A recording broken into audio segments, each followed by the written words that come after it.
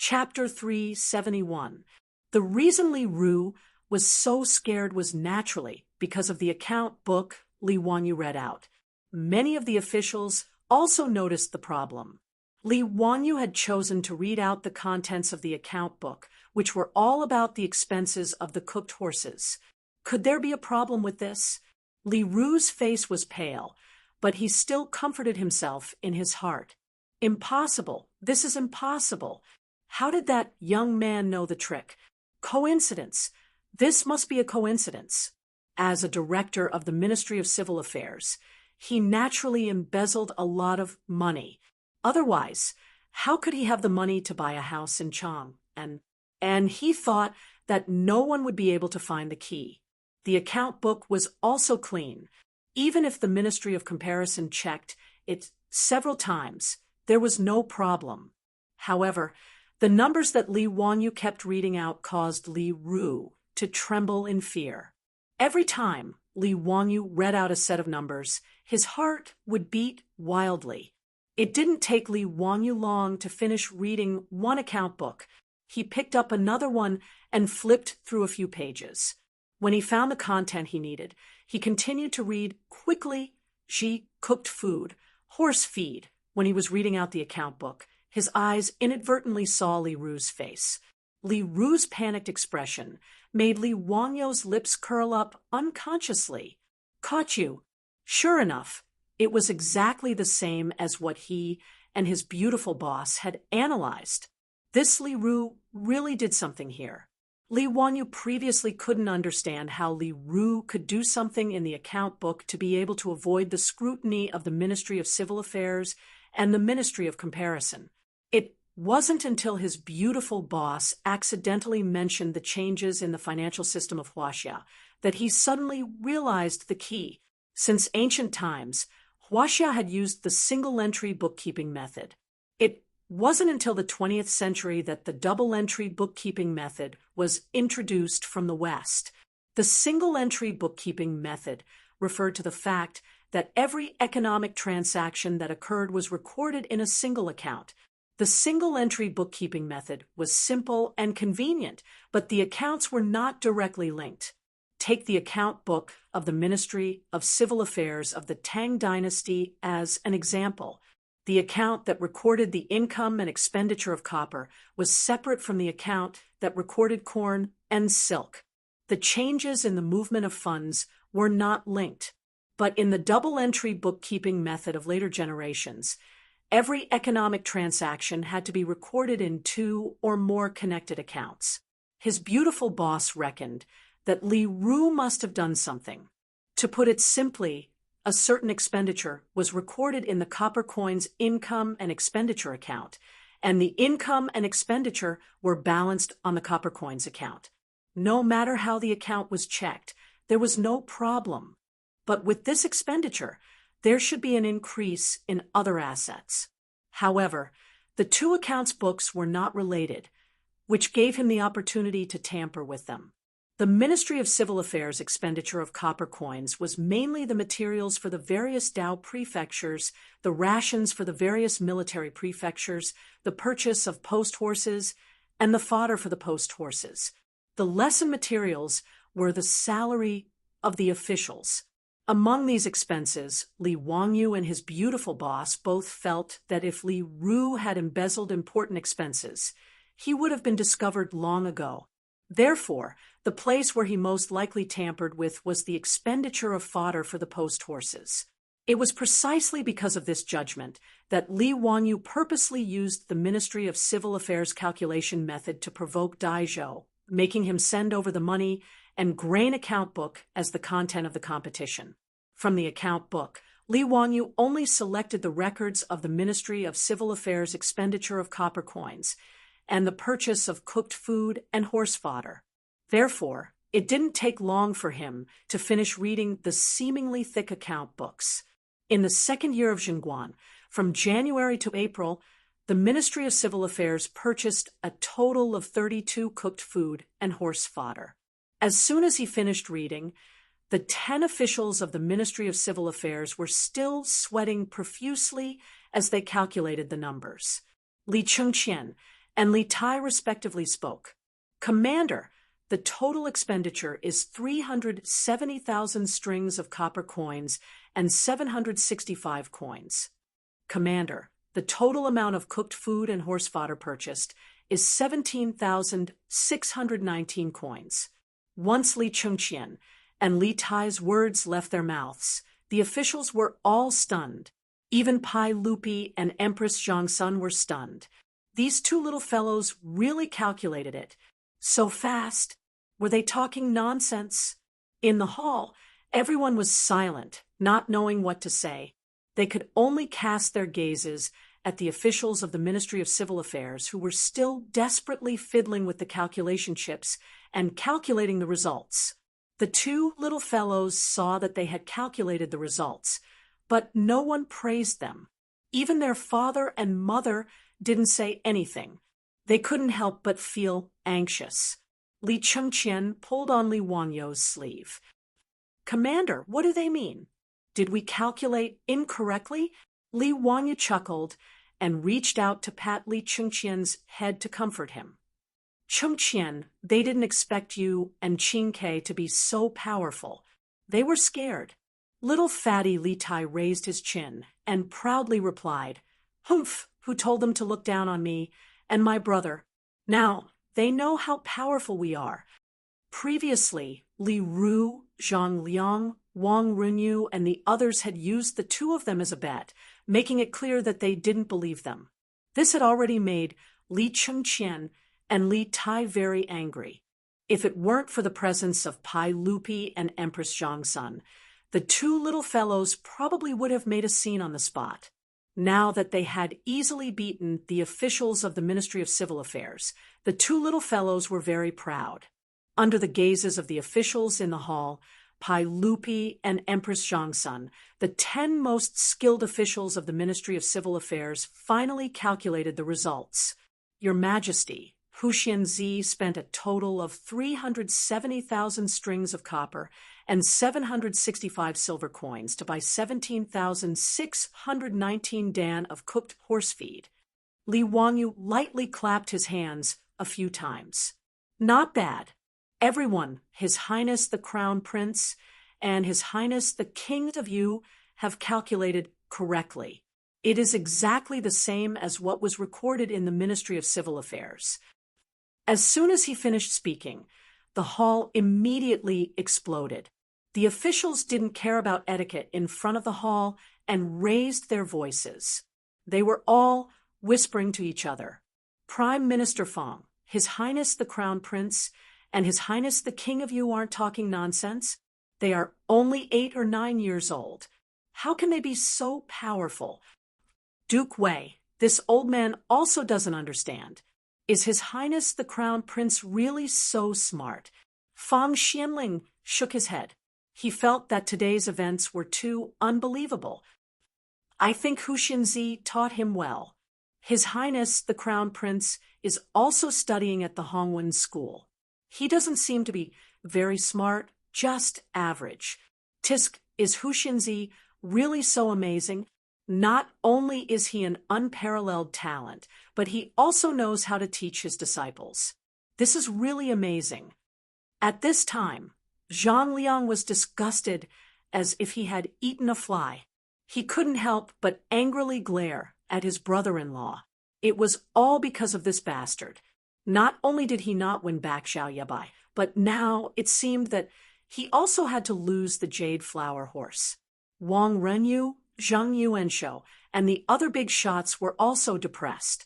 Losing to Cheng Yaojin really made them unhappy. As for Dai Zhou and the other officials of the Ministry of Civil Affairs, their jaws dropped.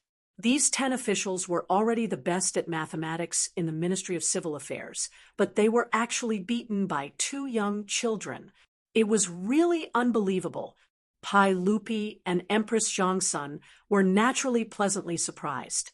Pai Lupi still wanted to maintain a straight face to protect his dignity as an emperor, but the corner of his mouth couldn't help but curl up.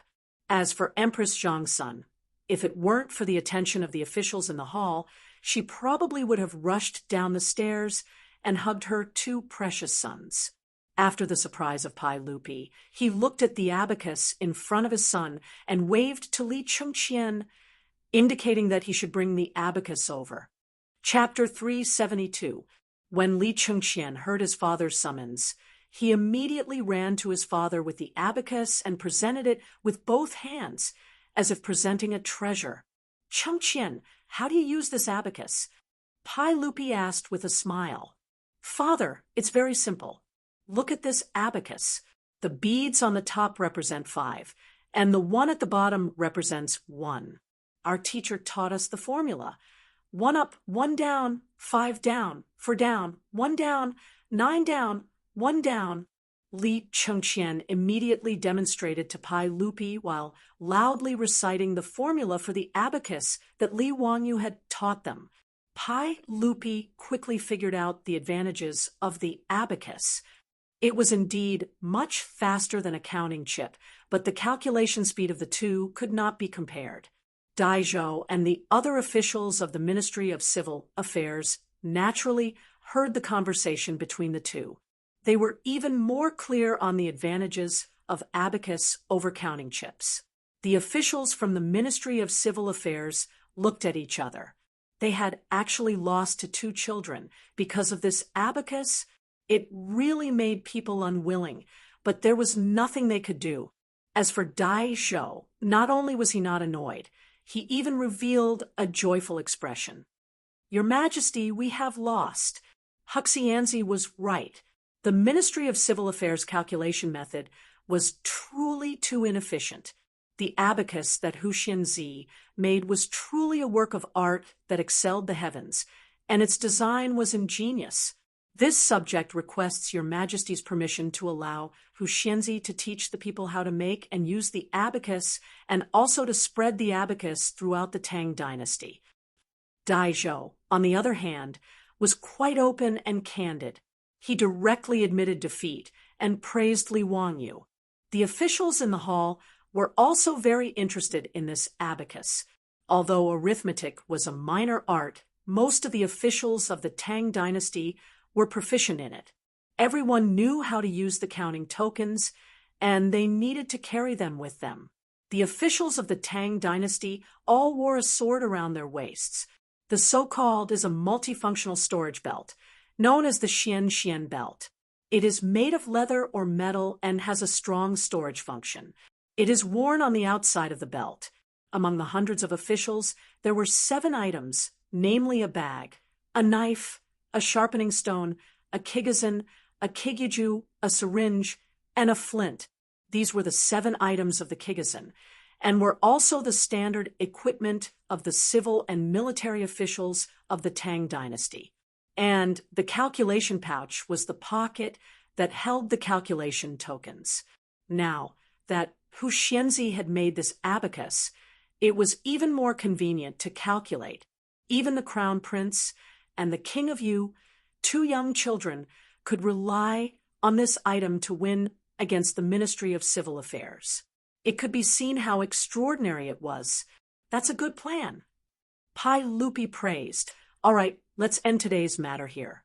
Son of Huxian, teach the Ministry of Commoners how to make the abacus and how to use it. I will reward you." Before he could finish, Li Wanyu suddenly stepped forward and interrupted. "Your Majesty, today's competition is not over yet. Your Majesty, please allow me to continue." Pai Lupi was slightly taken aback by Li Wanyu's words. He didn't understand what he meant. The officials had already seen the use of the abacus. Dai Zhou also lowered his head and admitted defeat. As for the Ministry of Civil Affairs accounts, Li Wanyu had already said that the accounts were accurate. So what was the point of continuing the competition? However, Pai Lupi naturally knew that Li Wanyu wasn't someone to mess around. He couldn't be bothered to think about what Li Wanyu wanted to do. He simply nodded and said, "Since Huxianzi still wants to test Chengqian and Qingke, then let's continue." When Li Er said that today's matter would end here, Li Ru thought that he had escaped a calamity. His heart that had been hanging in the air had just relaxed, but when he heard that Li Wanyu wanted to continue, he was so angry that he almost cursed out loud. What kind of enmity and hatred is this? Why do you have to make me die? He had forgotten that he had refused to sell the Da and square residence even if you beat him to death. He hadn't even given Dai Zhou face just to annoy Li Wanyu. Now that things had come to this, Li Ru was so regretful that his intestines turned green. He wanted to slap himself a few times. What kind of madness had he gone through to oppose this Huxianzi? Now, it was too late to say anything. Li Wanyu bowed to Pai Lupi. He turned and picked up the corn account book. Flipping through a few pages, he indicated for the official from the Ministry of Civil, Li Chengqian, and Li Tai to prepare to begin calculating. Receive 180 dan of cooked horse feed and 36 buckets. Receive 470 dan of cooked horse feed and 17 buckets. This time, he read even faster. However, the things that needed to be calculated were very simple. It was just a simple addition. After he finished reading, Xiao also reported the number. Teacher, a total of 166,619 dan of cooked horse feed. The official from the Ministry of Civil also reported this number. Your Majesty, Huxianzi has received 166,619 dan of cooked horse feed. When Li Chengqian, Li Tai, and the official from the Ministry of Civil reported this set of numbers one after another, the face of the Ministry of Civil physician, Li Ru, instantly paled. It was as if his entire body had been pulled out, directly collapsing onto the floor. As for Dai Zhou, who had been twirling his beard and smiling, his expression suddenly changed. He turned and glared fiercely at the already collapsed Li Ru. Most of the officials in the hall also came to their senses. In the two accounts of the Ministry of Civil, the number of cooked horse feed actually did not match up. In the copper account book, the results of the calculations just now showed that in 2 years and 4 months, Zhang Guan had spent about 370,000 strings of copper coins and 170,000 dan of cooked horse feed. However, in the other corn account book, in 4 months, the amount of cooked horse feed that had entered the account was only 166,000 dan. A total of 4,000 dan had been deducted, according to the price of 1 dan of cooked horse feed. The approximate price was around 200 coins per buckets. Calculating the price of 2 strings of copper coins per dan, that was around 8,000 strings of copper coins. In other words, someone had embezzled 8,000 strings of copper coins from the Ministry of Civil. This was not a small number. Moreover, this was only in 2 years and 4 months of Zhang Guan's time. After understanding the crux of the matter, the hall immediately became so quiet that even a pin drop could be heard. Everyone was speechless. This was an earth-shattering case. It had actually been so easily exposed by County Magistrate Huxian. Everyone immediately turned their gazes to the collapsed Li Ru. Apart from this official of the Ministry of Civil, there was no one else who could have done such a thing. Zhang Liang's face was filled with horror. He truly did not know about Li Ru's embezzlement. Although he was normally domineering, he was not an idiot. Moreover, his estate had many properties, and Pai Lupi's rewards were even greater. There was no need for him to embezzle these copper coins. Zhang Liang was now only worried that he would invite trouble for himself because of this idiotic brother-in-law of his. At this moment, he felt more and more regret. Had he been blinded by lard just now? Why had he followed this Li Ru to make a bet with Li Wanyu? Dai Zhou stood up and stepped forward. He lifted his court robes and knelt in front of the imperial steps. Your Majesty, this official was not strict enough and did not supervise properly. This led to people seeking personal benefits from the Ministry of Civil, taking bribes, and bending the law. This is this official's fault. Your Majesty, please punish me. Zhang Liang's reaction wasn't slow either. He scrambled out and knelt down in front of the imperial steps. "Your Majesty, this subject really didn't know about the actions of this subject's brother-in-law. Your Majesty, please investigate clearly. This kind of person who takes bribes and bends the law is guilty of the most heinous crimes. This official is ashamed to be associated with such a person." His words were beautiful, but they made the officials secretly shake their heads. No matter what was said, Li Ru was still Zhang Liang's brother-in-law. His breadth of mind could be seen from his clean-cut actions. On the imperial steps, Pai Lupi's face turned ashen. Chapter 373. Pai Lupi's face turned green. He naturally understood the meaning of these two accounts. Someone actually dared to mess with the Ministry of Civil Accounts and embezzle money from the National Treasury. This touched Pai Lupi's bottom line. Pai Lupi hated corruption the most. In the first year of Zhengguan, the newly ascended Pai Lupi ordered changes to the laws. In order to show that the new ruler was gentle, Pai Lupi reduced the punishment for many crimes. However, the punishment for corruption and bribery was not relaxed and was even stricter. At that time, Fang Xianling and Zhang Sun Wuji both suggested that according to Han laws, one should be executed for embezzlement of 160 taels of gold. However, Pai Lupi felt that the amount was too high and did not have a deterrent effect. In the end, the Tang law decided that one should be executed by hanging for embezzlement of 15 bolts of silk. In the first year of Zhengguan, one bolt of silk was around 500 copper coins. 15 bolts of silk was only 7,500 copper coins, slightly more than the salary of a first-rank official. However, in the main hall today, in front of hundreds of officials, such a shocking case was exposed. How could Pai Lupi not be furious? Someone actually embezzled over 8,000 copper coins. According to the Tang law, how many times did one have to die? As for who the embezzler was, Dai Zhou, Zhang Liang, and Pai Lupi were all clear. As the head of the Ministry of Civil, the Ministry of Civil doctor had a high position and was in charge of the money and grain accounts. To be able to mess with the Ministry of Civil Accounts, other than the Minister of Civil Affairs, Dai Zhou, there was only this Li Ru. Dai Zhou was loyal, talented, and familiar with the law.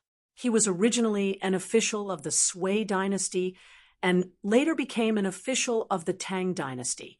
Li Er naturally had complete trust in this trusted aide of his.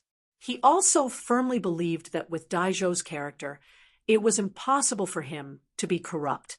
Otherwise, he would not have appointed him to such an important position as the Minister of Civil Affairs. However, Dai Zhou was not without responsibility for the exposure of this case. As the Minister of Civil Affairs, if he did not discover the embezzlement of his officials, he would naturally be punished. As for Zhang Liang, Pai Lupi was too lazy to bother with him. "Li Qing, do you have anything to say?" Pai Lupi glared at Li Ru. His emperor's aura was filled with anger, making Li Ru unable to speak. He could only kneel there and kowtow. "Your Majesty, spare my life. Your Majesty, spare my life." Pai Lupi stood up and ignored Li Ru. He looked around at the officials in the hall and said in a clear voice, "Feeding for personal gain and corruption is not only a violation of public law and harming the people. Even if there is no news of this, how can the central government not be afraid? There is a lot of fear, and some die because of it. How could a real man covet riches and harm his own life, so that none of your descendants will feel ashamed? If the Lord is greedy, his country will be ruined. If the subject is greedy, his body will be destroyed." The officials were terrified, and they all bowed and kowtowed. "We have learned from your teachings. Dai Qing, you're not strict enough with your subordinates. You'll be punished with 20 jin of copper. Li Daozong, you will be fined 20 jin of copper." Li Daozong was a famous general of the early Tang dynasty. He was Li Yuan's nephew and Pai Lupi's cousin. He was the Minister of Justice. The Ministry of Justice was in charge of the comparison department, which was in charge of auditing the accounts of the Ministry of Civil Affairs. Therefore, if there was a problem with the accounts of the Ministry of Civil Affairs, he, as the Minister of Justice, naturally had to take responsibility. 20 gene of copper was actually not much. It was just a few copper coins. It was just a small punishment. But to Dai Zhou and Li Daozong, these big shots of the imperial court, losing face was much more important than the copper coins. As for Pai Lupi's punishment, the two of them had nothing to say.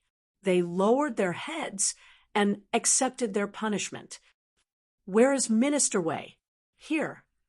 Wei Zheng stepped out. Take Li Ru from the Ministry of Civil Affairs and order the Imperial Censorate, the Supreme Court, and the Ministry of Justice to investigate how much Li Ru has embezzled and whether he has any accomplices. Punish him severely, arrest his family, and take them from the prison.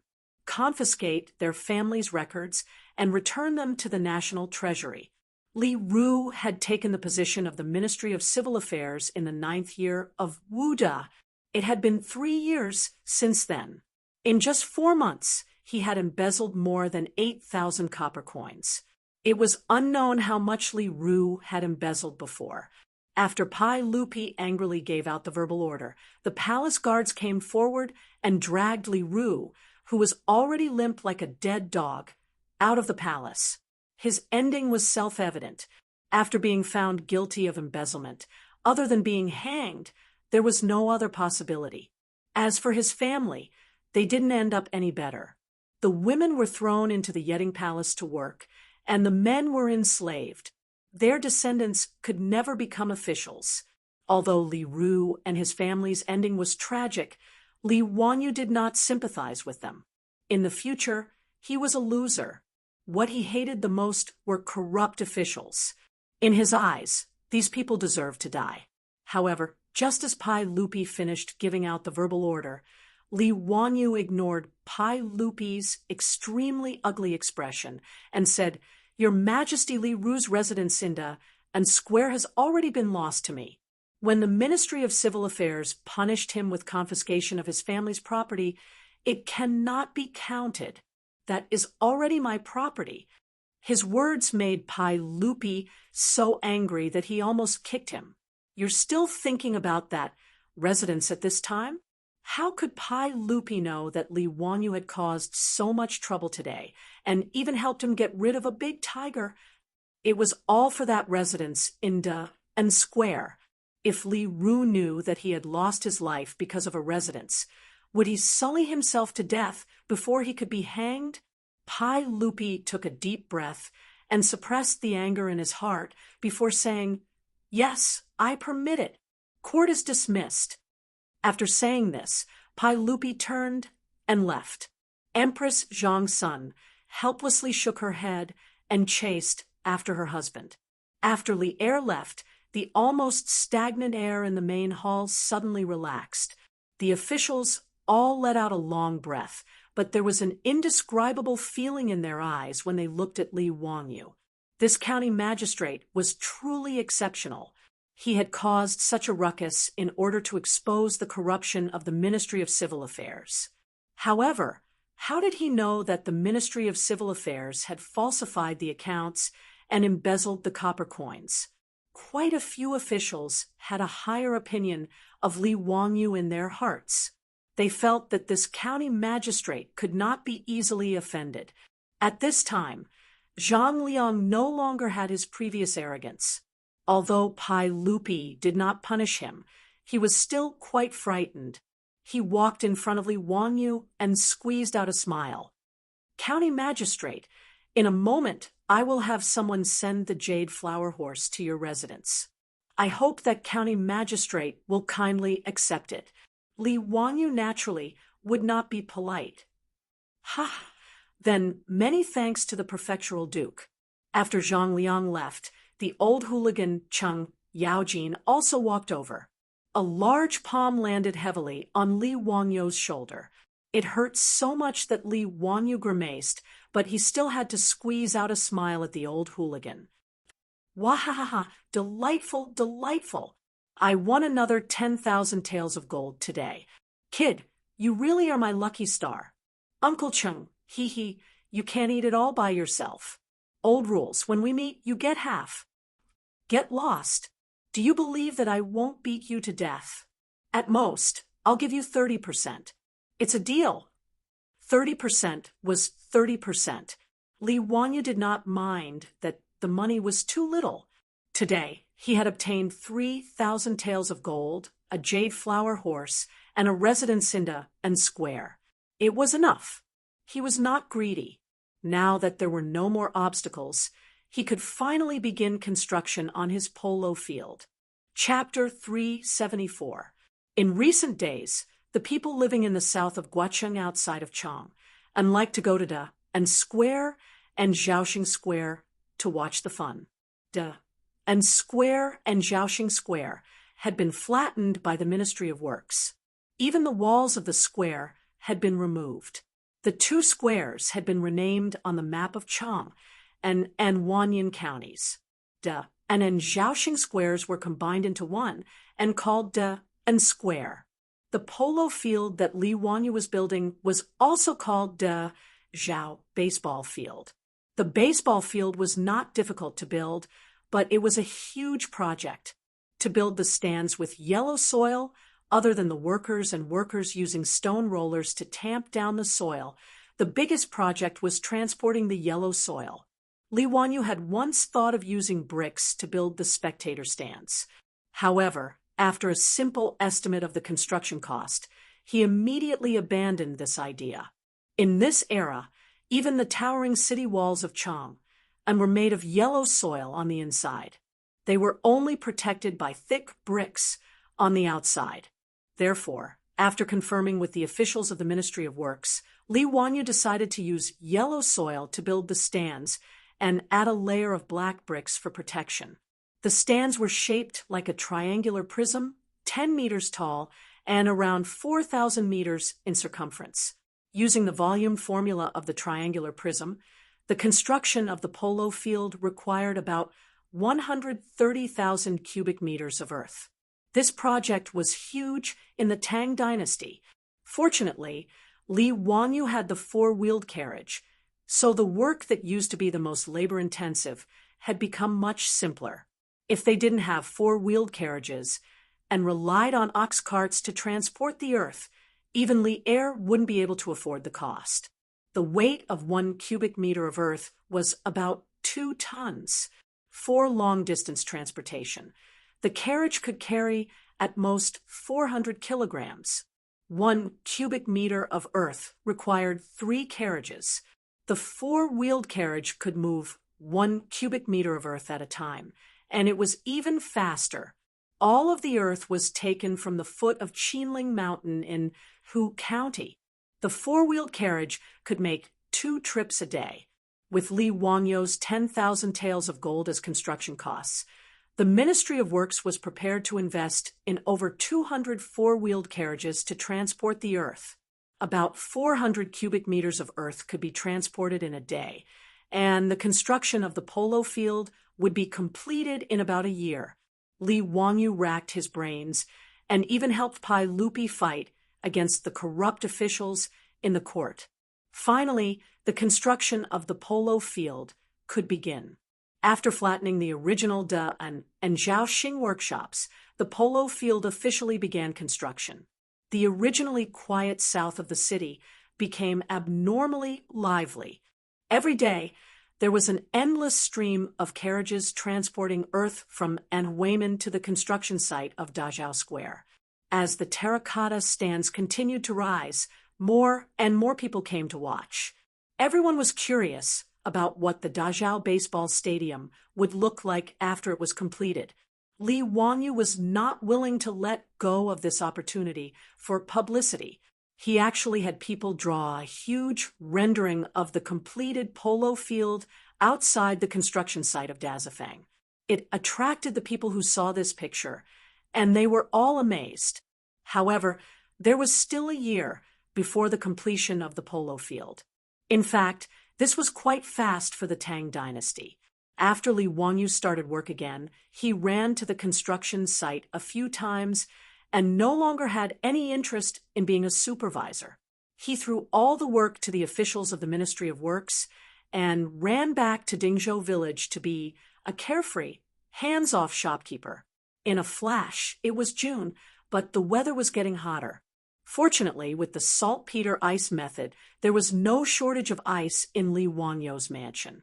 This made Li Wanyu and his beautiful boss, who experienced summer without air conditioning and electric fans, feel a little better. But even so, because the buildings of the Tang dynasty were all made of wood or yellow mud, they lacked insulation. Under the summer sun, the room was still uncomfortably hot. With the weather so hot, Li Wanyu was even more lazy to go out. He almost did not want to move, except when the sun set and he went out for a walk. Chongqing, remember to remind me to go back and tell the officials of the Ministry of Works that they must build a swimming pool in the manor. This damn weather is really too hot. Li Wanyu desperately waved the folding fan in his hand. He raised his head and drank a mouthful of ice water, but he was still sweating from the heat. The beautiful boss rolled her eyes at him and was too lazy to speak. She was also sweating and constantly waving the fan in her hand. Zio, why is the Tang dynasty so hot? I think it's even hotter than the future. I also traveled to Xi and in the summer. How could it be so hot? It's almost 40 degrees Celsius, right? Li Wanyu weakly replied, I think so too. Now that you mention it, I remember something. I seem to have read in a book that during the Sui, Tang, and Song dynasties, China's climate seemed to have entered a warm period. The temperature rose, and the average temperature was higher than that of the future. In the Tang dynasty, there were 19 years of winters, but because the temperature was too high, there was no snow. The beautiful boss listened to his words and became even more dispirited. She lay on the table and said weakly, Oh my God, I really want an air conditioner. Even an electric fan would be fine. Li Wanyu couldn't help but laugh. In your dreams, an air conditioner? Don't even think about an electric fan. Here, the hand-cranked generator in the courtyard has electricity. Go and build an electric motor, then you can use an electric fan. The beautiful boss raised her head and glared at him fiercely to express her dissatisfaction. Li Wanyu chuckled. When he was about to continue speaking, he suddenly thought of something and sat up abruptly. Zia, what are you doing? Why are you so surprised? The beautiful boss asked in a bad mood. Chongqing, I think I know how to build an air conditioner. Are you crazy? You majored in e-commerce. You can't even build an electric motor for an electric fan, and you want to build an air conditioner? Li Wanyu carefully recalled the memory in his mind. After confirming that there was no mistake, he couldn't help but laugh. Ha, you don't say. I really do know how to build an air conditioner. It's very simple. Humph, I don't believe your words. Hee. Then, do you want to make a bet? What if I build an air conditioner for you? Seeing Li Wanyu mention a bet again, the beautiful boss couldn't help but blush. She remembered the bet from last time. Bah, stinking rogue. The beautiful boss didn't answer Li Wanyu's question, but she also didn't believe what he said. Forget it. This lord is magnanimous. I won't lower myself to your level. You wait. I'll go and build an air conditioner. Li Wanyu stood up and shouted outside the courtyard. Li Heng, prepare a horse for me. I want to go to the county seat of Hu County. Langjun, it's a hot day. If there's anything you need, you can ask the old slave or the Niu brothers to do it. No, you won't be able to explain it clearly. I can only go by myself. Go prepare a horse. Li Heng, the old butler, was helpless. He could only ask Niu Wu to accompany Li Wanyu to the county seat of Hu County. Seeing that Li Wanyu was actually going to build an air conditioner, the beautiful boss couldn't help but be curious.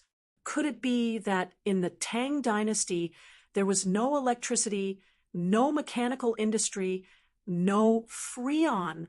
Could Li Wanyu make an air conditioner out of thin air? Chapter 375. Li Wanyu didn't care about the hot weather. He braved the scorching sun and made a trip to Huxian County, then went to the porcelain kiln in Huxian. This old man greets County Head Huxian. The manager of the kiln hurriedly came out to greet him. Li Wanyu's reputation resounded like thunder in Chang, and there was no one in Huxian County who didn't know of him.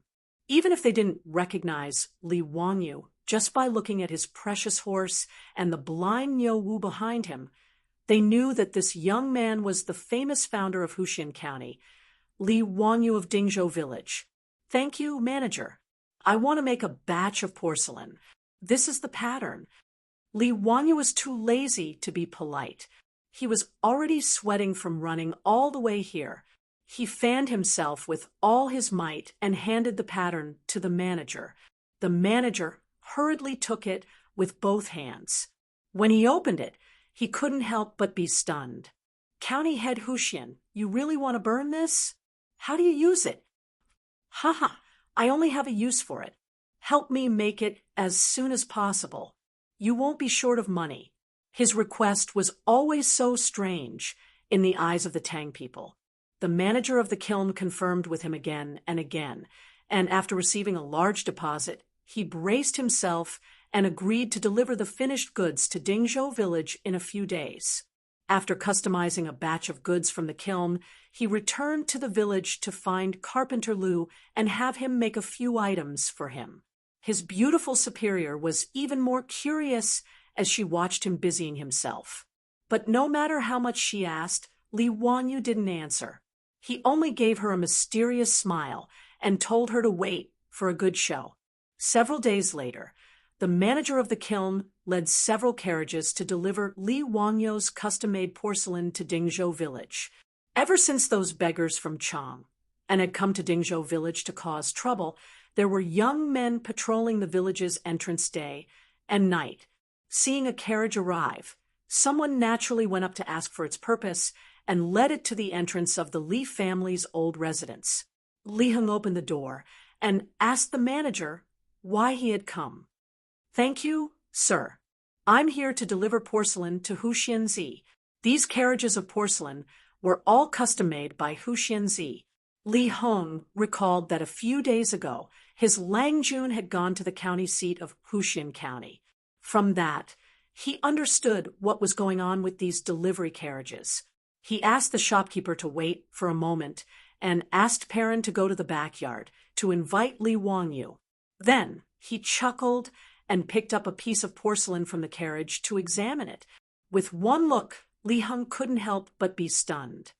Shopkeeper, you're cooking the wrong way, right? Why doesn't this goblet have a base? Furthermore, there was such a huge hole at the bottom. How do you use it? The owner of the kiln smiled bitterly when he heard this. Sir, this is what Huxianzi ordered. I don't know either. How is this possible? Who would make a goblet without a base and with holes at the bottom? How can this kind of cup hold wine? The old steward Li Heng didn't believe the innkeeper's words. The porcelain in his hand was indeed very similar to the wine utensils and goblets from the Tang dynasty. Goblets were very similar in style to the goblets used to drink wine in the future. They all had a wide mouth, a round body, and a base at the bottom. However, the batch of porcelain that the innkeeper sent over only had a wide top and no base at the bottom. Furthermore, there was a round hole at the bottom of the goblet. How could Li Heng believe the innkeeper's words? He only thought that the innkeeper was trying to deceive him. Just as they were arguing, Li Wanyu came out. The innkeeper hurriedly bowed to him and said in an aggrieved tone, Huxianzi, this one has already finished baking the porcelain you ordered. However, your steward insisted that this one had made a mistake. This, Li Wanyu laughed and picked up a goblet to inspect it. He nodded in satisfaction. There's no mistake. This is the porcelain I wanted to bake. Li Heng, settle the accounts with the innkeeper.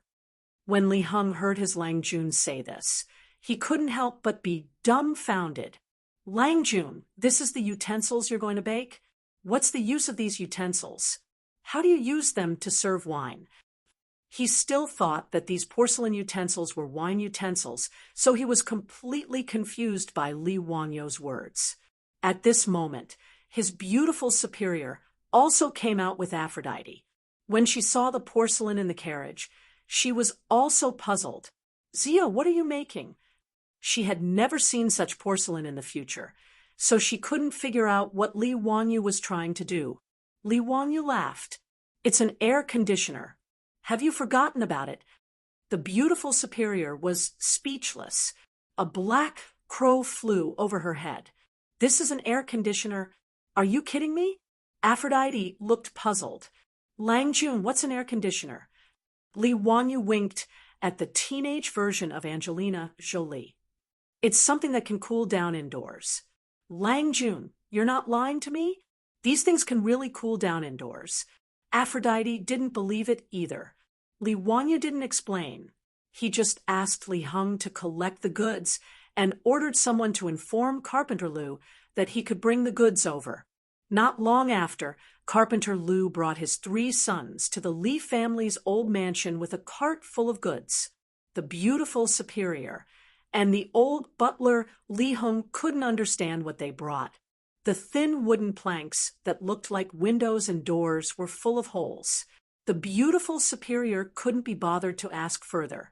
She patiently watched how Li Wanyu was going to use these things to make an air conditioner.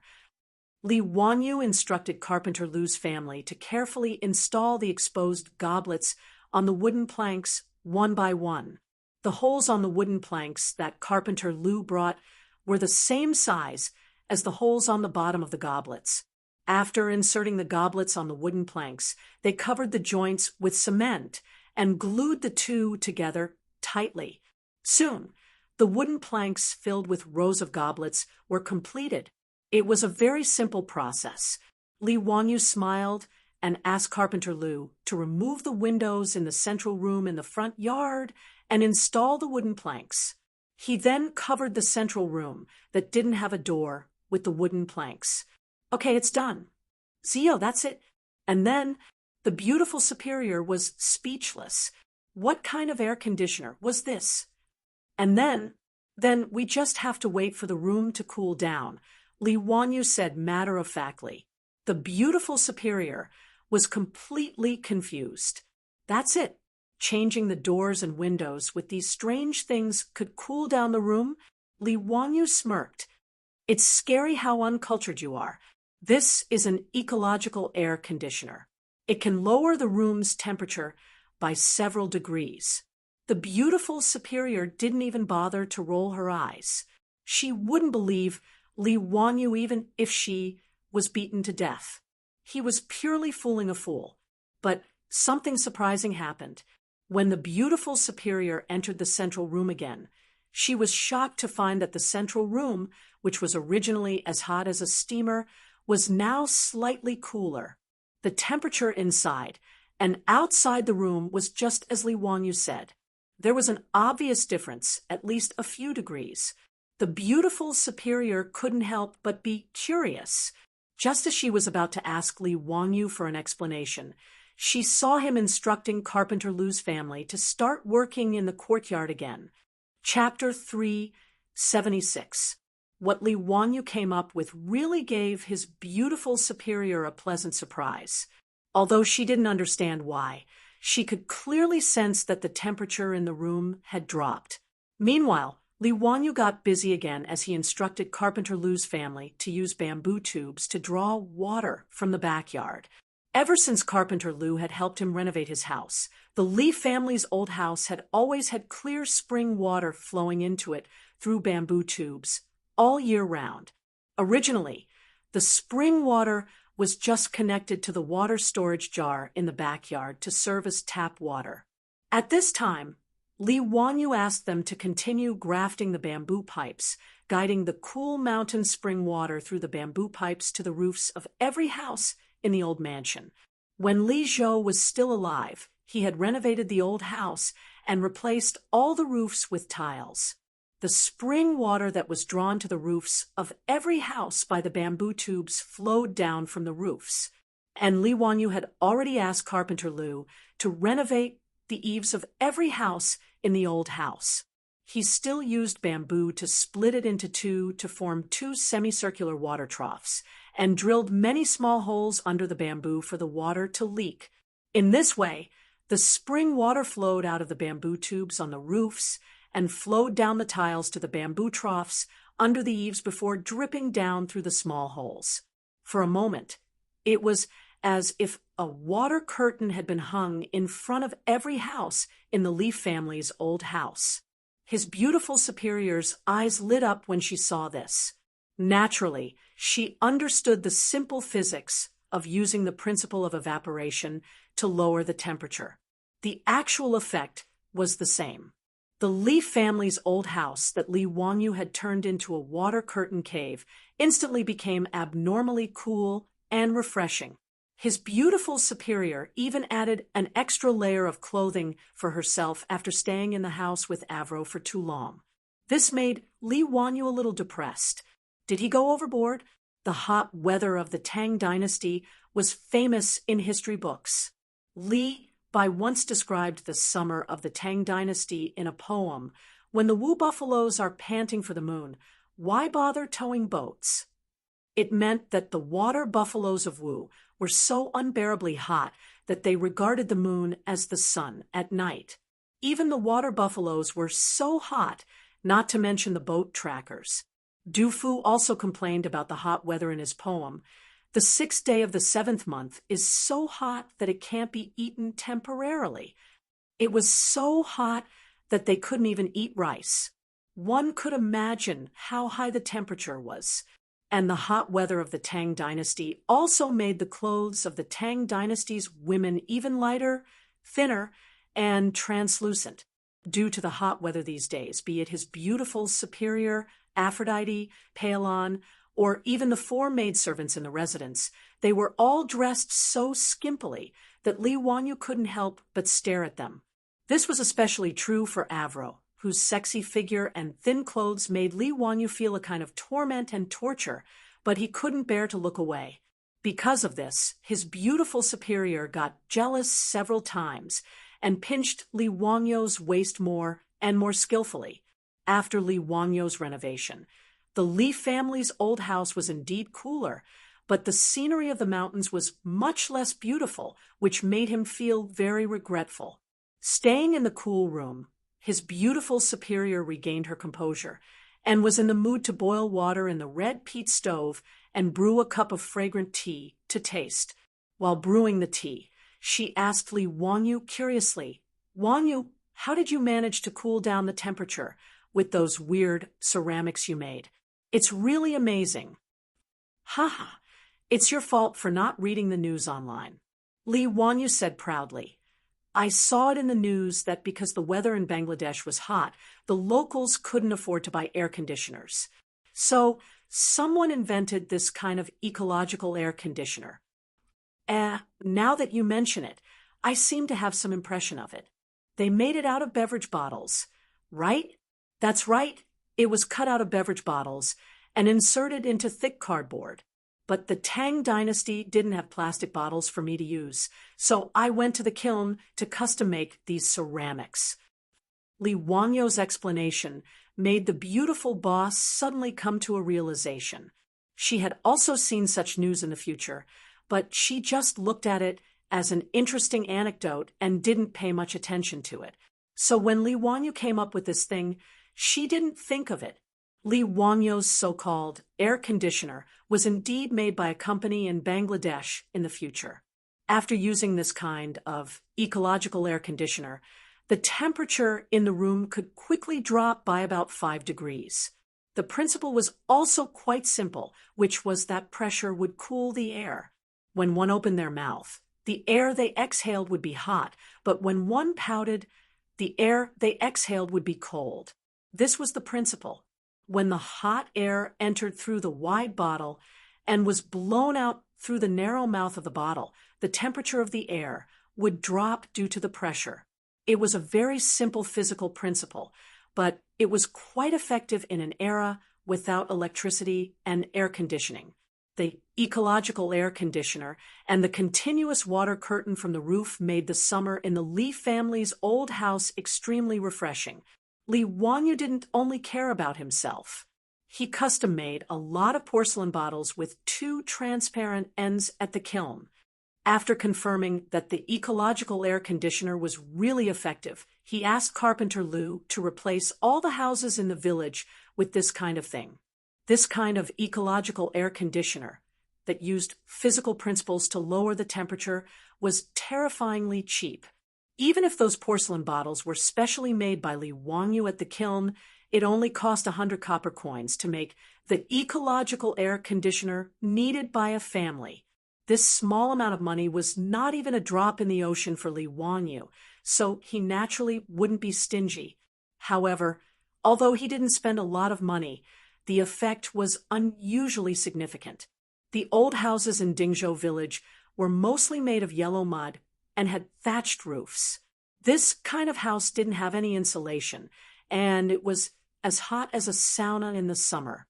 When Carpenter Lou brought his 3 sons over to change their windows and doors, the villagers were all baffled. They didn't understand what the county magistrate was doing. What were those porcelain bottles inserted into the wooden boards for? Carpenter Lou didn't explain, only saying that it was Huxian's orders. With Lee Wanyu's current prestige in Dingzhou village, let alone changing their strange windows and doors, even if he wanted to tear down their houses, the villagers wouldn't have any objections. They might even help tear down the houses. However, when these ecological air conditioners were changed, everyone immediately noticed a difference. The originally stuffy and hot houses were actually much cooler. This discovery made the villagers go wild with joy, but they didn't understand why. Just by changing a strange window and door panel, such a miraculous thing could happen. The ancient people of the Tang dynasty naturally didn't have the concept of air conditioners. Therefore, the villagers who originally stubbornly believed that Lee Wanyu was a literary star who had descended to the mortal world were now even more certain. If it wasn't an immortal item that could change the temperature, then what could it be? This was clearly the work of an immortal. It must be that Huxian's son couldn't bear to see us suffer from this heat, so he borrowed the immortal power of the heavens to send us this immortal item to make the house so cool. Therefore, the villagers of Dingzhou village, who were already patrolling every day, became even more nervous about their treasured immortal item, fearing that it would be stolen by thieves. Under the arrangement of the old village chief, more villagers patrolled the entrance of Dingzhou village and all over the village. Chapter 377. Let's not talk about the old villager and the others. They are racking their brains to protect their treasures. After Lee Wanyu solved the problem of the summer heat, there is a new problem in front of Lee Wanyu. That is, there are too many mosquitoes. Speaking of which, the Tangs had all sorts of ways to drive mosquitoes away, the most direct being through smoke. Weave wormwood and mugwort into straw ropes, dry them in the sun, and set them on fire. The unique smell of the ropes could drive away mosquitoes. While the mosquitoes could be driven away, Lee Wanyu felt like he was about to be suffocated by the smell. The smell of wormwood and mugwort was really unpleasant, and the smoke was too strong. However, between being bitten by mosquitoes and the unpleasant smell, Lee Wanyu had no choice but to choose the unpleasant smell. Although the smell could drive away the mosquitoes indoors, he still couldn't avoid being bitten by mosquitoes when he went out, which was very distressing. In particular, Lee Wanyu and Avro were particularly popular with mosquitoes. Lee Wanyu wasn't used to wearing a perfume pouch. He always felt that it was too girly for a man to carry a perfume pouch around all the time. Every time he saw that old hooligan Cheng Yaojin also wearing a perfume pouch and emitting a fragrant scent, Lee Wanyu would be speechless. This bearded, dark-faced man also used a perfume pouch. It was really hard to look at him straight in the eye. Apart from being used for incense, the perfume pouches of the Tang dynasty also had the effect of repelling mosquitoes. However, for some reason, mosquitoes still liked to bite Avro, this European beauty, even when she wore a perfume pouch. "Husband, it's so annoying. Why do these mosquitoes keep biting me?" Avro pouted in annoyance as she gently scratched her arm where the mosquitoes had bitten her. "Ha ha, that means mosquitoes like beauties just like me." Li Wanyu flirted with this little beauty of his. His words elicited a smile from Avro's beautiful eyes. Her sexy and seductive body trembled with laughter, while her voluptuous breast stood proudly in front of Li Wanyu's eyes. Li Wanyu was so aroused that he almost wanted to leap onto the roof and howl at the moon. The beautiful boss naturally saw his pig brother appearance and snorted discontentedly. "Humph, blood-sucking mosquitoes are female mosquitoes. Are you also a female?" Li Wanyu choked on her words and couldn't say anything for a long time. After the beautiful boss rebuked him, she proudly stood up and walked out of the house, twisting her slender waist. When she passed by Li Wanyu suddenly stretched out his hand and slapped his beautiful superiors, but, suddenly being attacked, the beautiful boss exclaimed and reached out to cover her plump buttocks. Her pretty face suddenly turned crimson, and her eyes were full of shyness. The goddess that Li Wanyu was used to seeing was completely gone, and was replaced by shyness. You, cough that." Li Wanyu was also shocked and stuttered as he swallowed his saliva for a long time, feeling extremely embarrassed. "Who am I? Where am I? What did I do?" Li Wanyu hadn't retracted his evil hand yet, and it was raised in the air awkwardly.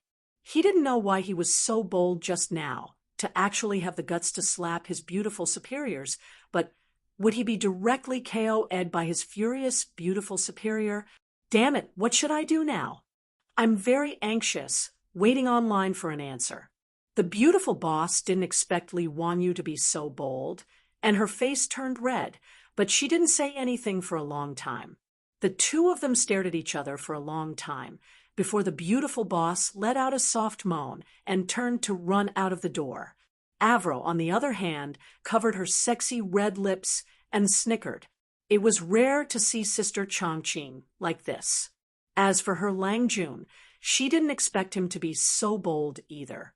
After a long time, Li Wanyu retracted his hand in the air in embarrassment. Yes, he had to admit that it felt really good to the touch just now. That elasticity made Li Wanyu's nose start to itch again. He glared at Avro, who was snickering at the side, and pretended to be tough. "What are you laughing at? If you're disobedient, I'll also serve you according to the family rules." However, Avro wasn't moved by his behavior. Instead, she propped her hands on the table and leaned over to Li Wanyu. She stared at Li Wanyu with a pair of beautiful and pure blue eyes and said coquettishly, "Lang Jun, was I disobedient just now?" When she leaned over, her full breasts were exposed, and Li Wanyu's soul was almost hooked at this moment. Li Wanyu's mind was filled with the slogan of Wang milk in the future. Look again, and I'll eat you up. This little vixen, I can't afford to offend her." Li Wanyu also got up and fled. He was afraid that if he stayed any longer, he would really turn into a beast. This teenage version of Angelina Jolie wasn't even 16 years old yet. She was just an underage, lowly, yet she dared to provoke him like this. How embarrassing! Li Wanyu's heart was beating very fast. He couldn't help but look up and let out a long howl. He ran to the bathroom to take a cold shower to calm himself down. Seeing her husband in such a sorry state, Aphrodite couldn't help but laugh. After Li Wanyu left, she smiled sweetly. Ever since Li Wanyu brought her back from the barbarian tavern, Avro's heart had long been tied to him. In particular, that night in the barbarian tavern, Avro was honest with Li Wangyu when he was drunk and had long regarded herself as Li Wangyu's woman. She was thousands of miles away from her hometown and probably wouldn't be able to return in this lifetime. Avro had long regarded Li Wangyu as her everything. Li Wangyu's escape didn't make Avro sad at all. Instead, after Li Wangyu left, she became shy and her eyes were filled with love and shyness. She didn't mind sharing her Longjuan's love with other women as long as he didn't let her down. After taking a cold shower, Li Wangyu finally suppressed the lust in his heart. However, the annoying buzzing of mosquitoes flew past his ears again.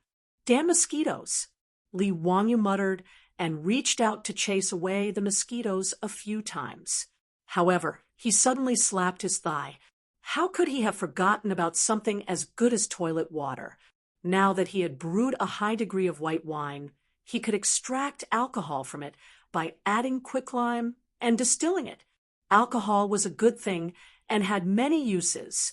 Not only could it be used to disinfect and disinfect, but it could also be used to brew toilet water.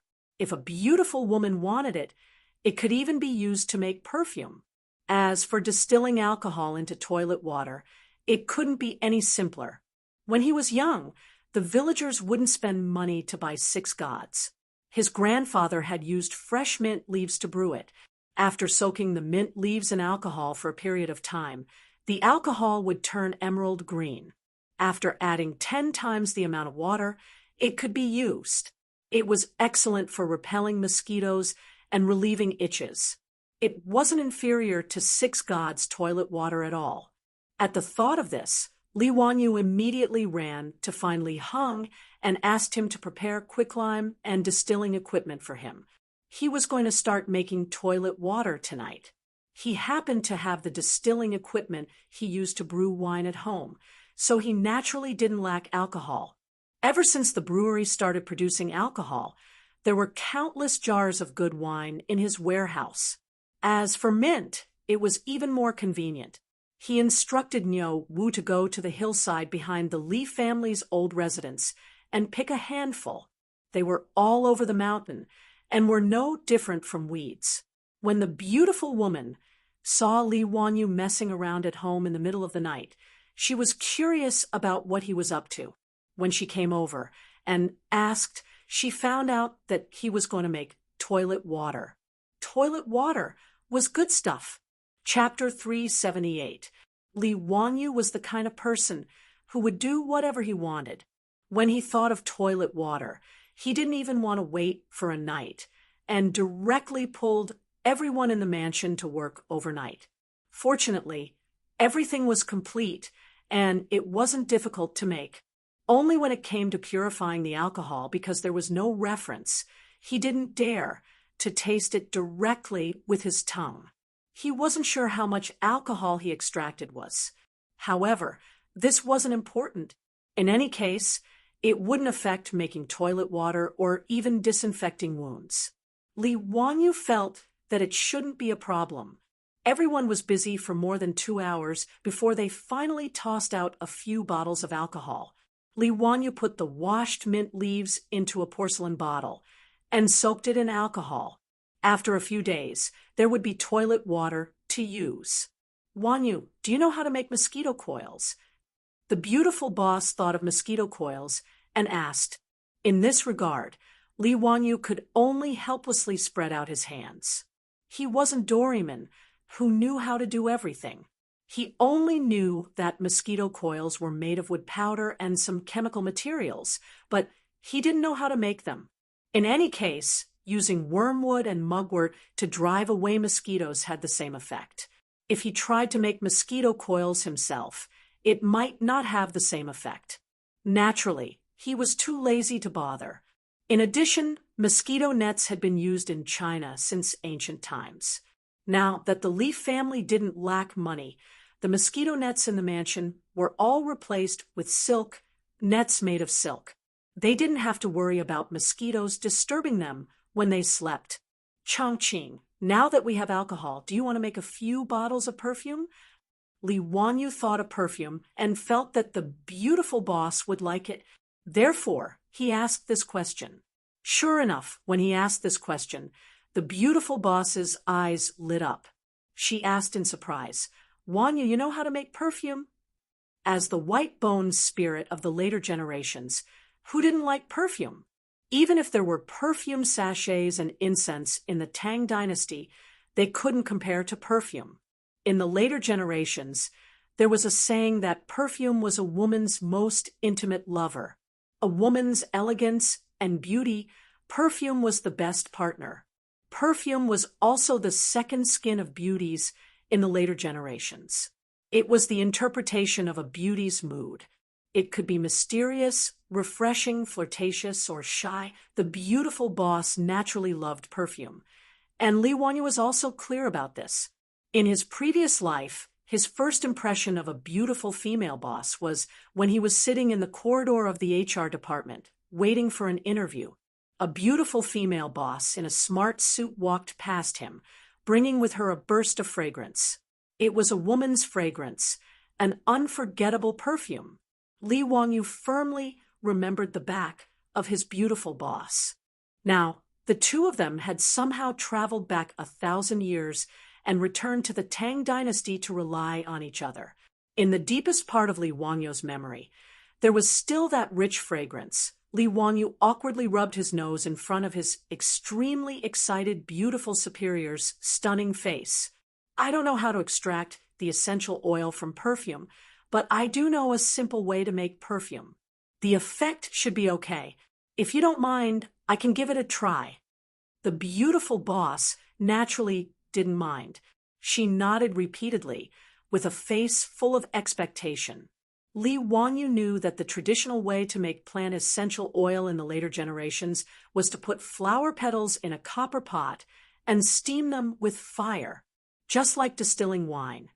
The essential oil of the flower petals was released with the steam and condensed through a bamboo pipe connected to the copper pot. However, knowing was one thing, and whether or not he could do it was another matter. First of all, making plant essential oil in this way required a lot of flower petals.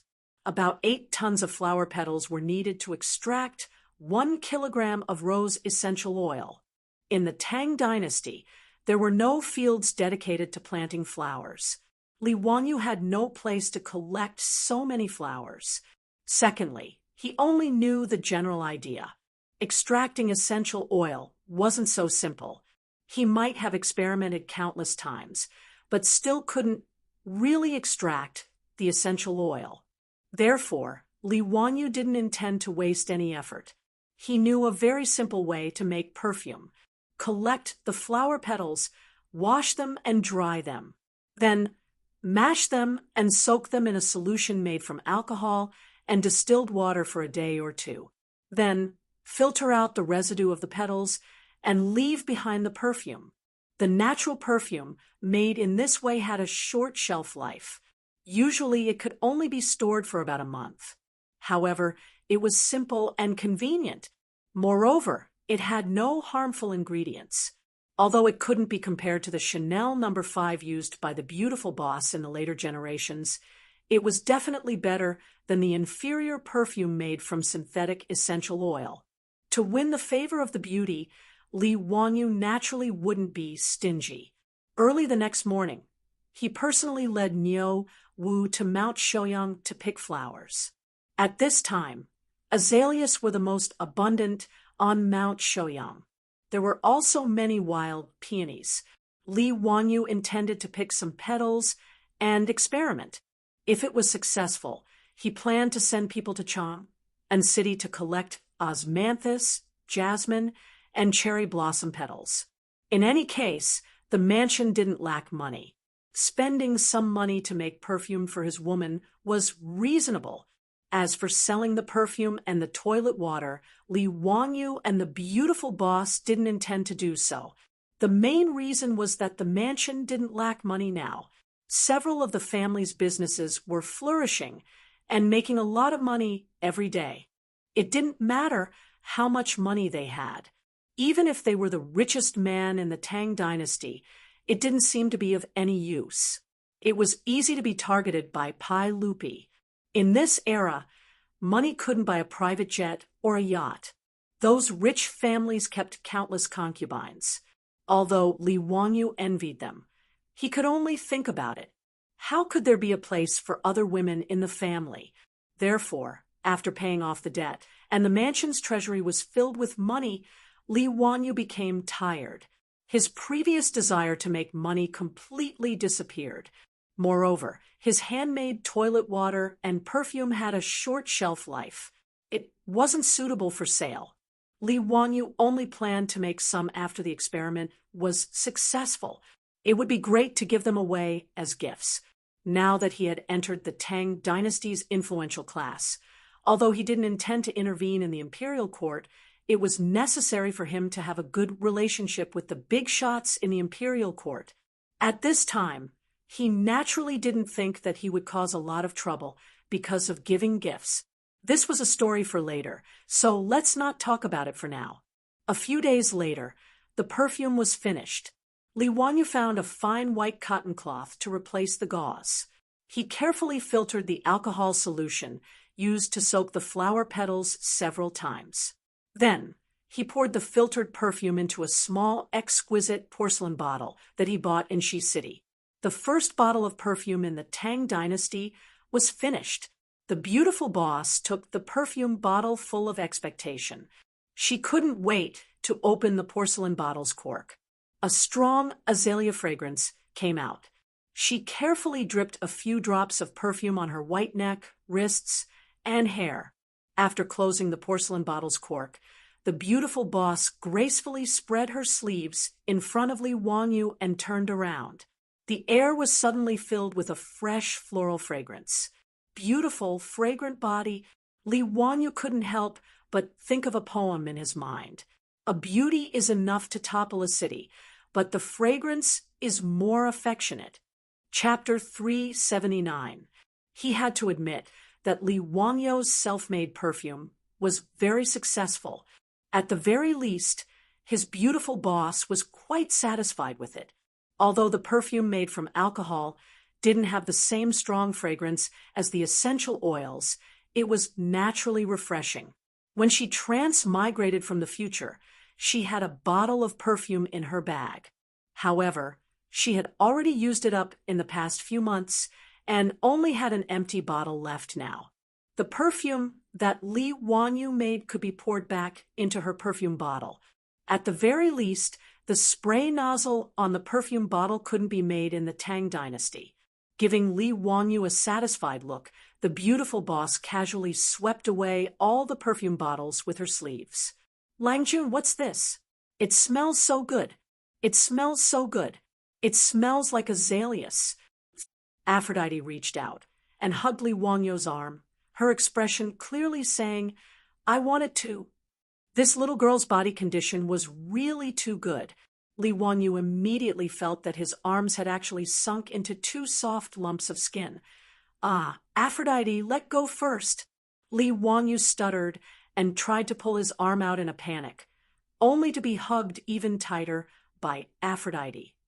"No, Langjun, you haven't told me what Sister Chongqing uses." Aphrodite wasn't willing to let go. The awkward expression on Li Wangyu's face only made her cling even tighter to Li Wangyu until she was almost hanging onto his arm. Li Wangyu was embarrassed, and his body stiffened. "Perfume, that's perfume. If you like it, I'll make more for you. Let go of me first." It wasn't that Li Wangyu was a calm man. The reason why he was so nervous was because he was wary of Aphrodite's age. A 15-year-old girl was still a junior high school student in the future. No matter how horny and beastly he was, he couldn't do anything indescribable with Aphrodite. But the more he was like this, the more Aphrodite liked to tease him. Especially when her beautiful boss wasn't around, this European girl would become even more aggressive, often making Li Wangyu embarrassed.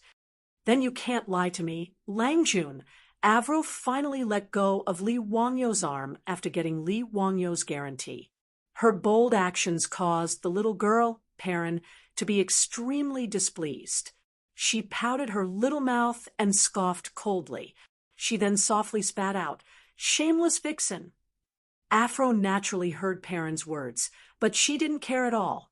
Instead, she secretly stuck out her tongue at Perrin and made a funny face. This made Perrin stomp her feet in anger.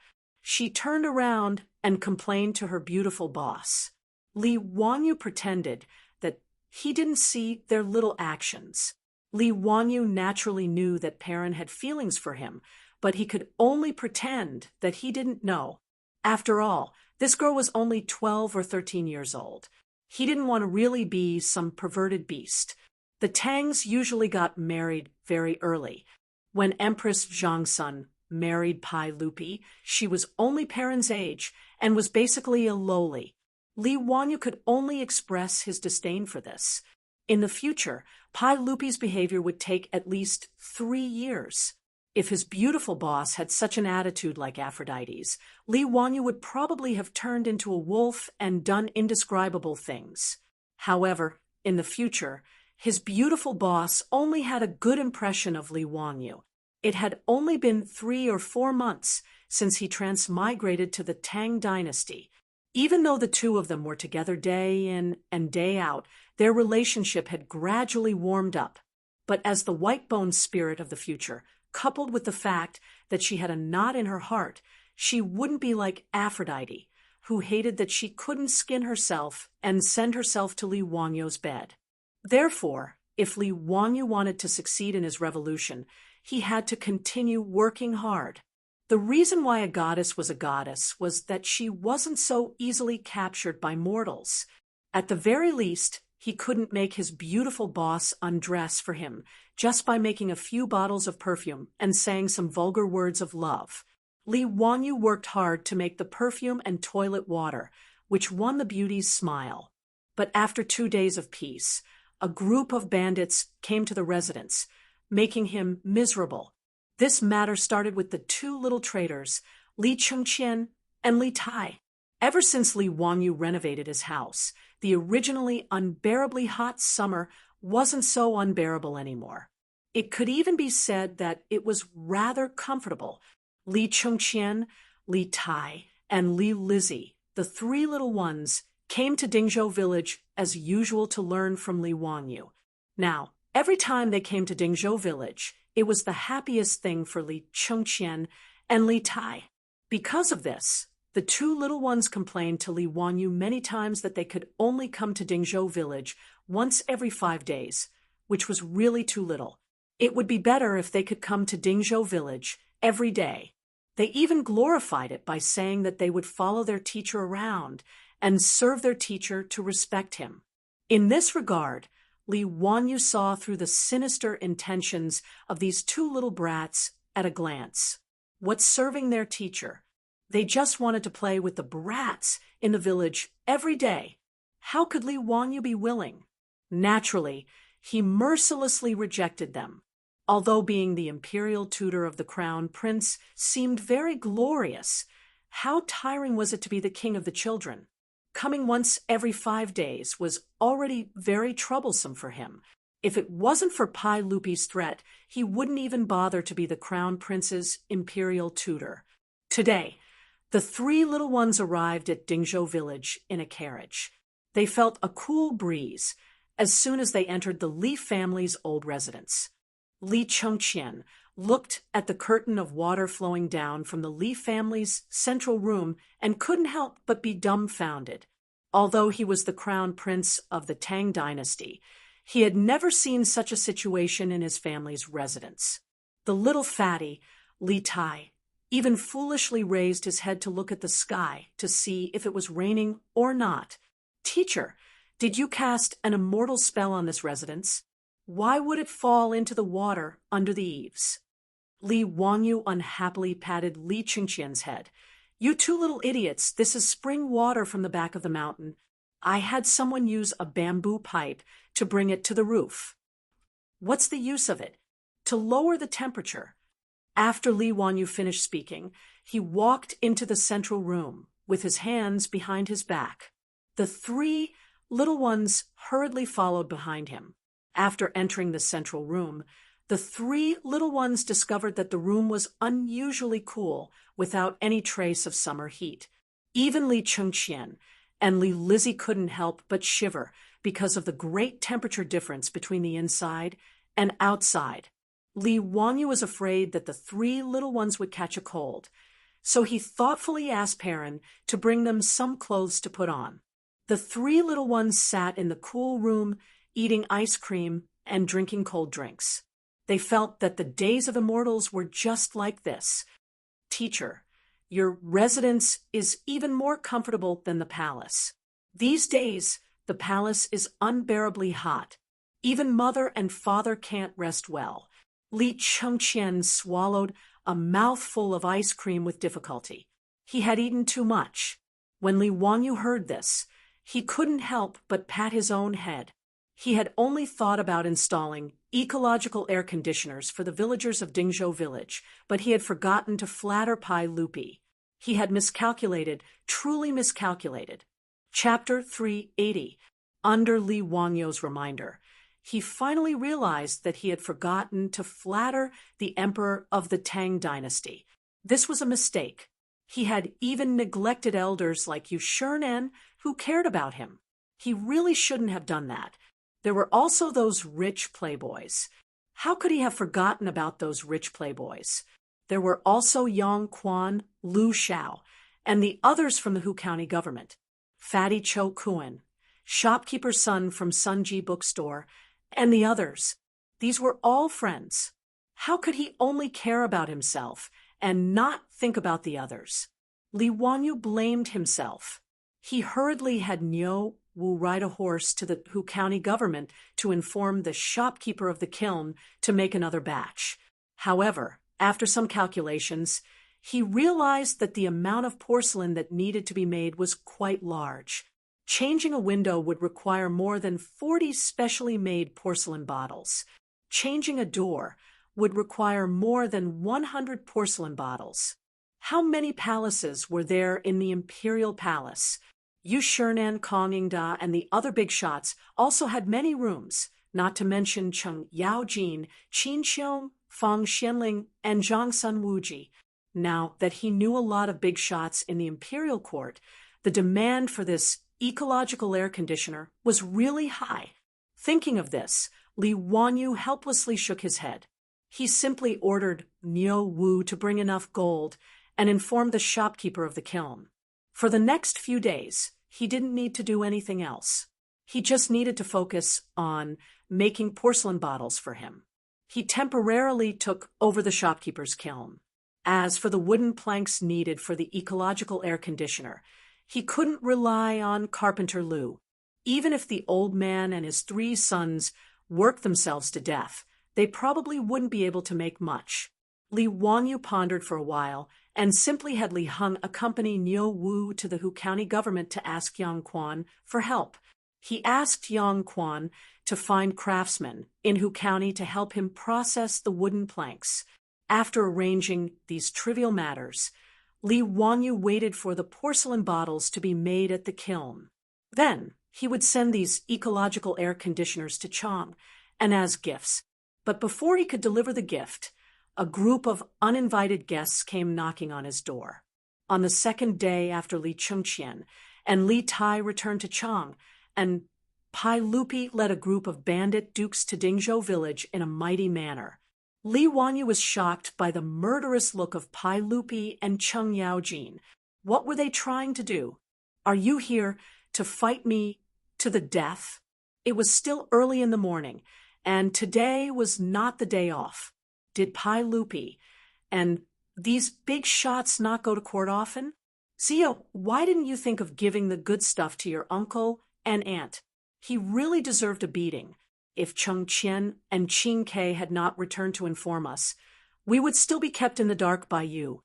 Pai Lupi didn't wait for Li Wanyu to open his mouth and scolded him. Li Wanyu was so angry that his teeth itched. Those two little traitors, little bastards. They ate and drank well in their own home, and they enjoyed themselves enough. How dare they turn around and sell me out? Li Wanyu secretly made up his mind. The next time Li Chengqian and Li Tai came, he would definitely let them have a taste of his power as a teacher. Humph! Copying the epigraph of my shack 100 times was a good idea. Naturally, he knew what Pai Lupi was referring to. It was the ecological air conditioner that he had invented.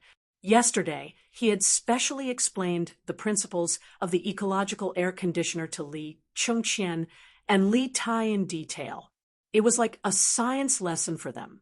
Li Wanyu also shamelessly told them that the ecological air conditioner was called the air conditioning window and that he had painstakingly researched it. Because of this, his beautiful superior rolled her eyes. She couldn't bear to see him being so shameless, but she didn't think that these two little bastards would be so quick to talk. As soon as they returned to the palace, they went to find Pai Lupi to present the treasure. As a result, the Pai Lupi, who had been suffering from the scorching heat for the past few days, even stopped attending court. He directly led a group of court officials to Dingzhou village. Li Wanyu hurriedly explained, it would not be a good thing if the head of the Tang dynasty held a grudge against him. Uncle, what are you talking about? I'm just experimenting with it. Once the effect is good, I'm going to present it to you. Just as he finished speaking, Cheng Yaojin, who was at the side, was dissatisfied again. His furry black face came over, and his saliva was about to spray on his face. Brat, where's mine? You actually have the heart to let your Uncle Cheng suffer from the scorching heat. Are you itching for a beating? If you don't hand over that air conditioning window today, I won't leave. Uncle Cheng, how could little nephew forget you? Hee, there is.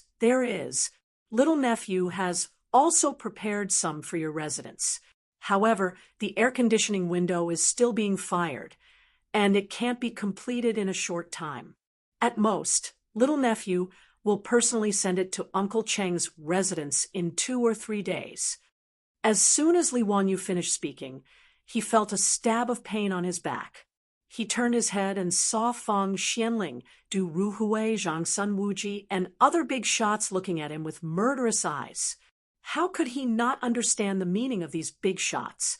He hurriedly cupped his hands and bowed. Everyone, I've also prepared something for your residence.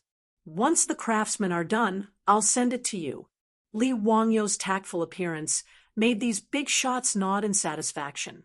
The crowd did not need Li Wanyu to call them, and they consciously poured into the Li family's old residence.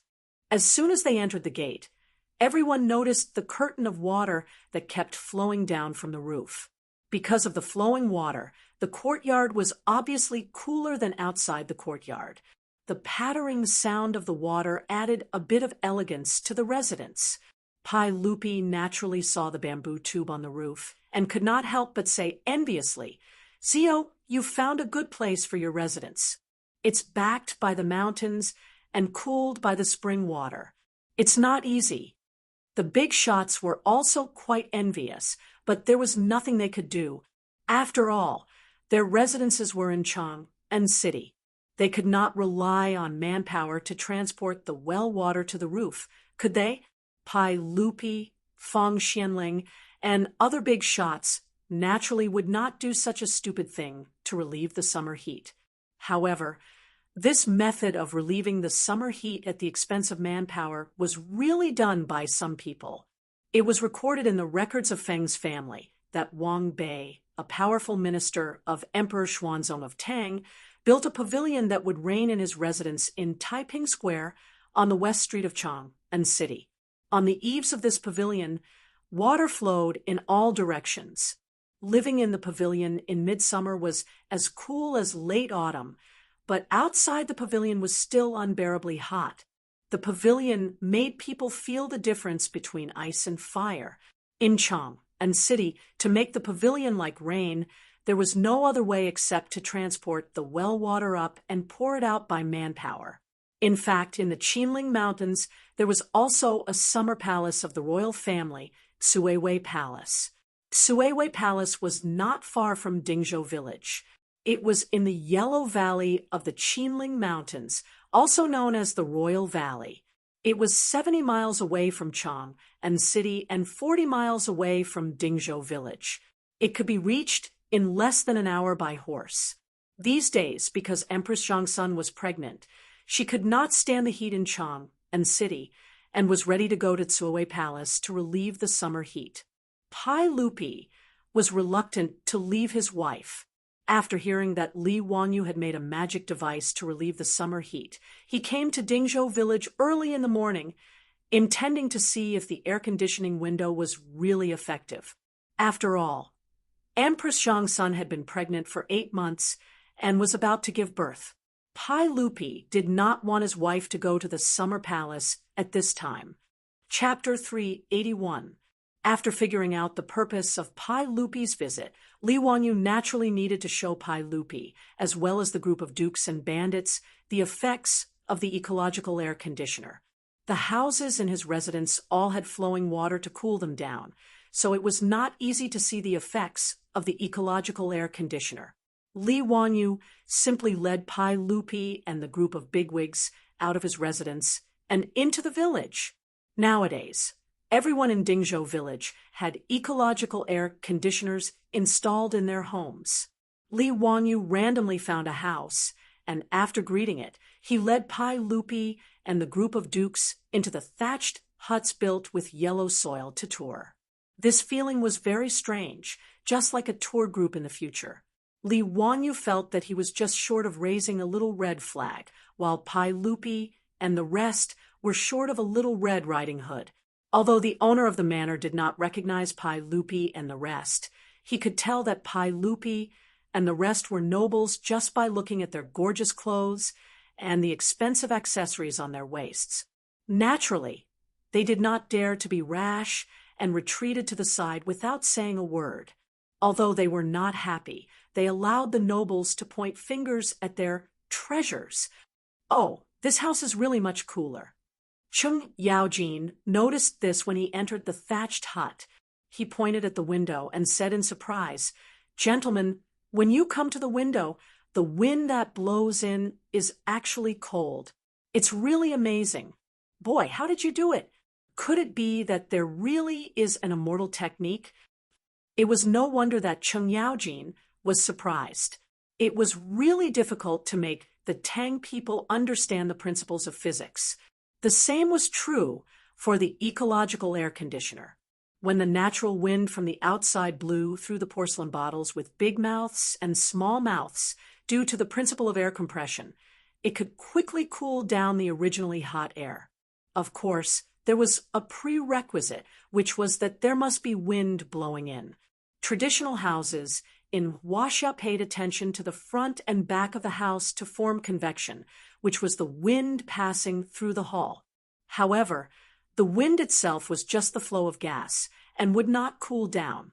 On a hot summer day, even the wind blowing on the body was hot, so it was very uncomfortable. However, Li Wangyou's ecological air conditioner could instantly cool down the temperature of the room when the hot air passed through the porcelain bottle. Li Wanyu naturally couldn't explain this kind of physical principle to Pai Lupi and the others. He could only vaguely reply, "Uncle Chung, you must be joking. I don't have any celestial magic. It's just a method of investigating objects. It's the same principle as water moving a water wheel." After visiting the cottages of the Zhou Village's villagers and truly feeling the effect of the air conditioning window, not only was Chung Yaojin not happy, but he also impolitely slapped Li Wangyou's shoulder. "You rascal, all the houses in your manor have air conditioning windows. Why didn't you think of your uncles?" If it wasn't for the bad reputation, Chung Yaojin would have taken the air conditioning windows installed in the thatched houses in the village and taken them away. He was a dignified duke, but every night he couldn't sleep because of the heat. Unexpectedly, he was not as comfortable as the villagers of Zhou Village. It was really annoying that, Uncle Chung, these are experimental products. They're very rough. How can they enter Uncle Cheng's eyes?" Li Wanyu smiled embarrassedly. At the same time, he made up his mind to inform Yang Quan later and asked the craftsman to make the wooden base more beautiful. In addition, the porcelain at the entrance of the kiln couldn't be so simple and elegant without any decorations. Otherwise, it would be difficult to explain. Fortunately, these ecological air conditioners were installed in the village. In order to rush the work, carpenter Lu casually used the wooden boards. He didn't even use a carpenter's plane to smooth the wooden boards. He just pieced them together, opened the holes, and inserted the porcelain bottle. Li Wanyu was quick-witted and found an excuse that wasn't an excuse. Cheng Yaojin glared at him with dissatisfaction. If I don't see the air conditioning windows in the house in 3 days, don't blame me for coming to settle accounts with you.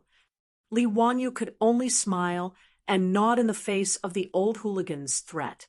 But in his heart, he had already raised his middle finger to the old man. What kind of person is he? He's simply a bandit. The moral standard of the Tang dynasty was dragged down by people like Cheng Yaojin. He should really learn what 8 honors and 8 disgraces are. After visiting the thatched houses in the village, the group returned to the Li family. Li Er walked boldly into the living room and sat down. He took out a folding fan from his waist and started fanning himself. Then he glared at Li Wanyu in dissatisfaction. Zio, why isn't there any ice cream? Also, the fruit juice with ice cubes was also sent. How can you treat your guests like this? Don't you welcome us? Uncle, what are you saying? Hee, uncle, and all of you have come to my humble abode, bringing light to my humble abode. How could I not welcome you? Uncle, please wait for a moment. I'll immediately ask someone to send the ice cream and cold drinks. Li Wanyu was cursing in his heart. Needless to say, the ice cream was sent back by the 2 little traders to show off. He quickly asked the maids in the house to prepare ice cream and cold drinks to entertain this group of freeloaders. Ha ha, this guy's house is really cool and refreshing. It's really refreshing. Cheng Yaojin wiped the sweat on his forehead and drank a glass of fruit juice full of ice cubes. Zio really knows how to enjoy life. No wonder you don't want to live in Chang. And Dingzhou village is also a good place. Fang Xianling was naturally not as vulgar as Cheng Yaojin. She held the glass and drank slowly while praising. Hee, Prime Minister Fang, you flatter me. Li Wanyu said politely while wondering when Pai Lupi and the others would return to Chang. And Cheng Yaojin ordered loudly, Boy, ask your maids to prepare good food and wine. Today we won't go home until we're drunk. Ha ha ha. Bring out the mahjong. I want to play with His Majesty and the other officials. Li Wanyu was about to break out in cold sweat when he heard Cheng Yaojin say that they wouldn't go home until they were drunk. He immediately thought of the day when he had just brewed the sorghum wine, and this old guy was drunk in his house. Damn, was he not satisfied with tearing it down once? Was he going to do it again? However, he obviously had no right to object. As the youngest master here and the lowest rank, he had no right to speak. Li Wanyu could only obediently agree.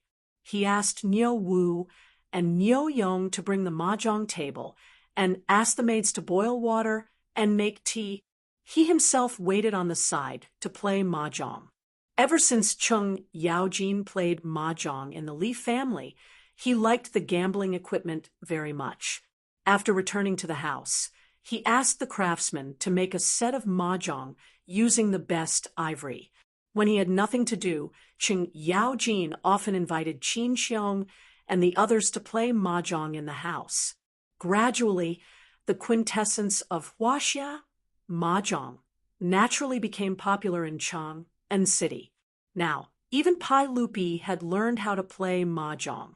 In the harem, including Empress Zhangsun and concubine Yang, they all enjoyed it. Today, there were more than a dozen officials who accompanied Pai Lupi to Dingzhou village to enjoy the cool air. Obviously, a table of mahjong was not enough. Fortunately, the playboys also came to the house to play from time to time. This group of playboys was naturally a fan of mahjong. For this reason, Li Wanyu prepared many mahjong sets in the house for everyone to play.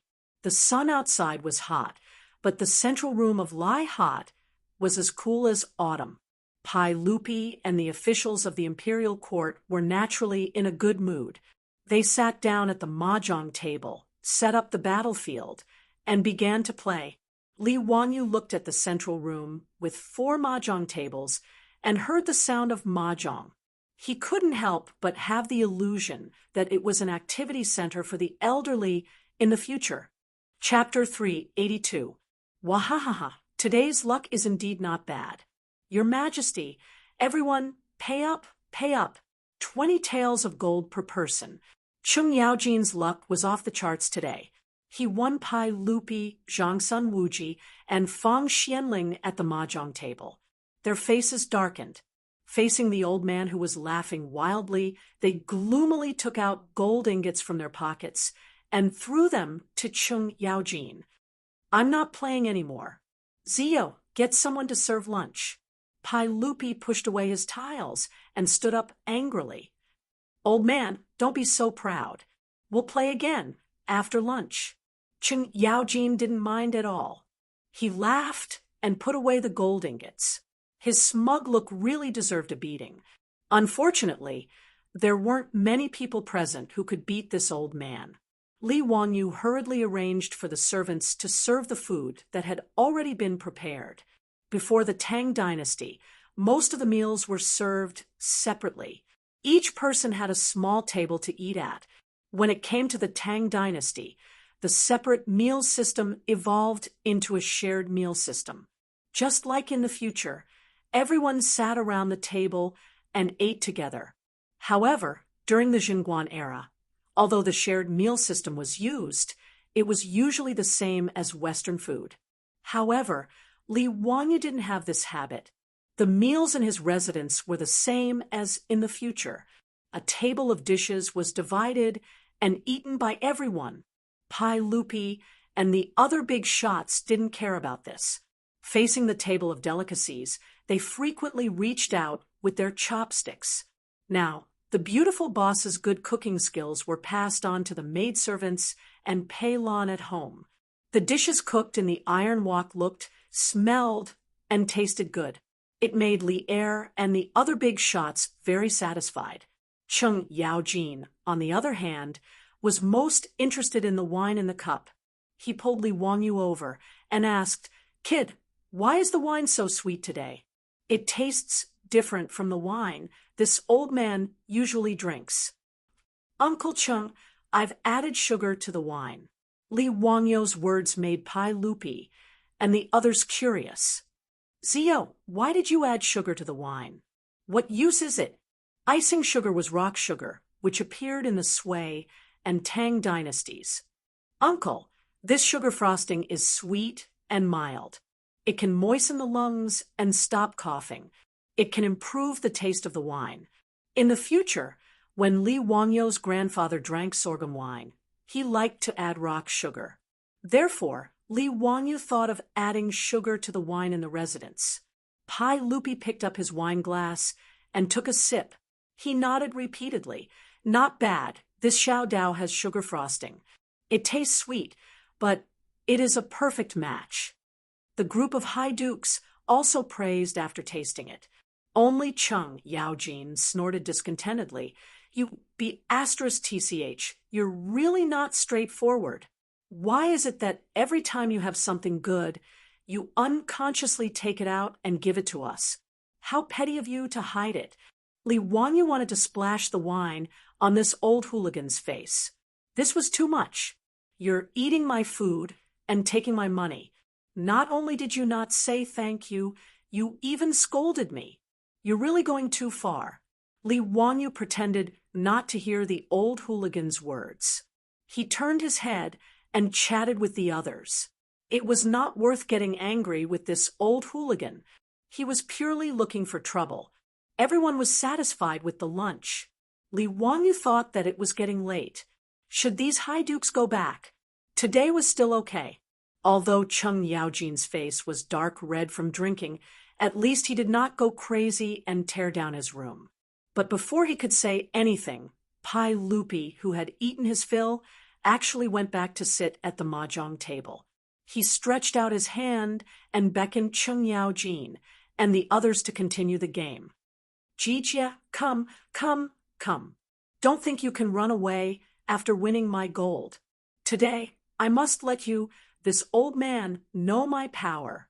Your Majesty, there is no reason to lose a bet. As long as you bring enough gold, how can I refuse? Wahahaha. Come, come, let's continue. Seeing that Pai Lupi and the High Dukes were still sitting at the mahjong table after eating and drinking, Li Wanyu could not help but feel speechless. What was going on? Were they planning to stay in his residence? Damn, this kind of freeloading behavior was too shameful.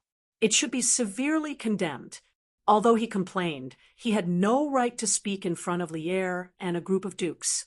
He could only ask the maids in the mansion to bring cold drinks and ice cream, as well as some fruits and snacks, to these big shots that he could not afford to offend. It had to be said that sitting in the cool room and playing mahjong on a hot summer day was a kind of enjoyment. The fierce mahjong game in the central room of the Li family's residence went from noon to sunset. Li Wanyu cautiously reminded him, "Uncle, it's already 5 o'clock." The hidden meaning of his words was, "Why aren't you guys going back? Don't tell me you're still planning to stay for dinner?" It was not that Li Wanyu could not bear to treat Pai Lupi to dinner, but that Pai Lupi, the head of the imperialist Tang dynasty, was too stressful to stay in his residence. As the saying went, being with the emperor was like being with a tiger. Although Pai Lupi was good to him, he was still the emperor of the Tang dynasty. It was really awkward to stay in his residence all the time.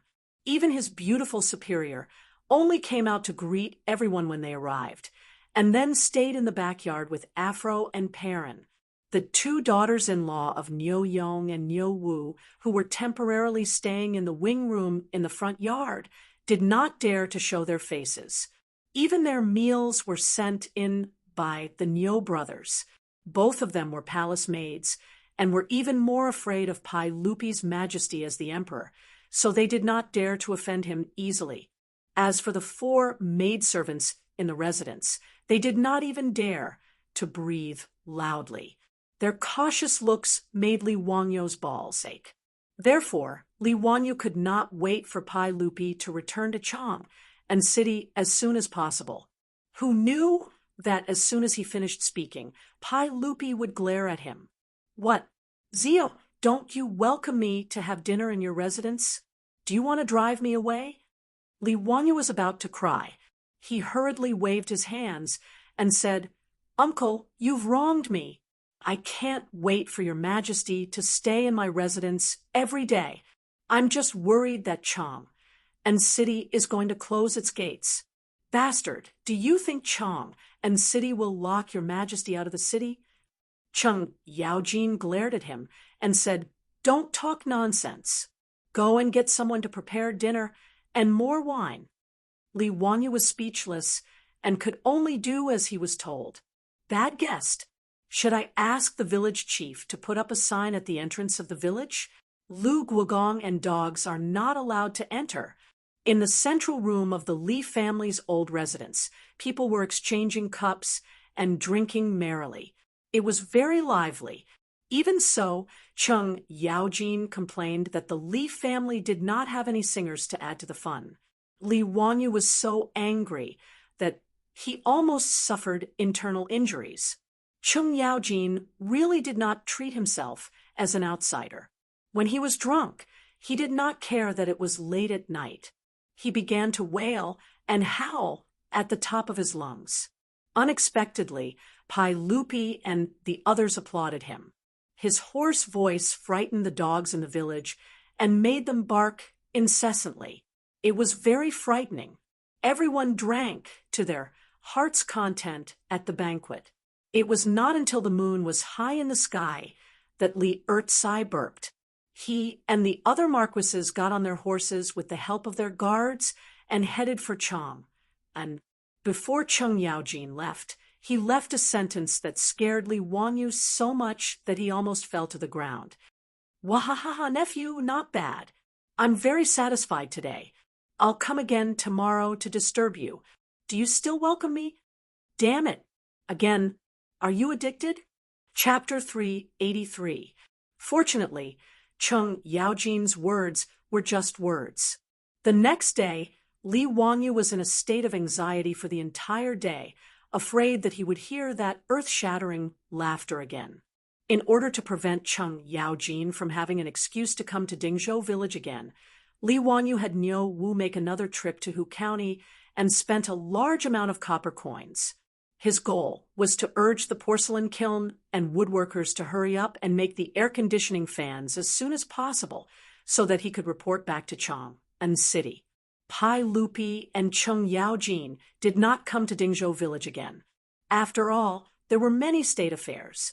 Pai Lupi and the dukes could slack off for a day, but they could not skip work every day. The playboys, however, came to Dingzhou village the next day to freeload off the air conditioning. Li Wanyu naturally welcomed the playboys' visit. Although these guys were not very good at drinking and liked to mess around after drinking too much, Li Wanyu felt that they were as cute as a group of playful brothers in the future. Even his beautiful superior was now familiar with the foppish playboys. She was also very welcoming of their arrival. There was good food and drink, and it was cool and comfortable. The playboys also frequently visited these days. If not for the Li family's old residence being too small, they would have stayed there forever. 3 days later, the first batch of eco-air conditioners was made in a few hundred. Li Wanyu hurriedly ordered Shunfeng Carriage Company to send out carriages to personally escort the eco-air conditioners to Chang and city to deliver the gifts. He first sent 100 fans to the Imperial Palace, then another 20 to 30 fans to the various dukes and prefectural dukes' mansions. He didn't forget about Yu Shinan and Kong Yingda's mansions either. He even sent 10 fans to Cho Kuan's residence. At present, Hu County was still rushing to make air conditioning windows. In Notice Chang and city, there were so many nobles and officials that Li Wanyu could not be biased in his gifts. Otherwise, he would attract jealousy for no reason. He even sent air conditioning windows to Chongping County Duke Zhang Liang's mansion. This was also the way of the world. In the next month or so, Li Wanyu ran to Chang and city almost every day to deliver gifts. It was quite tiresome for him. However, as the air conditioning windows began to be installed in Chang and city's civil and military officials, its cooling effect immediately surprised everyone. Any room with an air conditioning window was obviously much cooler than a room without one. The officials who received Li Wangyu's gift naturally had a good impression of Hu County's son. Li Wangyu's gift was given at the right time. It wasn't expensive, but the officials loved it so much that they couldn't bear to part with it. The Tang naturally did not understand the principle of the air conditioning windows, but there were smart people who copied it, and the effect was just as good. As a result, Li Wangyu's air conditioning windows quickly spread among the people of Chang, and many porcelain kilns began fired the air conditioning windows. Soon, the air conditioning windows, and city. Li Wanyu relied on the air conditioning windows to gain another wave of popularity in Chang and city. Even the air conditioning windows were nicknamed Wanyu windows by the people of Chang and city. Not only did it refer to Hu County's son Li Wangyu's invention, but it also referred to the fact that after installing the air conditioning windows, there was no need to worry on a hot summer day. Wanyu, forget your worries. However, this was all for later, so let's not talk about it for now. Now, Li Wanyu was still braving the scorching sun to deliver gifts all over Chang and city. He was already sweating profusely, and the clothes on his back were already soaked. He felt that delivering gifts was also a tough job. Brother Chumo, how many more families are going to deliver gifts today? Li Wanyu asked listlessly as he rode on horseback. In the four-wheeled carriage team that delivered the gifts, however, were the profligates who were also sweating profusely and listless under the scorching sun. Li Wanyu naturally did not spare this group of fellows who were eating and drinking in his residence. They were brothers, so of course they should share weal and woe. How could he let these fellows eat and drink in his residence while he was running around alone? Moreover, in Chang and City there was no one more familiar than these fellows. He wanted to go to each residence to deliver gifts, so naturally he needed these fellows to guide him. Therefore, even if Cheng Chumo, Fang Yai, and the others were unwilling, they were dragged out by Li Wanyu to accompany him in the sun. Cheng Chumo wiped the sweat off his face. There are still two more. They are all in the Shioda workshop. Then let's go quickly. After delivering the gifts, I'll treat my brothers to a drink. Drink on a hot day like this? I have no appetite. I just want to drink your cold drinks and ice cream. Ha! Brother Chumo is right. ZU residence has a lot of good things. It would be so refreshing to have a cold drink on such a hot day. Li Wanyu was riding on horseback and was dizzy from the sun. Hearing this, he casually said, "Isn't it just cold drinks? When we see a vending machine later, I'll treat you guys to a drink." ZU, what nonsense are you talking about? What vending machine? What is that? Country bumpkin, don't you know about vending machines? It's a machine that's placed in the streets and alleys. It doesn't need anyone to watch over it. You just have to put in some money and it will automatically sell you cold drinks. Li Wanyu was still dizzy, so he replied without thinking. Halfway through, he realized that something was wrong. Damn, this was not the future. This was the Tang dynasty. Where did this vending machine come from? He was really dizzy from the sun. How could he talk nonsense? His words caused the fellows to burst into laughter. "Haha, ZU, are you dizzy? Where would there be such a magical machine? ZU is talking nonsense again. If there really is such a machine, I'm afraid only gods can do it, right?"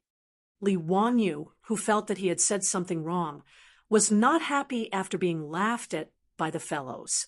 He straightened his neck and argued, "Didn't Zhuge Wuho create the wooden ox? It doesn't rely on feng shui. It operates on its own and doesn't require manpower. What's so difficult about a vending machine?" His words made the fellows laugh even louder. "Ha, ZU, your silver tongue really knows how to talk. The wooden ox is just a rumor. Do you really think it's true?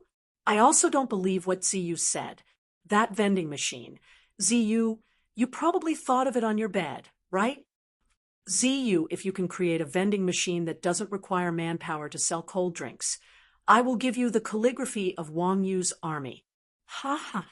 Chai Lingwu laughed and joked. The Wang Yu's army he was talking about was Wang Shiji. It was unknown where Chai Lingwu obtained Wang Shiji's calligraphy. He treated it like a treasure and did not normally show it to others. It was only when Chai Lingwu drank too much and let it slip that everyone found out. After forcing Chai Lingwu to take out the calligraphy, Li Wanyu liked it very much. This was Wang Shiji's authentic calligraphy. In the future, there was not a single authentic Wang Shiji left in the world. There were only copies. Li Wanyu had long coveted Wang Shiji's calligraphy, but he could not obtain it. Wei Shuyu's words immediately made Li Wangyu's spirit rise. He couldn't help but sit up straight on the horse. "Brother Shuyu, are you serious? If I really create a vending machine, you can't go back on your words." "Humph, a gentleman's words cannot be taken back. Why would I lie to you? However, if you can't create it, then your residence's Zhao Yebai and Jade Flower Horse will lose to me." Chai Lingwu also laughed mischievously. He had long coveted the two treasured horses that Zhang Liang lost to Li Wanyu. "Come, come, clap your hands as an oath. Brothers, be witnesses. Chapter 384. Li Wangyou's straightforward agreement made Chai Lingwu hesitate. Could it be that this kid could really make a machine that could automatically sell drinks without manual labor? Although Chai Lingwu didn't believe it, thinking about it carefully, it seemed that this kid had never lost a bet with anyone. Thinking of this, Chai Lingwu immediately cowered. Ha, Zio, what are you talking about? I was just joking with you. Don't take it seriously. Don't take it seriously. Brother Lingwu, you just said that a gentleman's words cannot be taken back. How can you go back on your words? No, we have to make this bet today. Li Wanyu saw that the cooked duck was about to fly away and hurriedly stopped Chai Lingwu. However, the more he acted like this, the more suspicious Chai Lingwu became. That copy of Wang Shiji's calligraphy was his treasure. How could he bear to lose it to Li Wanyu? Did I? Zio, perhaps because the sun was too bright. You heard wrong. I definitely didn't say that. Ha! Today's weather is really good. Everyone, let's go drink with Zio after he delivers the gift. Chai Lingwu wanted to whip his horse to leave, but Cheng Chumo and the others grabbed the reins. Wait, Brother Lingwu, we can testify that you did say that you wanted to make a bet with Zio. As a man, how can you go back on your words? This group of debauches just wanted to watch a show. Moreover, the vending machine that Li Wanyu mentioned sounded quite interesting. Since that was the case, how could they let Chai Lingwu run away? Chai Lingwu only just realized that he had caused trouble because of his loose tongue. He had a vague feeling that his beloved copy of Wang Yu's calligraphy would be lost. With a long face, he said, "Brothers, can you pretend that I didn't say anything just now? I was wrong. I apologize to Zio and everyone. Today, little brother Ping Kong Square will be treating. Brothers, please feel free to order any of the ladies in the painting house, okay?" Feng Yai, Chung Chumo, and the others looked at each other and replied in unison, "No, today's bet must be made. We will be witnesses." Chai Lingwu wished he could give himself a slap. Why did he have to provoke Li Wanyu?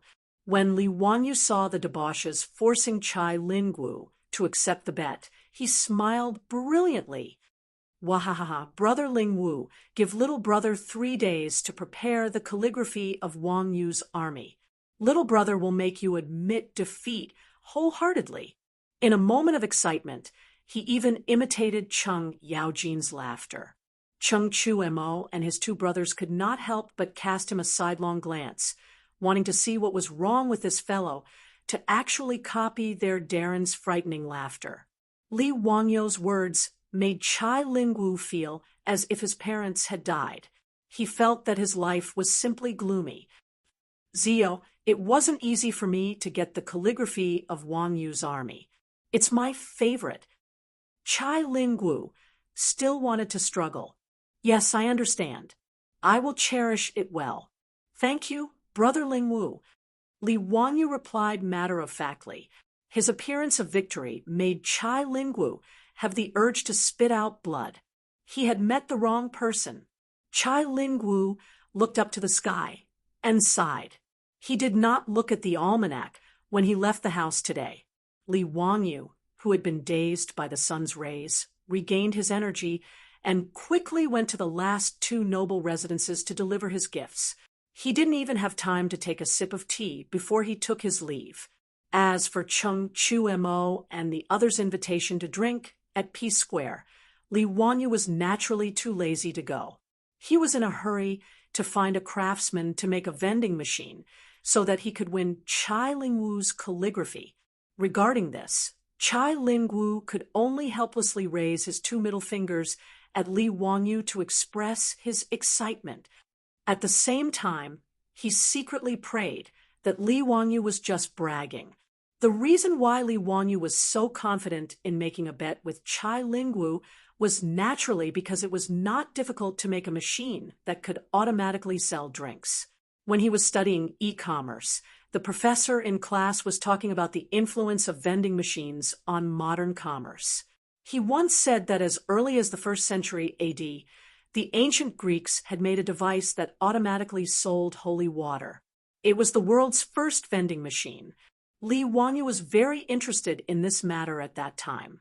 He even went to the library to look for information and saw the restoration of the vending machine. The principle of the vending machine of the ancient Greeks was very simple. Coins were inserted from the slot, and the coins fell into a small plate in the instrument. The small plate was connected to a lever, and through the lever mechanism, the valve in the holy water bucket was actuated. After the valve was opened, the holy water would automatically flow out. The small plate containing the coins would constantly fall and tilt until the coins on the small plate slipped. The lever would be reset, and the valve would automatically close. This vending machine that sold holy water was seen as a miracle by the ancient Greeks. It caused quite a stir at that time. Therefore, when Li Wanyu heard that Chai Lingwu wanted to make a bet with him, he laughed so hard that his eyes could not be seen. He had long been drooling over Chai Lingwu's Wang Shiji's calligraphy. He did not expect this guy to deliver himself to his doorstep. What a good guy! After bidding farewell to the playboys, Li Wanyu led Niu Wu directly to Yen Liben's residence. When a teacher has something to do, he naturally needs a disciple to do it for him. As a junior supervisor, Yen Liben was also good at craftsmanship and had many ingenious ideas. Li Wanyu only knew the principle and general appearance of the beverage vending machine. As for how to make it happen, he naturally needed Yen Liben's help. Moreover, there were all kinds of skilled craftsmen who were good at crafting different kinds of tools. When the beverage vending machine was designed, he also needed to find these craftsmen to build it. In the main hall of the Yen residence, Yen Liben was playing chess with Ma Zhou while chatting casually about his teacher and the various activities that had been stirred up in Chang, and recently, Li Wanyu naturally did not forget about his two disciples. He had sent the air conditioning windows over early in the morning to install them. At this time, the main hall of the Yen residence was also quite cool. Brother Bin Wang, teacher, is really not an ordinary person. Look at the air conditioning windows. There is no need for manual labor. Just a few dozen porcelain bottles with two transparent ends can blow out a cool breeze. It is really magical. Yes, teacher may not be old, but his skills are profound. The more I learn from teacher, the more I feel that teacher is unfathomable. Every time he does something shocking. Brother Bin Wang is right. I was originally a painting addict. It was only because of teacher's stunning drawing skills that I was moved to become his disciple. But I did not expect that it was not only his drawing skills. Teacher's wonderful ideas are the real treasure. I am deeply grateful to be able to become his disciple. Just as the two were sighing, they heard a servant come to report that their teacher had come to visit. This surprised the two. They did not even have time to wear shoes and hurriedly ran out barefoot. Teacher, why are you so free to come to my residence today? Quickly come in, quickly come in. Yen Liben was overjoyed. He and Ma Zhou quickly went forward to greet him. Li Wanyu did not expect Ma Zhou to be here as well. He could not help but laugh. It is good that you are here. I have something that I need the two of you to help me with today. Chapter 385. Yen Liben and Ma Zhou invited Li Wanyu to take a seat in the central room. Teacher, what do you need us to do for you? Please tell us. Liben, bring me a brush and ink. I'll draw a drawing for you two to see. A servant of the Yen family brought them paper, ink, brush, and inkstone, including a few feather brushes. Yen Liben and Ma Zhou had seen this feather brush in Li Wanyu's mansion. After trying it out, they found it very interesting. They also learned how to make it from Li Wanyu and made some when they returned home. However, this feather brush, as a hard brush, had not spread in Chang, and for the time being. The main reason was that the Tangs were not used to it. The way of holding a brush was completely different from the way of holding a hard brush. The scholars of the Tang dynasty had never touched a hard brush, so they naturally did not know where to start, even if they forced themselves to change the writing posture. The words they wrote were not very beautiful. Naturally, no one was willing to use it. Later generations wrote beautifully with a hard brush, but writing with a brush would probably be a mess. Even if one knew how to write with a brush, writing with a hard brush might not be good. In the Great Tang, only a scant few people had tried to learn how to use the quill brush. On the other hand, Li Chengqian and Li Tai, these two little fellows, found it much easier to use the quill brush than the brush. They were abnormally earnest in their studies, and their handwriting was the best. This was normal. It was indeed easier to ask 8- or 9-year-old children to lift a brush and write with a hard brush than to write with a hard brush. However, Li Wangyu did not care about this. Anyway, he made this feather brush for his own convenience. It had nothing to do with him whether other people liked to use it or not. Picking up a feather brush, Li Wangyu began to draw on the paper. Yan Liben and Ma Zhou quickly stood behind Li Wangyu and curiously looked at what their teacher was drawing. "Teacher, what is this cabinet for? Why are there so many mechanisms inside?" Yan Liben became more and more confused and asked in confusion. As Li Wangyu drew, he explained, "This is something I came up with. It's a mechanism that can automatically sell drinks. There is no need for manual labor.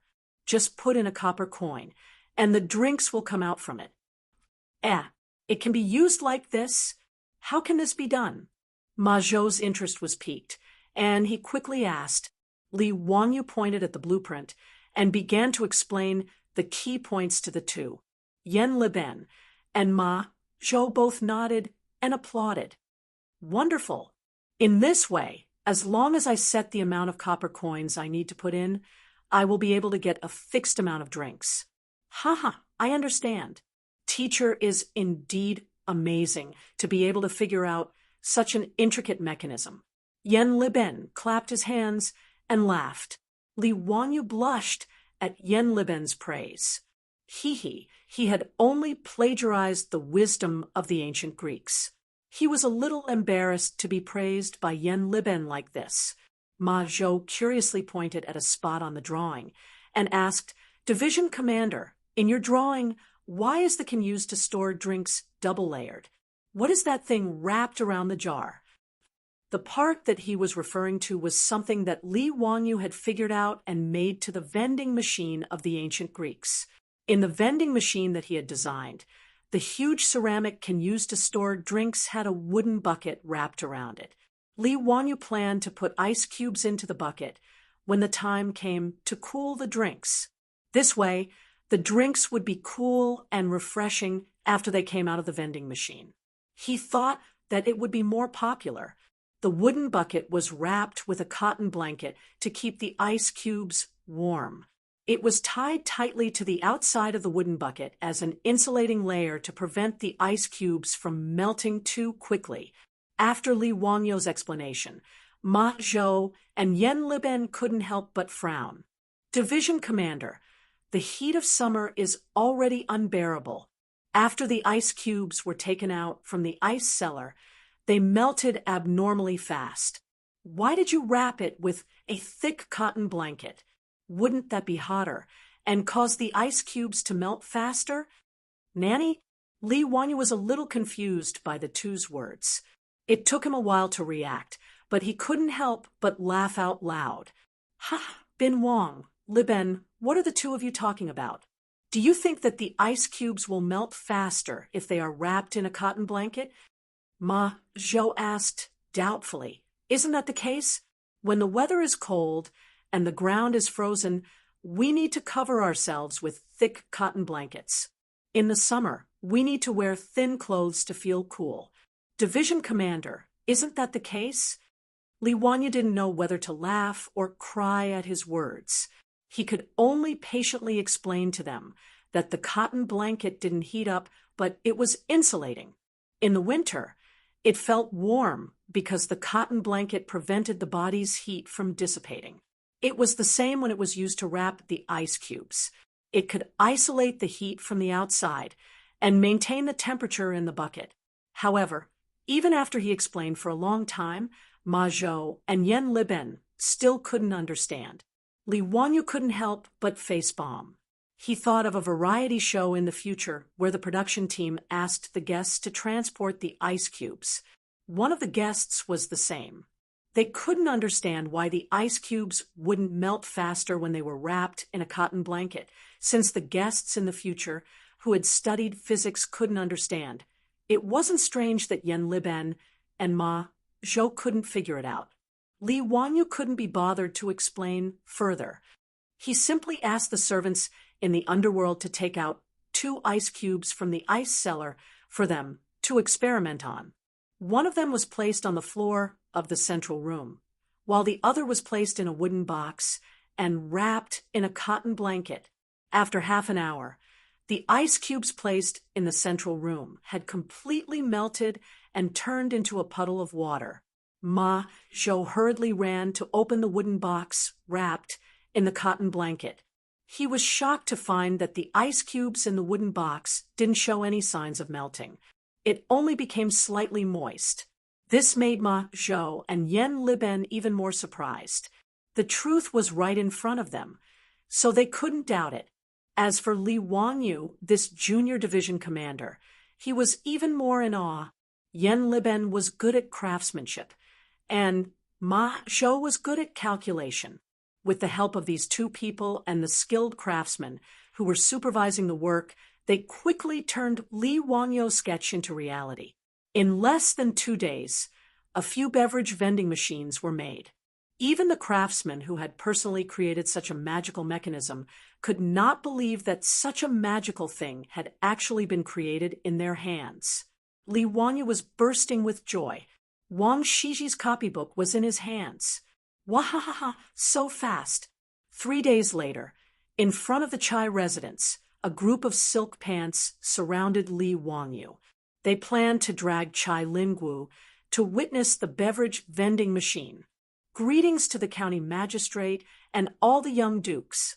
The Chai residence's housekeeper immediately came out to greet them. Today is really unfortunate.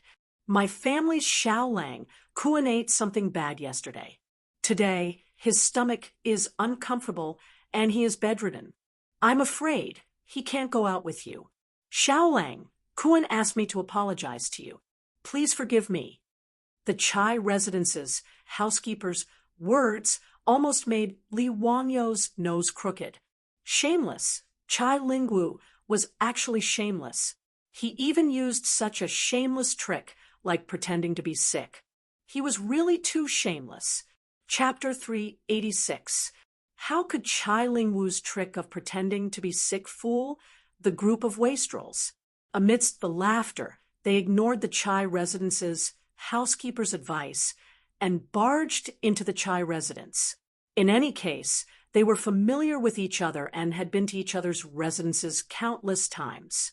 They were already familiar with the place and knew where Chai Lingwu lived even with their eyes closed.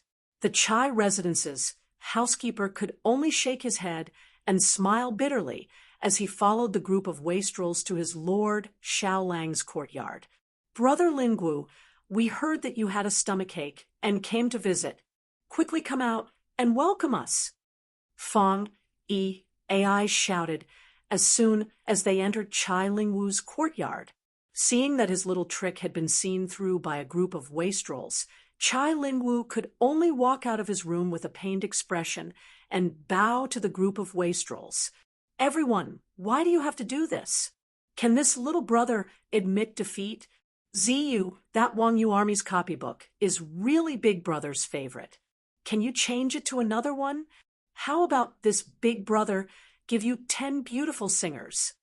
Chai Lingwu sought Li Wanyu and knew that he had lost for sure. He quickly admitted defeat and begged for mercy. As for the conditions he proposed, Li Wanyu snorted disdainfully. Bah, am I that kind of person? Not to mention 10 singers. So what if there were 20 of them? Do you think I would dare to take them home? Damn it, you're really pissing me off by bringing up my sore spot.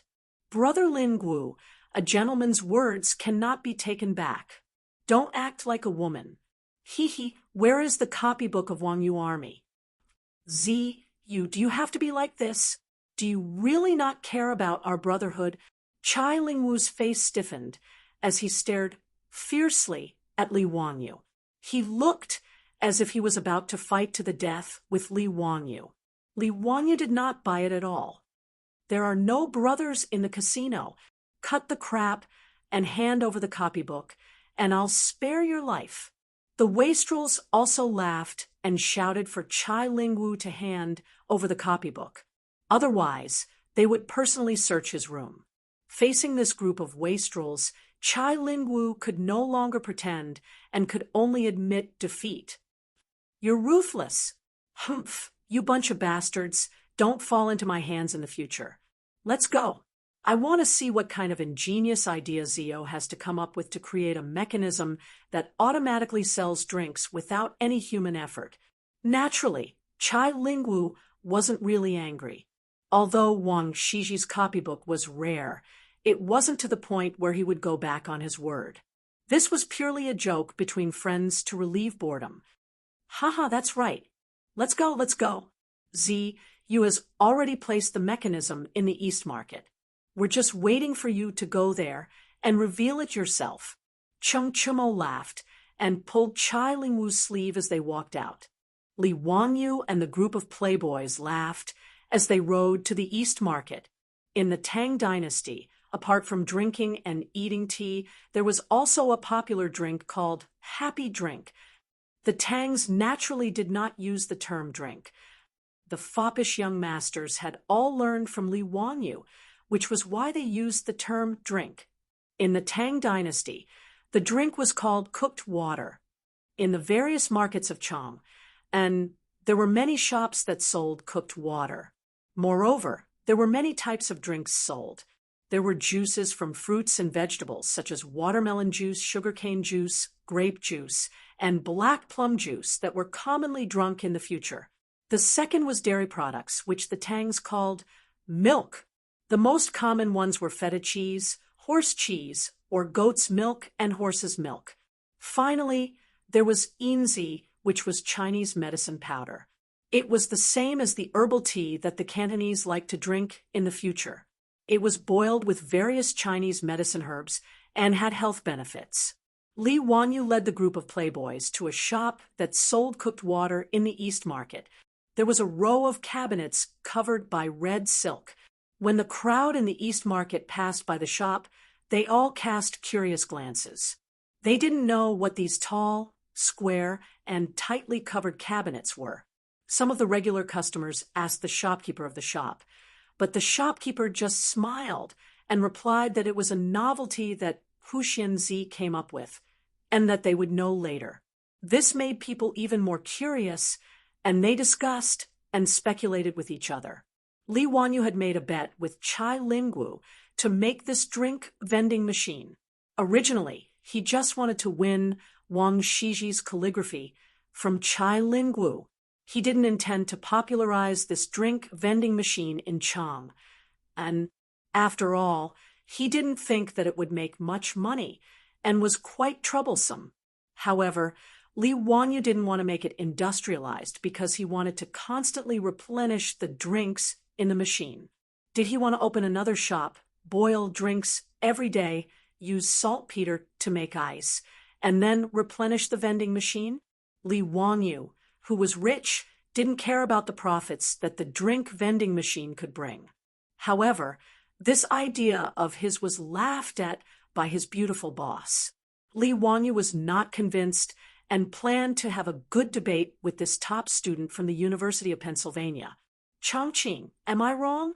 Do you want to treat this drink vending machine as your family's business? Humph, let me ask you, how much does it cost to make this machine?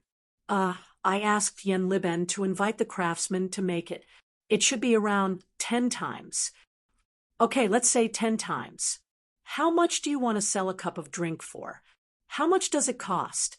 The beautiful boss asked again. It can still make money. This machine can adjust the price from 10 to 50 coins according to the different drinks sold. As for the profit, I asked the shopkeeper of the shop. He said that it should be around 80%.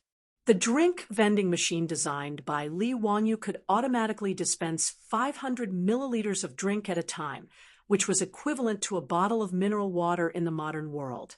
However, drinks were definitely not cheap consumer goods in the Tang Dynasty. In this era, the cheapest drink was about 150 coins per bucket, which was about 2,000 milliliters. The price of cooked water was slightly cheaper than cheap drinks. According to the conversion rate, 1 coin was almost equivalent to 4 yuan in the modern world. A cup of 500 milliliters of inferior wine would cost 150 yuan.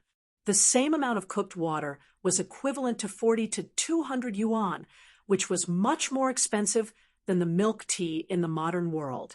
As for the drink, it was even more expensive. There was such a record in the Taiping Guangji, Wenchang, and was at its peak. There was a shop that sold drinks in Shi City. 100 coins per cup. 100 coins per cup was 400 yuan, which was a sky-high price. In response to Li Wangyu's answer, the beautiful boss nodded and continued, let's calculate it at 30 coins per cup and make 20 coins per cup. A vending machine can sell 100 cups a day. That's not much, right? Li Wangyu shook his head. Not much. Then one machine can make a profit of 2 times per day, and you can recover your cost in 5 days, right? The summer is so long. Are you afraid that you won't make money? What if there are 100 vending machines? That's 200 coins per day. The beautiful boss's words made Li Wanyu speechless. After a long time, he muttered, but we don't have so many people to make the drinks. How many more people do we have to hire? Isn't that also the cost? His words made the beautiful boss's eyes almost roll up to the sky.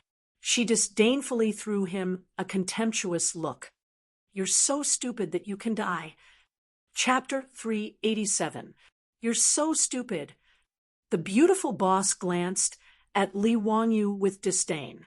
Don't you know what a franchisee is? Her words made Li Wanyu stunned. After a while, he asked, Chongqing, do you mean that we should license the beverage vending machine to the wet water shops in Chang and let them be our franchisees? Will that work? Why not? Don't tell me that the beverage vending machine can attract customers. It should be able to attract people, right? Even if it's a taste, many people will buy it. But how do we control the sales of those wet water shops? And this vending machine is not complicated. Can't others find craftsmen to copy it? Li Wanyu scratched his head and asked a new question. The beautiful boss was speechless. She couldn't help but stretch out her slender white finger and point at Li Wangyu's forehead. Aya, why didn't I realize that you were so stupid before? Is it too late to return the goods? Li Wanyu replied with a cheeky smile. Sorry, the goods are sold. No refunds. The two laughed for a while before the beautiful boss explained to him, Did you forget that saltpeter can make ice? You didn't tell anyone about this, did you? No, I didn't even tell Li Shiming when he asked. Li Wanyu seemed to understand the beautiful boss's meaning. You mean that we control the supply of ice so that the franchisees will choose to cooperate with us? Bingo, that's it. The beautiful boss snapped her fingers. The shopkeepers of these wet water shops don't have the financial resources to dig their own ice cellars to store ice like those nobles, right? We can provide them with ice every day in the middle of summer. That's our advantage. Even if they can copy the vending machine, as long as we control the technology of making ice, they will cooperate with us. The beautiful boss's words made Li Wanyu suddenly realize that she was indeed a top student at the University of Pennsylvania. We can provide the beverage vending machine to those wet water shops for free, and provide them with enough ice every day. The wet water shops will be responsible for maintaining these vending machines, replenishing them with drinks, and adding ice. Li Wanyu nodded and asked, "How are we going to split the profits?" 50-50. Get the craftsman to modify the vending machine and let the copper coins fall into the sealed money box. Every day, we send someone to open the lock, take out the money box, and count the money on the spot. The sales revenue from these vending machines will be split in half with the Shui shop. Li Wanyu naturally did not have the slightest objection to his beautiful superior's words. He raised both of his hands in agreement. After the two of them discussed the details of the operation, the matter was settled. Li Wanyu didn't plan to partner with Pai Lupi for this kind of small business, but he and his beautiful boss didn't plan to monopolize it either. After all, the Li family didn't have much power. His beautiful superior was in charge of the carriage business and the underwear shop. She was already very busy. Li Wanyu didn't have the energy to take care of the beverage vending machine business himself, so he chose to cooperate with others. And the best partners were naturally the farmers of Dingzhou village. Firstly, the ice workshop was located in the village, so the confidentiality was guaranteed.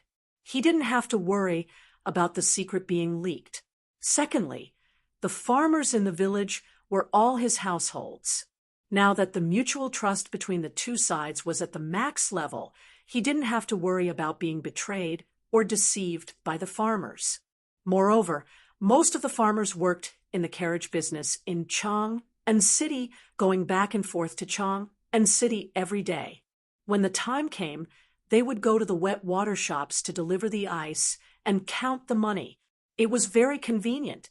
With so many benefits, Li Wanyu naturally chose to cooperate with the village. He wouldn't be stingy with the shares in his hands. The farmers in the village could make more money, so he and his beautiful superior were happy to see it happen. He asked Niu Wu to invite the old villager to the mansion and show him the vending machine. Then he told him his idea. This made the old man very happy. Without hesitation, he agreed on behalf of the farmers. A good thing like a pie falling from the sky. Unless the old man's head was caught in the door, he wouldn't refuse. Needless to say, Li Wanyu was the head of the 127 farmers in Dingzhou village. Even if he didn't give them any money and only let them work for free, no one would say no. Being willing to share the money with the farmers was the county head's benevolence. The old villager was naturally moved to tears. Li Wanyu was also very generous. He directly gave 40% of the profits to the farmers of Dingzhou village. This made the old villager thank him again and again. After everything was arranged, Li Wanyu went to the east side of Chang and City and contacted a wet water shop. The manager of the wet water shop was also very smart.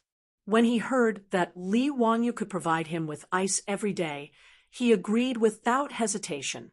With the sale of iced wet water, it was unknown how much sales would increase in this summer. As for the beverage vending machine, it was also very miraculous and convenient. He didn't even need to hire a few more shop assistants. All he needed to do was to boil the water and pour it into the vending machine every day. Although he had to give half of the income to the county head, the shrewd manager calculated in his heart and felt that this was profitable. Naturally, he wouldn't refuse. The wet water shop in the east side of the city became the first distributor of the Wanyu wet water vending machine. Wanyu wet water vending machine. Li Wanyu was originally against this name. What kind of lousy name was this? Why did they want to use his name to name a beverage vending machine? However, his beautiful boss was very insistent. She gave him examples of the Wanyu window and Wanyu elbow that were popular in Chang and City. This proved the importance of the Wanyu brand name. The Dompa pig knuckle that Li Wanyu made at the pig slaughtering feast was renamed by Yang Quan to Wanyu elbow. Yang Quan and Lu Xiao liked this dish the most. They specifically asked the chef in their residence to go to Dingzhou village to find Li Wanyu to learn how to make it. As a result, this Wanyu elbow quickly spread because of its soft pig knuckle and mellow meat taste. Nowadays, if the major restaurants in Chang and city didn't know how to make Wanyu elbow, they would be despised by their customers. As for the Wanyu window, it was needless to say. It was now the most popular thing in Chang and city. Whoever didn't install a Wanyu window would be laughed at.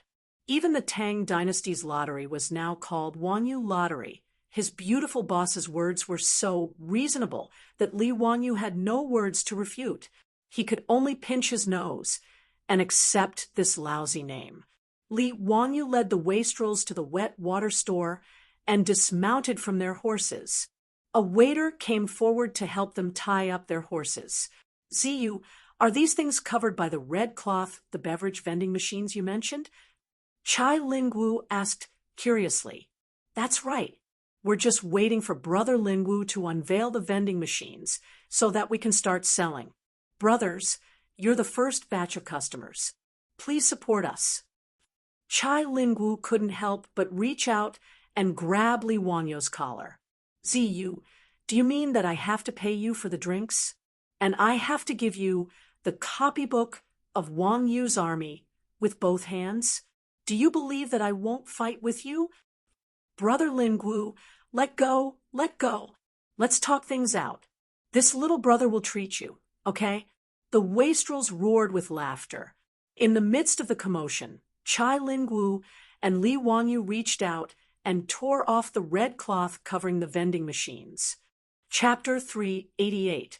The shrewd shopkeeper decided to be the first to try the Fan Ji cooked water store in the East Market. After joining the company, he bought 5 vending machines in one go and sold 5 different kinds of cooked water at the same time. Sugarcane juice, grape juice, black plum juice, goat cheese, horse cheese. The 5 vending machines were labeled with the types and prices of the drinks. There was also a manual to guide the Tang people who had never seen a vending machine before on how to use it. The foppish young masters swarmed up and surrounded the 5 vending machines. Ziyu, if you really put a copper coin in here, the drinks will automatically flow out. Chai Lingwu had already forgotten about the copybook of Wang Yu's army. He circled the vending machine a few times, trying to figure out how Li Wanyu did it. Cheng Chumo was a man of action. He grabbed a bamboo tube on the side and placed it in the position indicated by the vending machine. Then he took out a handful of copper coins from his money bag and put it in the slot. Li Wanyu naturally couldn't make disposable paper cups in the Tang dynasty, but fortunately, bamboo was everywhere in the mountains. He could get as much as he wanted. He only needed to send people to cut them down. The cups that came with the vending machine were these bamboo tubes. After Cheng Chumo put in the copper coins, under the curious gazes of the foppish young masters, white horse milk automatically flowed out of the vending machine and into the bamboo tube below.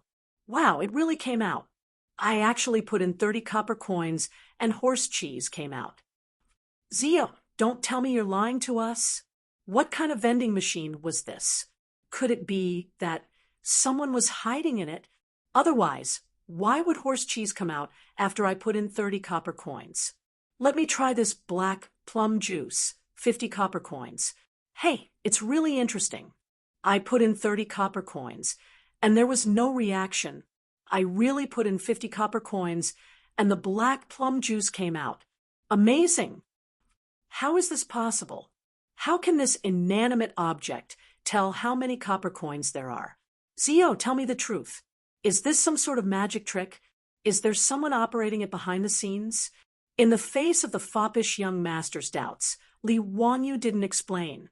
He just smiled and continued to maintain a sense of mystery. But when Cheng Chumo and the others took a sip of the drink and tasted it, they were all stunned. Wow, Zio, these drinks are all chilled. Where did you get so much ice? This was too extravagant. It was actually iced black plum juice. It's fine if you use ice in your residence, but this vending machine actually uses ice as well. Did you rob the palace's ice cellar? Ha! Why do you guys care so much? This chilled cheese tastes even better. Hurry up, you guys. I haven't drunk anything yet. Fang Yai shouted in dissatisfaction. There were a total of 5 vending machines. He was one step slower and didn't get the chance to buy it. He was anxious now. The few debauches who were having fun did not care about Fang Yai's shouts. The few of them occupied the 5 vending machines and kept throwing in copper coins. They were having so much fun that Fang Yai almost wanted to beat them up. The debauches' shouting had already attracted the attention of the passers-by, but because of their status, no one dared to come forward. They could only watch the debauches occupy the 5 vending machines. Li Wanyu found a problem at this time. That was the Tang dynasty only used copper coins. It was really troublesome. When the Tang people went out, they had to carry a money pouch with them to hold the copper coins. But the copper coins were too heavy. A single copper coin weighed 5 kilograms. And counting the copper coins was also very troublesome. For example, if the debauches wanted to throw in 50 copper coins, it would take them a long time to count. It was quite a waste of time. Li Wanyu suddenly felt that he should suggest to Pai Lupi to make silver and gold coins to supplement the copper coins. The Tang dynasty itself was also lacking in copper coins. So, most of the time, they bartered. Even silk was legal currency. Li Wanyu never accepted silk. He always felt that it was quite strange to use silk as currency. So, in the treasury of the Li family's old mansion, there were only copper coins and gold coins. Although silver was not a currency in the Tang dynasty and could not be circulated in the market, its value was about the same as a copper coin.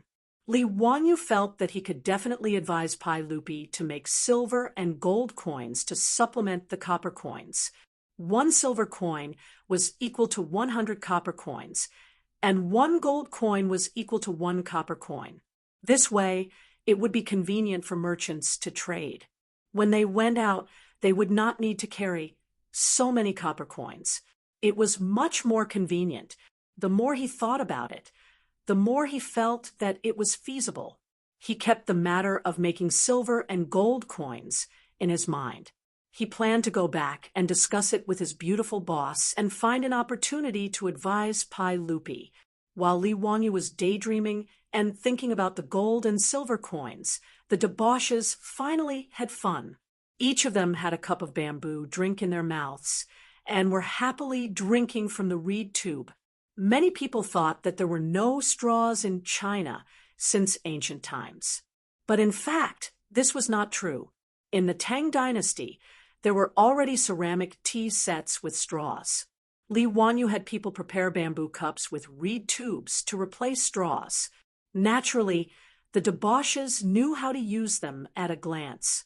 After waiting for the debauches to leave the 5 vending machines with great difficulty, the crowd, who had been itching for a long time, instantly swarmed over and surrounded the vending machines in front of the Fan Ji cooked water store. Manager Fan hurriedly called out to the shop staff to guard the vending machines in case they were damaged. The crowd had already seen the debauches using the vending machines to buy the cooked water. At this time, a man at the front of the crowd grabbed a handful of copper coins with difficulty and stuffed them into the coin slot. The crowd beside him was counting loudly. 5, 6, 29, 30. It's flowing out. It's flowing out. It's really flowing out. Tao ancestor above. Is there really no one hiding in this cabinet? Hey, if you're done buying, get out of the way. Don't waste time. We also want to buy the cooked water. God, the cooked water is actually iced. I've lived for so long, but this is the first time I've drunk iced cooked water in the middle of summer. Seeing that there were too many people crowding in front of the vending machines, the shop staff hurriedly shouted at the top of his voice, "Line up, don't push. Why are you pushing? Line up at the back. Haven't you bought a lottery ticket before? Tian Shilang, line up at the back." Fortunately, after the baptism of the lottery ticket, the people of Chang and city now had the consciousness of lining up. Under the shop staff's hoarse shouting, 5 long lines quickly formed in front of the Fan Ji cooked water store. Because there were too many people in the line, even the main street in front of the store was blocked. The caravans and cattle carriages heading to the East City were completely unable to pass through and could only take a detour. The commotion in front of the store was naturally spread everywhere. It didn't take long for most people in the East City to hear that there were 5 magical cabinets in the Fan Ji cooked water store that could automatically identify copper coins and sell the cooked water without manual labor. What was even more amazing was that the cooked water sold was actually iced. Therefore, as word of mouth spread, the line in front of the Fan Ji cooked water store became longer and longer. Chapter 389. The Wanyu boiled water vending machine became the hottest topic in the East Market that day. There were also commoners in the streets around the East Market who heard the news and came to see the machine that could automatically sell boiled water.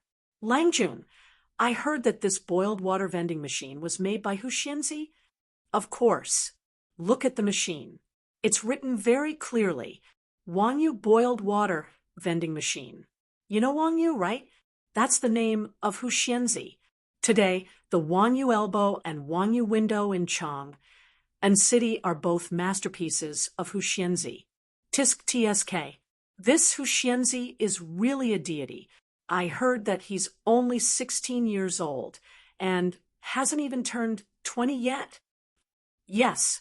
Otherwise, why would everyone in Chang and city praise this Huxianzi as the reincarnation of an ancient person who had achieved Tao since birth? I think it's true. Look at the vending machine.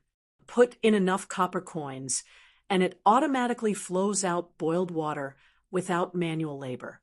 It's even chilled. Have you ever heard of such a divine object?" "Of course not. I'm afraid that only the gods in heaven have such ability." These commoners of Chang and city were talking about Li Wanyu as they lined up, their faces full of admiration. At this time, a few people dressed as merchants passed by and overheard their conversation. They couldn't help but ask curiously, "Excuse me, may I ask who this Wanyu you're talking about is? What's the meaning of this boiled water vending machine?" The Chang and commoners couldn't help but look at each other. "I'm afraid you're not from Chang. And are you?" The merchants cupped their hands and said, "We're merchants who came to Chang and city from Yi province to sell silk. We're not from Chang." And Yi province was Jiannandao, where the Sichuan Basin was located in the future. Chengdu was the administrative center of Yi province. Yi province's shoe embroidery was very famous. These were merchants who came to Chang and city from Yi province to sell shoe embroidery. Seeing that these merchants didn't know who Huxian was, the Chang and commoners who were lining up immediately became interested and began to introduce Li Wanyu to these merchants. "Ladies and gentlemen, Wanyu is Li Wanyu, the founding county magistrate of the dynasty. He is only 16 years old, but he is knowledgeable and multi-talented. He is the great Confucian scholar of the age, the emperor's tutor of the crown prince." The Izhou merchants were dumbfounded by the incessant introduction of popular science. They wondered if the Chang and citizens in front of them were telling a fairy tale and making fun of them. How could anyone be so powerful? In just a few short months, he had earned tens of thousands of gold coins and even spent tens of thousands of gold coins to repair some baseball field. These merchants worked tirelessly to transport goods from thousands of miles away, but they only had a net worth of a few thousand strings of coins. In comparison, did they spend all their years living in the belly of a dog? They looked at each other, not knowing what to say. Suddenly, a merchant asked, "May I ask, is the Huxianzi you are talking about the one who wrote the Romance of the Three Kingdoms?" "Yes, it is the Romance of the Three Kingdoms written by Huxianzi." Have you read it before, Lang Jun? Ha ha! I love this romance of the Three Kingdoms. I study it every day. So that's how it is. Then it's not strange. Someone who can write such a wonderful book like The Romance of the Three Kingdoms must be extremely talented. Ladies and gentlemen, let's also line up and try the vending machines made by the famous Huxian Zi. Of course, we must give it a try. Ha! When we return to Izhou and tell others about it, I'm afraid their eyes will fall out of their sockets. From the opening of the market at noon to the beating of the drum at dusk, the crowd had no choice but to disperse. The 5 vending machines of Fan Ji Cooked Water Shop were full of customers. Shopkeeper Fan called out to the shop assistants. Just by continuously adding all kinds of cooked water and ice into the vending machines, he was already half dead from exhaustion. In the end, when he opened the cashier of the vending machines and counted the coins, even Li Wangyu was shocked. In just half a day, the 5 vending machines had counted a total of nearly 30 strings of copper coins. Shopkeeper Fan was smiling so widely that he couldn't close his mouth. Although his shop was doing well, he usually sold 8 or 9 strings of cooked water at most. After all, a bowl of cooked water that cost dozens of copper coins was not considered cheap even in the Tang dynasty. Ordinary people might not be willing to spend money to drink it. 5 vending machines, but the profit was several times higher. How could Shopkeeper Fan not be happy? Even if he had to share half of the profits with Hu Xinzi, it was still not a loss. If it weren't for the fact that his shop couldn't fit all the vending machines, Shopkeeper Fan even wanted to ask Hu Xinzi to send him a few more. However, even if he had this idea, Li Wangyu couldn't agree for the time being. After all, it would take time to build the vending machines. More importantly, the workshop used to make ice in the village hadn't been built yet. They couldn't provide ice to Chang, and on a large scale. Li Wangyu hummed a little tune as he returned to Dingzhou village with Wang Shiji's calligraphy that Chai Lingwu had given him. Changqing, take a look at this. What is this? Ha ha! You didn't see how ugly Chai Lingwu's face was when he gave this to me. Li Wangyu showed off Wang Shiji's calligraphy to his beautiful boss as if he was showing off a treasure. Although Su Changqing didn't understand calligraphy, he knew how precious Wang Shiji's calligraphy was. He opened the scroll and carefully read it before carefully putting it away. You're bullying others. Be careful not to anger the Chai family. Haha, I won't. He's not that petty. Besides, I don't intend to take advantage of him. Isn't the perfume at home a lot better? Tomorrow, I'll send some to him so that he can give them to his mother and his concubines. Hee, you don't know this, but this guy is still young, but he already has 3 or 4 concubines. His beautiful boss couldn't help but stare at him. What? Are you envious of him? Su Changqing's words made a drop of cold sweat involuntarily fall down Li Wangyu's forehead. What a strong, murderous aura! Li Wangyu's strong desire to live made him immediately shake his head. How is that possible? I despise people like him. Bah, shameless! I'm ashamed to be associated with him. Humph, I don't believe it. All men are big pig trotters. Damn it, what does it have to do with me? It's not like I have concubines. Isn't this a little too broad? But thinking about Aphrodite, whom he had brought back from the mansion, Li Wangyu suddenly felt a little guilty. He didn't dare to continue this topic and hurriedly changed the topic to talk about the vending machine's profit today. Changqing, you're still the best. Today, those people in the East Market are like crazy, crowding in front of the cooked water store to buy drinks. It's simply crazy.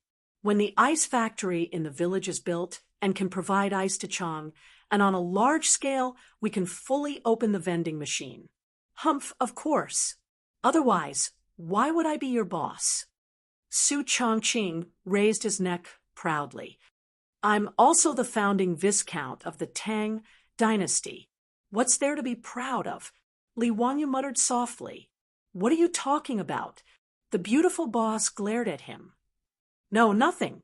I'm just saying that you're smart and beautiful. Humph, I don't need you to say it. Chapter 390. Brother Lingwu, this is the floral water and perfume that I personally made. It's a small token of my appreciation for your mother. Please accept it. In the central room of the Chai residence, Li Wanyu presented 2 exquisite wooden boxes with both hands. After opening them, there were 12 exquisite porcelain bottles neatly arranged inside. There were also various flower designs on the porcelain bottles. It was obvious that they were expensive. Li Wanyu had specially gone to the most famous porcelain kiln in Chang and city to make these bottles. He had spent a lot of money on them. However, the money was not spent in vain. These exquisite porcelain bottles made people unable to put them down. In the words of the later generations, they were of high class. Zio, what are this floral water and perfume? Chai Lingwu asked curiously as he reached out to pick up a green porcelain bottle. Hee, Brother Lingwu, floral water is good stuff. If you get bitten by mosquitoes in the summer, you can apply it to stop the itching. Li Wanyu gestured for Chai Lingwu to open the bottle cork. Once the cork was opened, a strong mint smell immediately wafted out. Chai Lingwu's spirits were lifted after smelling it. Oh, there's such a good thing. Ha, Zio, thank you for your consideration. It would be impolite to refuse. I'll shamelessly accept your generous gift. Is this perfume also used to repel mosquitoes? Li Wanyu hurriedly explained. That's not the case. The perfume is for your mother and your concubines. Apply a little on their necks and wrists, and it will have the same effect as a perfume bag. The fragrance will last for half a day. The flowers on the bottle represent the fragrance of the perfume. What? There's such a good thing? Chai Lingwu couldn't wait to pick up a bottle with a peony design and open the cork. This guy actually smeared it on his wrist a few times. Li Wanyu didn't even have time to stop him. Damn, does Chai Lingwu have this kind of hobby? Should I stay away from him in the future? This guy doesn't have a special hobby, does he? Oh, it really is the fragrance of peonies.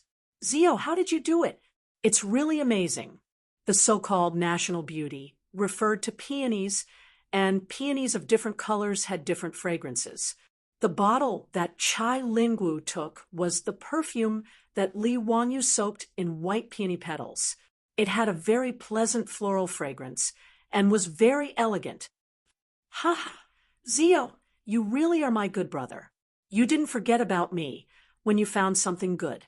Do you have any more of this perfume? Give me some more. Are these 12 bottles not enough for you? Brother Lingwu, you only have 3 or 4 concubines in your mansion, right? Ha! Don't I still have some close female friends in Peace Square? Chai Lingwu replied shamelessly. Li Wanyu could only raise his middle finger at him to show his respect. It's not easy to make this perfume. We still have to send it to others. Brother Lingwu, why don't you go and discuss with Brother Chumo and ask them to share some with you? Li Wanyu was too lazy to continue talking nonsense with scum like Chai Lingwu. In any case, there was only so much perfume. If he wanted more, he could go and talk to the other debauches. It wasn't that he didn't want to part with the perfume, but wasn't easy to collect the petals. Just the petals used in the perfume had cost him a lot of effort and copper coins to get people to collect them. How could he bear to give them to Chai Lingwu and let him use them to curry favor with the prostitutes in Peace Square? After leaving the Chai mansion, he went to each debauchee mansion to deliver the floral water and perfume. This was the proper exchange of favors. Since he and his beautiful boss didn't plan to make the floral water and perfume into a business, it was perfect to use them as gifts. However, when he went to Duke Lu's mansion to deliver the gifts, Li Wanyu unfortunately bumped into the old hoodlum Cheng Yaojin. Thus, not only was the remaining floral water and perfume robbed by this old man, He also forced him to promise to deliver some more tomorrow. What was even more excessive was that after receiving the gifts, Cheng Yaojin didn't let them go and insisted on dragging Li Wanyu to eat and drink in the mansion. If it was someone else's mansion, eating and drinking like this would be fine. However, in Cheng Yaojin's mansion, Li Wanyu felt that it was a kind of cruel torture. In particular, when he saw the Cheng mansion's chef bring in the mutton that was still bleeding and obviously not cooked, Li Wanyu lost his appetite. Cheng Yaojin even pulled out a small knife and cut a large piece of the bloody mutton, dipped it in spices, and sent it into his bloody mouth to chew. This made Li Wanyu feel nauseous. Was the Cheng mansion's food all like this? Li Wanyu looked at Cheng Chumo, Cheng Chuliang, and Cheng Chubi sympathetically. The meaning in his eyes was, "Did you guys grow up eating these things?" The three Cheng brothers firmly nodded silently. At this moment, Li Wanyu clearly saw the tears in the three Cheng brothers' eyes. Poor children. Li family's child, why aren't you eating? Is the cooking of this old man's mansion not to your liking? Seeing Li Wanyu not moving his chopsticks, Cheng Yaojin couldn't help but glare. Eat your sister. Not to mention the taste of this half-cooked mutton. If he ate it like this, he would have to spend a lot of time in the toilet. It would be strange if he didn't have diarrhea. Hee, Uncle Cheng, this little nephew just ate, and now my stomach is bloated and uncomfortable. I really can't eat anything.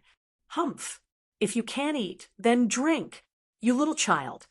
Only the Shoudao wine is to this old man's liking.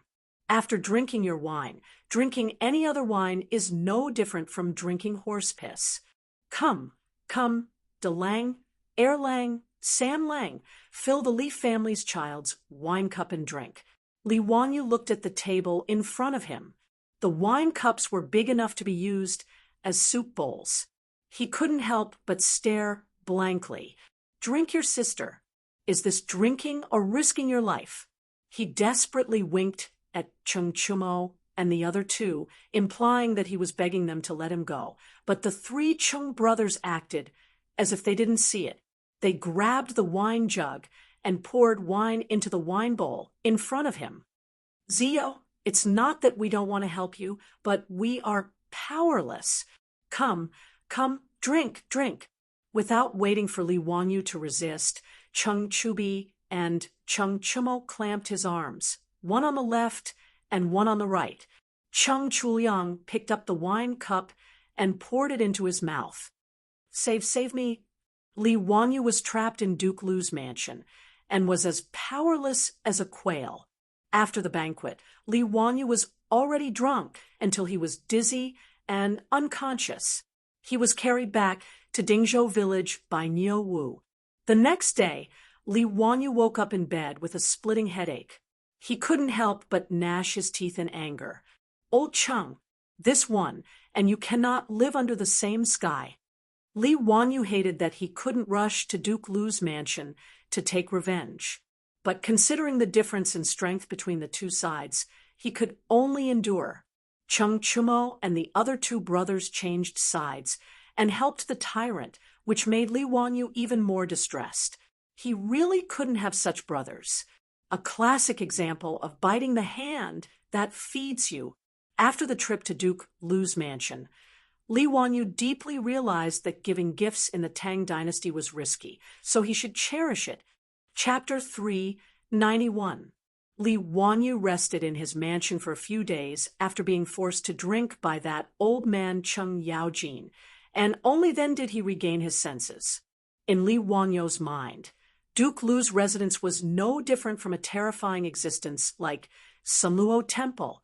If he went to Chang, and again, Duke Lu's residence would be a forbidden area that could not be approached. On this day, he sat in his flowing water room, listening to the sparse sound of running water, drinking fragrant tea, and listening to Aphrodite plucking the zither strings next to him. Idling away in a daze, he felt that this was life. Recently, Li Wanyu felt that he had been too busy, completely going against his desire to be a carefree landlord. he had to reflect. Unknowingly, he had found himself a pile of things to do, and none of them could be delayed. The most important thing now was to supervise his own manor. The progress of the construction of the manor on the hillside facing the sun had sped up a lot. The main building had been completed, and the interior construction had begun. In about a month's time, it would be ready to move in. The decorations of the Tang dynasty were all in their original state, and there was absolutely no formaldehyde. Therefore, once the manor was completed, Li Wanyu could immediately move in. The construction of the new houses for the villagers, funded by Li Wanyu, was progressing even faster.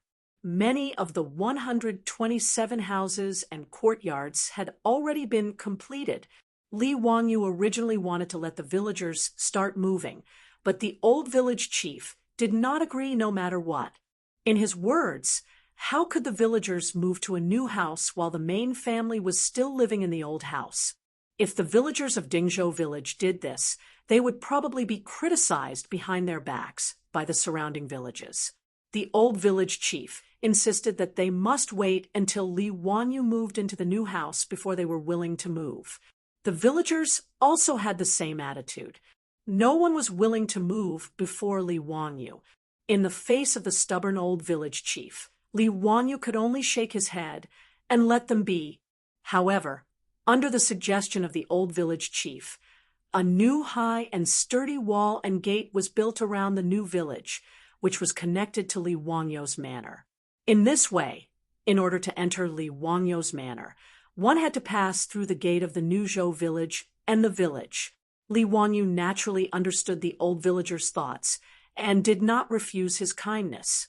This was treating Dingzhou village as the outer defensive perimeter of Li Wanyu's mansion. If there were any thieves who wanted to harm him, they would have to pass through Dingzhou village first. Li Wanyu was very concerned about the safety of his residents. Not only did he request the Ministry of Works to build a sturdy and tall courtyard wall for him, but he also requested for the Ministry of Works to build a sturdy and tall courtyard wall for him. He even invested his own money and hired many craftsmen to dig a circular ditch along the outer wall of the mansion. In the ditch, there was a stream that flowed from the mountain. After flowing through the ditch, it converged into an artificial lake that was dug out at the foot of the mountain. After that, it flowed through the new Dingzhou village and finally merged into the Gan River. In this way, not only did the manor have a moat, but the manor and Dingzhou village's water supply were also guaranteed. Li Wanyu did not hesitate to spend copper coins to have the craftsmen lay down cement and insert large pieces of smooth pebbles into the ditch.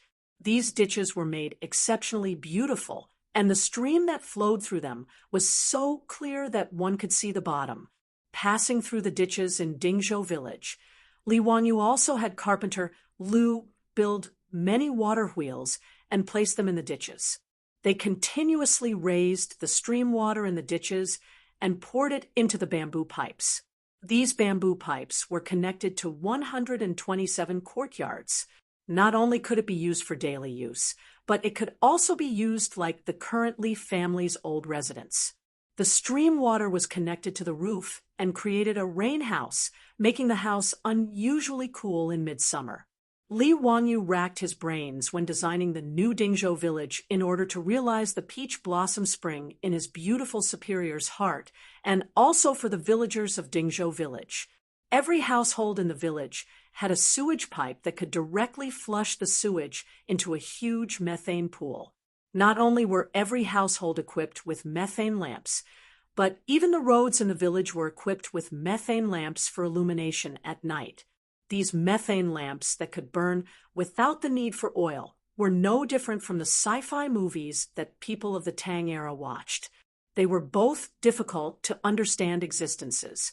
Li Wanyu even helped the village build 2 public bathrooms, which made the villagers feel that it was too extravagant. These villagers liked to take a stroll around the new village when they had nothing to do. Not to mention how happy the original villagers were. Even Niu Wu and Nyoyong's wives and the dozen or so palace maids who were married to the soldiers of the old residence were so excited that they could not control themselves after seeing these residences. In their eyes, even the Taiji palace that they had lived in for more than a decade might not be as comfortable as these residences. This made these palace maids feel even more fortunate, and they became even more gentle and virtuous when serving their husbands. In addition to his own manor and the Nuzhou village that Li Wanyu had to worry about, he also had to visit the polo field that was already under construction from time to time and discuss some matters with the officials of the Ministry of Works. As for the brewery in the call of the Qinling Mountains, it was now on the right track. Li Wanyu was too lazy to worry about it, and directly threw it to the internal servant sent by Pai Lupi to supervise. He only needed to look at the account books every month. In any case, the Pai Lupi was the one who took most of the money, and he could not afford to worry about it. Now, he first had to build the ice-making workshop in the village. It was simple to make ice, and it only needed a large amount of saltpeter. In order to keep it a secret, Li Wanyu had the villagers split up and run around Chang and city and the surrounding counties to buy saltpeter from medicine shops of all sizes. Fortunately, saltpeter could be used repeatedly to make ice. If they bought enough saltpeter at one time, they would not have to worry about it in the future. The ice-making workshop used the same method as Li Wanyu used to make ice in the past. After filling the 2 containers with water, saltpeter would be placed in the large container. The saltpeter would react with water, absorb heat, and condense into ice. At the same time, the water in the small container would also be frozen. The ice cubes in the small container could be collected and placed in the excavated ice cellar to be transported to Chang and city. The ice cubes in the large container that contained saltpeter would be sent to the furnace for distillation. After the water was evaporated, the saltpeter condensed and could be used to make ice again. The only thing that needed to be consumed was the firewood burning on the furnace. With the help of the villagers, the ice-making workshop was built in 2 days. After producing a large amount of ice cubes, the 4-wheeled carriage, which had been modified to have thermal insulation, could be continuously transported to Chang and city. As for the matter of recruiting merchants in Chang and city, Li Wanyu would not do it himself. As the founder of the Tang dynasty's Hu County, he would be laughed at if he personally went to talk business with the shopkeepers of those brewed water shops. Li Wanyu was smart. He found Fatty Cho Kuan and asked him if he was willing to take over the business. Cho Kuan naturally would not refuse. He did not care about how much money he could make. The key was to get closer to Li Wanyu. How could he refuse such a good thing? Therefore, the Cho family became the general distributor of the beverage vending machine in Chang and city. Li Wanyu was also very generous and directly gave him 10% of the shares. After being busy for more than half a month, he finally settled all the miscellaneous matters. Li Wanyu then went back to hide in Dingzhou village and went back to his leisurely life as a small landlord waiting for death. But early in the morning, the Li family's old residence had a guest, which made Li Wanyu somewhat confused. Chapter 392. The visitor was none other than the old Taoist, Sun Simiao. The Taoist temple on the hillside facing the sun had been completed. The king of medicine, Sun Simiao, had moved out of the Qinling Mountains and became neighbors with Li Wanyu. Whether it was Li Wanyu or his beautiful boss, they all welcomed him with open arms. On the day of the completion of the temple, Li Wanyu naturally sent many gifts to congratulate him. Originally, the villagers of Dingzhou village did not think that the temple on the hillside facing the sun was special. They thought it was just a small temple. However, to the surprise of the old village chief and the villagers, when the temple was completed, not only did their own families send many gifts, but even many officials in Chang, and came to congratulate them. The Tang dynasty naturally had its own religious administration. During the reign of Xinguan, religious affairs were managed by the Minister of Ceremonies of Honglu Temple. If Sun Simiao wanted to build a temple, he also needed to register with the Minister of Ceremonies. The old Taoist was too famous. Even Pai Lupi knew that he wanted to build a temple in Dingzhou village in Hu County, but he was also happy to see it happen. He asked Sun Simiao to be an official in Ru Dynasty, but it was a pity that he did not succeed. However, now that Sun Simiao, who usually lived in seclusion in the mountains, had settled down in Dingzhou village, it was naturally a good thing for Pai Lupi. On the day of the completion of the temple, even Pai Lupi sent servants to the palace to send all kinds of gifts to congratulate him. Therefore, as soon as Sun Simiao's temple was completed, the incense burned brightly. Not only did the villagers of Dingzhou village burn incense, but the people of the surrounding villages also came to burn incense. Even people from the county town of Hu County came to burn incense. Sun Simiao did not care about the incense burning in the temple. He left the temple to his disciples to take care of. The old Taoist did not receive any guests. He only immersed himself in his study of medicine. Sun Simiao named the temple Xian Microscopic Temple. The origin of the name was the microscope that Li Wangyu casually mentioned to him that day. The old Taoist still remembered it. After the completion of the temple, Sun Simiao brought his disciple Lu Xinwei to the door. Hexianzi, the Xianwei microcosm has been completed. This humble Taoist intends to begin researching the bacteria and penicillin that you spoke of back then. Please tell this humble Taoist everything you know and teach this humble Taoist in detail. This humble Taoist will be eternally grateful. Li Wangyu had a bitter expression on his face. He felt that he had used too much force to fool Sun Simiao. He wasn't a pharmaceutical major. The so-called method of making penicillin was just something he learned from TV dramas. He wasn't sure if he could really produce penicillin using that method. However, now that Sun Simiao's Taoist temple had been repaired, he wanted to tell the old Taoist that he was just casually saying that. If he angered the old Taoist, he was afraid that he would have a hard time in the future. Li Wangyu had no other choice. He could only brace himself and repeat the method he learned from the TV series again. On the other hand, Lu Xinwei, who was at the side, was completely focused. He used his pen to continuously record down Li Wangyu's words, fearing that he would miss a single word. Hu Xianzi, what kind of water is distilled water? This time, the old Taoist priest listened very carefully and interrupted. It's when water is boiled and the water vapor condenses back into water. What you get is distilled water. What's the use of it? It's pure. Li Wangyu was almost at a loss for words. How could he know what advantages distilled water had? Fortunately, Sun Simiao didn't continue asking. Instead, he reached into his lapel and took out a brocade pouch. While Li Wangyu was still puzzled, he saw the old Taoist priest open the brocade pouch and pour out the contents on the table. These sparkling and translucent objects that reflected light almost blinded Li Wangyu's eyes. Crystals, natural crystals. Moreover, they were all colorless and transparent natural crystals. The quality was quite high, and they were all as transparent as water. Li Wangyu rarely saw such high-quality crystals in the east and west cities.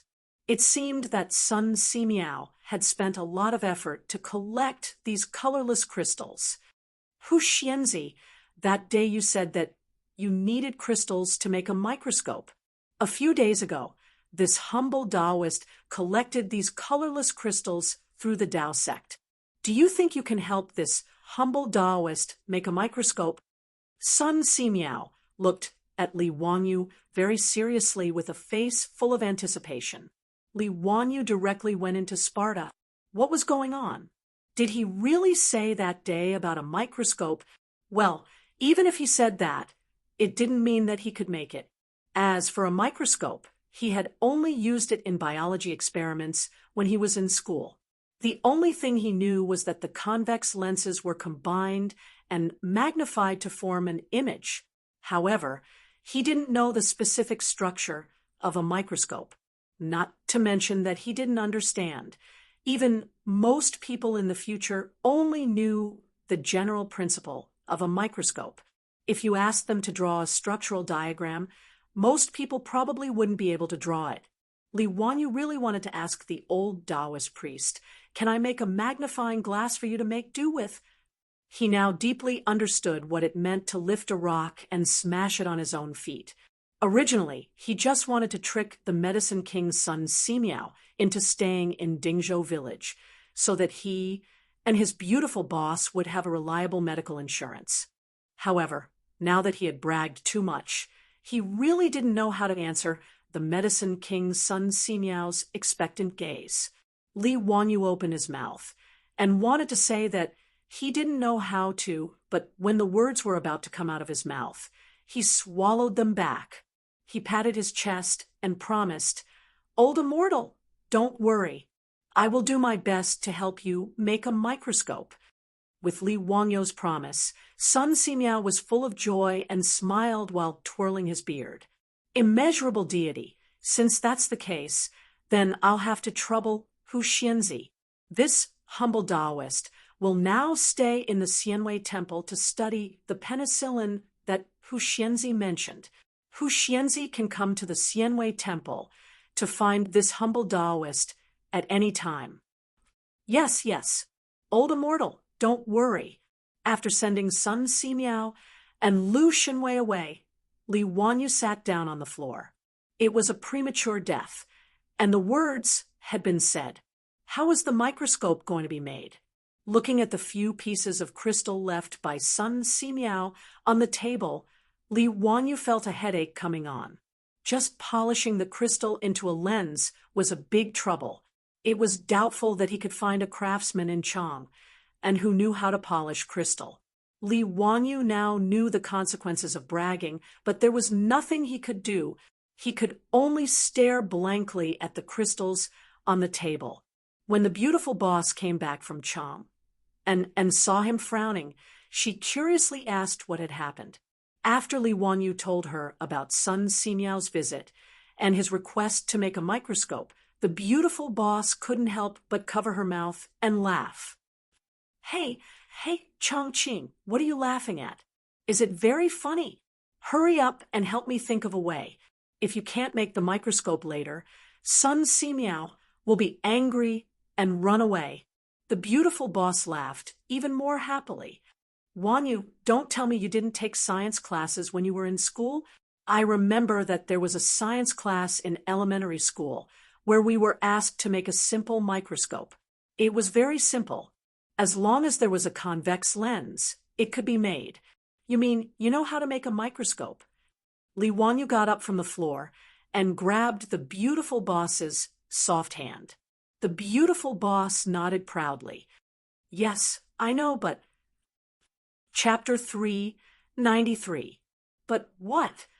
Seeing the beautiful boss keeping him in suspense, Li Wanyu hurriedly asked, "But you have to help me make something in exchange." The beautiful boss playfully winked at Li Wanyu. "Make what?" "Soap." Speaking of this, the beautiful boss couldn't help but be a little annoyed. "That soap pod soup is too difficult to use. I have endured it for a long time. If you hadn't made the perfume, I wouldn't have thought of it. You should know how to make soap, right?" Li Wanyu nodded foolishly. He knew how to make soap, so soap should be about the same, right? Add some petal perfume to the soap, and you can make soap. He had never thought of making soap. He was used to using the soap pod soup. Now, hearing the beautiful boss's reminder, Li Wanyu suddenly woke up. He was also a pig's brain at that time. If he had known that he could make soap, he wouldn't have drawn erotic sketches to sell. However, he just thought about it.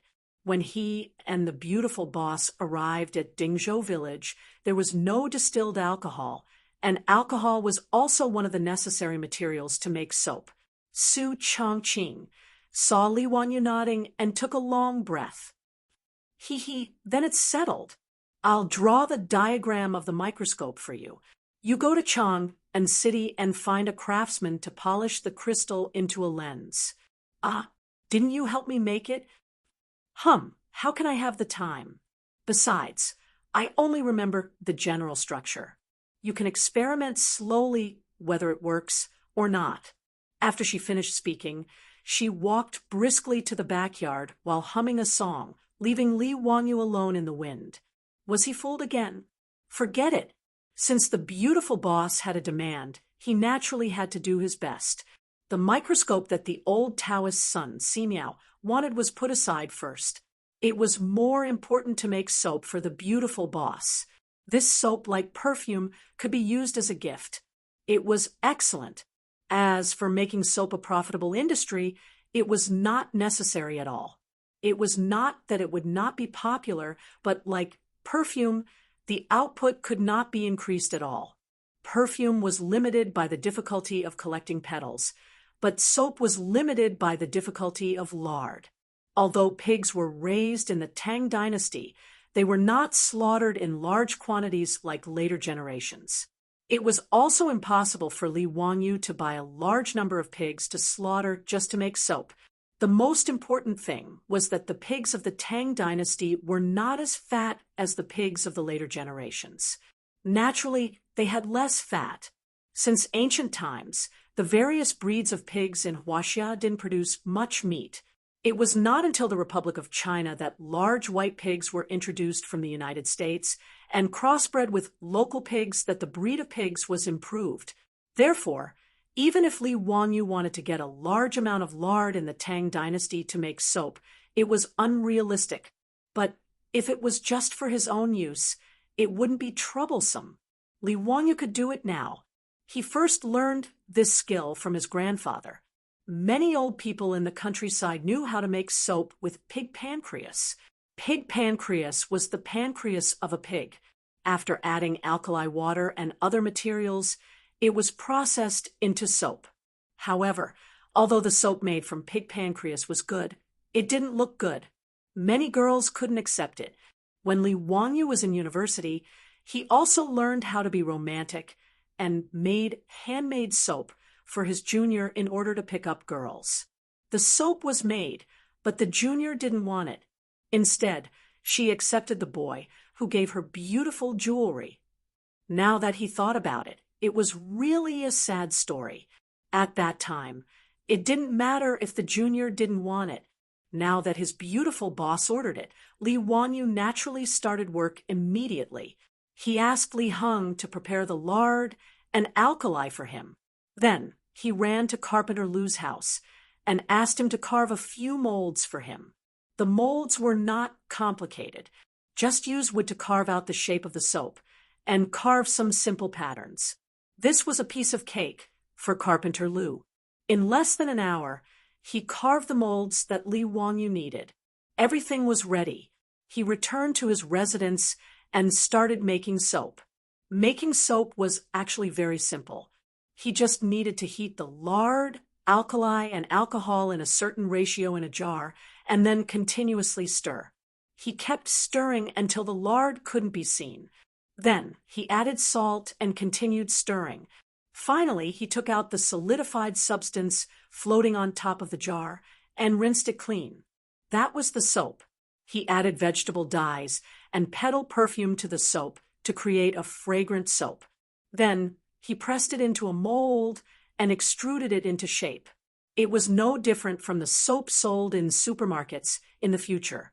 Li Wanyu called Niu Wu and Niu Yong to the kitchen to help him. The three men were so busy that they were covered in sweat.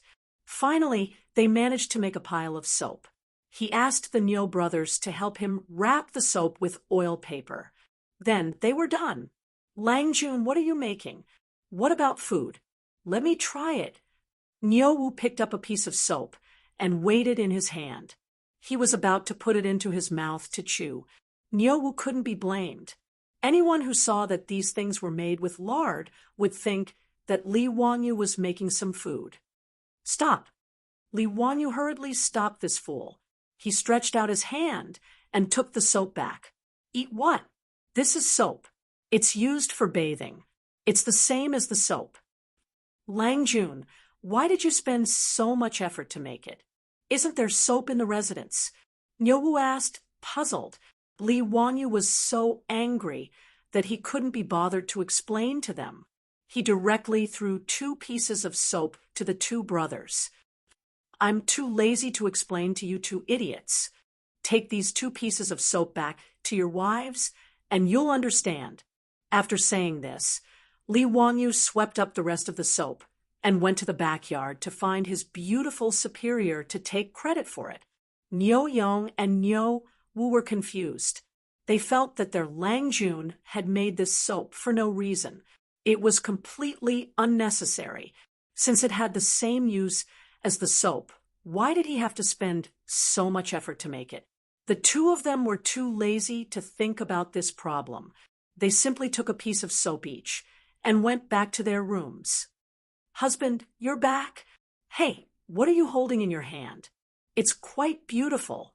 Nyo Yong's wife, Su Chiao, saw Nyo Yong enter the room. She quickly put down the clothes in her hands and went forward to serve her husband. Seeing the soap in Nyo Yong's hand, she couldn't help but ask. The soap that Li Wanyu made was emerald green because of the addition of vegetable dyes. It also had a pattern that was extruded from a mold. It looked quite good. Oh, this is the soap that we made for you. Lang Jun said that it's the same as the soap. It's used for bathing. Wife, you can try it. Nyo Yong explained. Seeing that his wife was interested, he quickly passed the soap to her. Su Chiao curiously reached out to take the soap. She found that it was very fragrant. A fresh fragrance came to her nose. It smells so good. This soap smells so good. Take it if you like it. It's getting late. Go take a bath and rest. Okay, I know. I'll go to the bathroom to bathe and change. Su Chiao finished speaking. She took a towel and undergarments. Then, she picked up the soap and walked to the bathroom. Chapter 394. Ever since the Nyo brothers got married, for the convenience of the 2 new daughters-in-law living in the Li residence, Li Wanyu specially found craftsmen to renovate the 2 rooms in the front courtyard. In the room where Nyo Yong and Nyo Wu lived, Li Wanyu had asked the craftsmen to build a bathroom and toilet in the room. This was to prevent the 2 new daughters-in-law from having to share the bathroom and toilet in the front yard with others. That would be awkward. In fact, Li Wanyu was thinking too much. To the Tangs, having a bathroom and a clean toilet every day was too extravagant and unimaginable. Needless to say, there was no ceramic toilet in the Tang dynasty that could flush automatically. Even Pai Lupi and a group of state dukes were envious after using the toilet in Lai Hot. If it weren't for the fact that the flushing toilet needed to be renovated, Pai Lupi and the state dukes would have asked Li Wanyu to renovate their palaces and mansions. As for having a bathroom in the room and having hot water to take a bath at any time, the Tangs thought that it was a life of immortals. The 2 daughters-in-law of the Nyo brothers, who had just entered Lai Hot, had made a lot of jokes because of the toilet and bathroom in their mansions. To be able to take a bath with hot water every day, even saints and Empress Zhongsun didn't have such a luxurious life. The Tangs rarely took a bath, not because they didn't like it, but because they were limited by their conditions. After all, it was troublesome to use firewood to boil water to take a bath, even in a rich family. The term rest referred to rest and bathing. Even the imperial court officials had a rest every 10 days, which showed how extravagant it was to take a bath every day. Not only in the Tang dynasty, but even in the Republic of China, taking a bath in the countryside was troublesome. Jiangnan farmers even had a bathing custom, which was said to have been passed down from the spring and autumn period. It was called pot bathing. It was to set up a big pot on the stove to boil water and take a bath in the iron pot. Usually, when a family in the village wanted to boil a pot bath, they would inform the whole village, and each family would bring their own firewood to boil water to take a bath. It was not easy to take a bath according to one's status, gender, old, and young.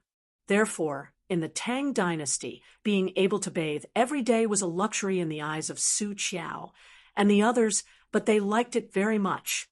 Being able to take a comfortable hot bath every day made Su Qiao feel that she had made the best choice in her life when she took the initiative to ask to marry her Lang Jun. She admired Li Wanyu even more than before. In the bathroom, Su Qiao picked up the soap made by her husband and Lang Jun. She looked at it for a long time, not knowing how to use it. However, since Lord Husband said that it had the same use as the black locust soup, then it should be smeared on the body, right? Su Qiao carefully took the soap and smeared it on her delicate skin. She was surprised to find that when she rubbed the soap, white foam appeared. Not only was it smooth, but it was also fragrant. The foam could also wash away the dirt on the body. Su Qiao had been in the palace for more than 10 years. In fact, she had used many of the good things in the palace and had seen the world. However, such a miraculous soap left her in awe. It couldn't be any more miraculous. After bathing, Su Qiao carefully put away the soap and put it away as if it was a treasure. She didn't plan to let anyone else use this soap. As for her husband, well, stinky man, it's better to use the soap. Hee. Su Qiao came out of the bathroom with a fragrant wind. It stimulated Nyoyong's eyes, and he stared at his wife. Husband, what are you looking at? Su Qiao was a little embarrassed by his stare. She blushed and gently pushed him. I'm looking at my wife. Hee. Wife, why do you smell so good today? What's this smell? You're so annoying. I just used the soap that my husband brought back to bathe. There's this fragrance on my body. It smells so good. Wife, come, let me smell it again. My husband. In the room, the lights went out and the torturous noise sounded again. Li Wanyu naturally didn't know that the soap he made to please his beautiful boss was used by the two bastards, Nyoyong and Nyowu, as a catalyst for the pleasure of the boudoir. He also didn't know that the perfume and toilet water he sent a few days ago had now made a big wave in Chang'an City. In the Fang mansion of Chang'an City, Fang Xianling, who was almost 50 years old, returned to the backyard of the mansion and saw his wife coming out of the bedroom. Seeing his wife's expression, Comrade Old Fang's heart couldn't help but sink. Fang Xianling and Madame Fang had a good relationship, and now had 3 sons. Because the world was in chaos at the end of the Sui dynasty, Fang Xianling married late. Although he was almost 50 years old, San Lang had just been born and was still in his infancy. Fang Xianling, who was 49 years old, was old enough to call himself an old man in the Tang dynasty. Although he and his wife had a good relationship, they had long lost the passion they had when they were young. For Comrade Old Fang, making love with his wife was a task that he was a little tired of dealing with. Seeing his wife like this today, how could Comrade Old Fang not understand what his wife was thinking? He couldn't help but smile bitterly. Madam, I'm not feeling well today. Why don't... Before he finished speaking, he unexpectedly smelled the fragrance on his wife's body. It was very pleasant. Old Fang couldn't help but gulp and look at his wife again. Madam, what's this smell on your body? Why does it smell so good? Madame Fang covered her mouth and chuckled. Erlang gave it to me. He said that the county magistrate made it, and it's called perfume. The fragrance on his wife's body constantly stimulated Comrade Old Fang's sense of smell. At this moment, he suddenly felt that his wife's jade-like skin was overflowing with fragrance. It was very seductive, like a delicate blooming flower. Madam, it's getting late. Why don't we go to the room and rest? Comrade Old Fang took the initiative to take his wife and walked towards the bedroom. Husband, that night, The red curtains fluttered, and the scene was enchanting. 10 months later, the will of the fourth master of the Fang estate was finally revealed. Li Wanyo's perfume had played an important role in this. In Chang and City, Li Wanyu only gave toilet water and perfume to the rich. But in Notice Chang and City, how could there be any secrets? As the rich's old wives lit up the fragrant perfume and went everywhere to attend the noble ladies' gatherings, the perfume made by Huxianzi became a delicious cake in the eyes of these noble ladies. Even Empress Zhang's son, who was in the imperial palace, couldn't help but send an eunuch to Dingzhou village to pass a message and summon Li Wanyu to Li Main Hall after hearing about the perfume. This nephew greets Aunt. Aunt is in good health. This nephew hasn't seen Aunt for a long time and misses you. Humph, I don't think so, right? Does Huxianzi really miss me? Empress Zhangxuan's tone was unfriendly. Even the way she addressed him changed from Zio to Huxianzi, which made Li Wanyu startled.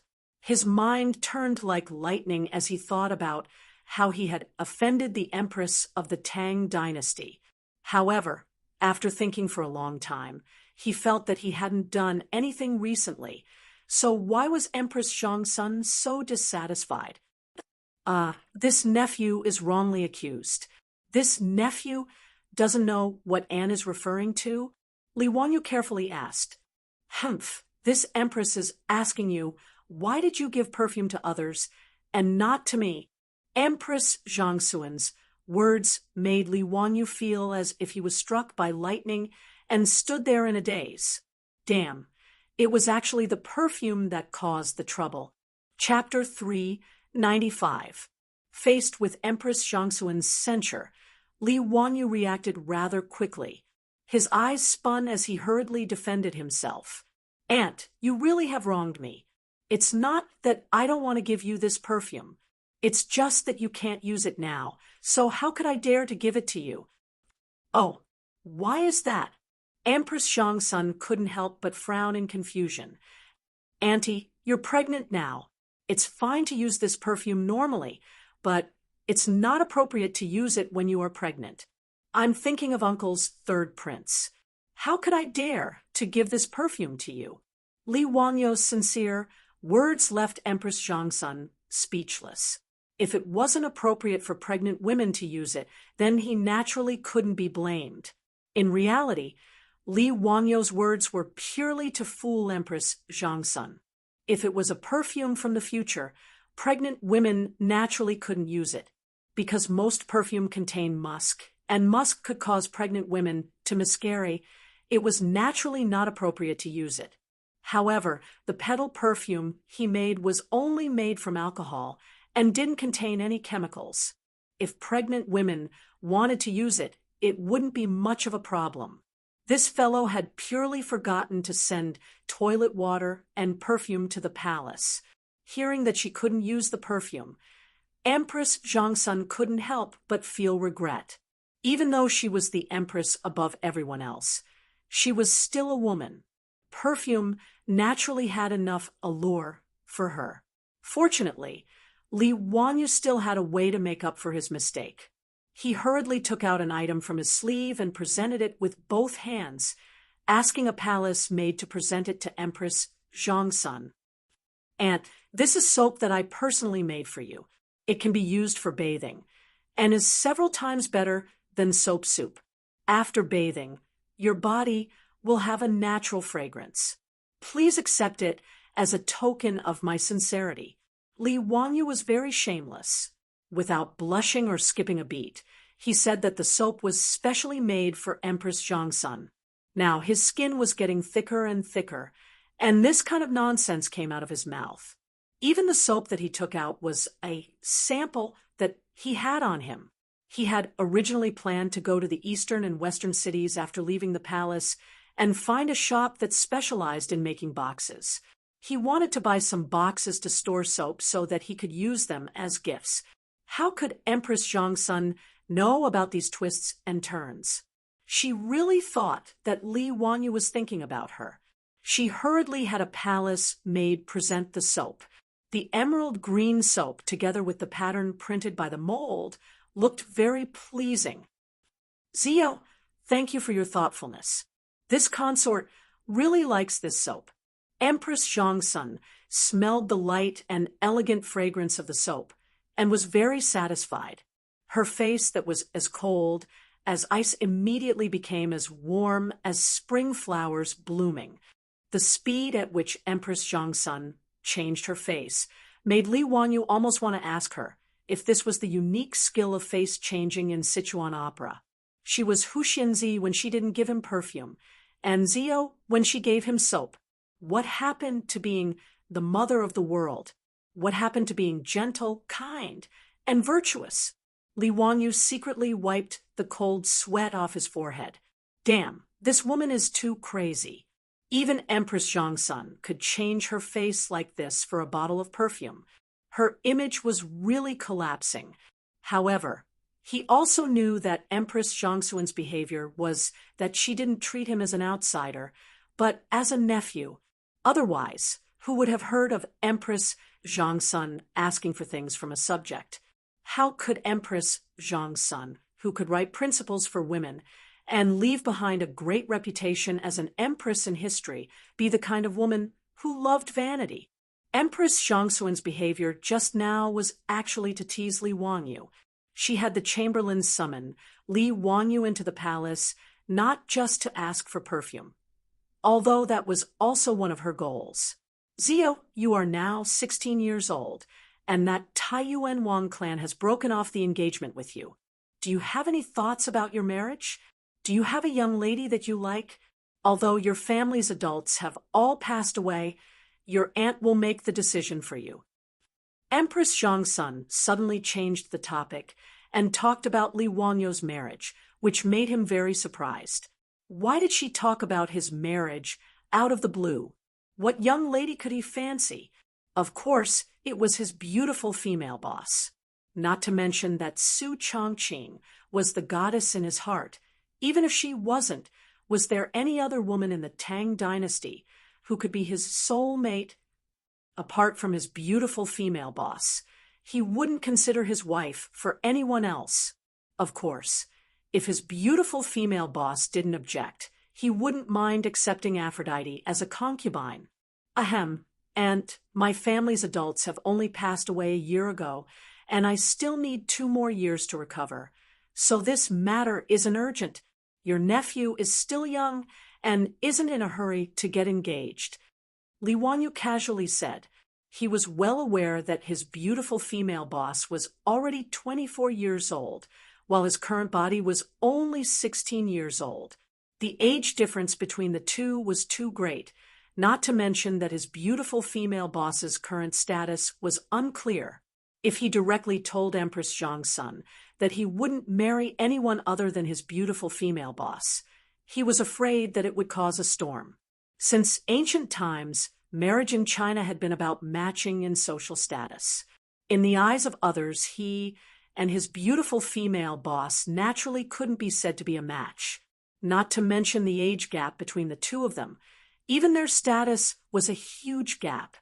In particular, the higher Li Wangyu's noble rank, the more difficult it would be for him to marry his beautiful female boss. This matter would probably have to be slowly planned and plotted. Empress Zhongsun smiled. No matter, you can set the engagement first. Men and women should get married when they're of age. You can get married when your recovery period is over. Zio, do you know how many dukes and noble madams in Chang and city have asked me about you, intending to take you as their son-in-law? These words made Li Wanyu feel a little proud. Even I have such a day. Even the dukes are rushing to marry their daughters to me? Wahahaha. Sure enough, the charm of a handsome guy is irresistible. How could he know that Empress Zhongsun actually brought up this matter because of his own sins, and the source was the perfume? These noble madams had many gatherings on weekdays. After Li Wanyu gave them the perfume, they naturally took it to show filial piety to their mothers. and the dukes and noble madams who received such divine objects naturally flaunted it at their gatherings, causing the other noble madams to burn with jealousy. They couldn't wait to snatch the bottles of perfume from the hands of the dukes and noble madams. And Li Wangyu, the son of Huxian, became the topic of discussion at the noble madams' gatherings. Many of the noble madams even mocked the Taiyuan Wang clan for having eyes but failing to see. They actually took the initiative to break off the engagement. With such a good son-in-law, their brains had been kicked by a donkey. After mocking the Taiyuan Wang clan, the noble madams suddenly realized that this son of Huxian was 16 years old and unmarried. This son of Huxian was a good son-in-law. He was young, rich, and talented. At the age of 16, he was conferred the title of the founding son of a country by the saint, and his future was bright. Even better, this founding son's parents were both dead. Their daughters wouldn't have to worry about being bullied by their mother-in-law if they married into his family.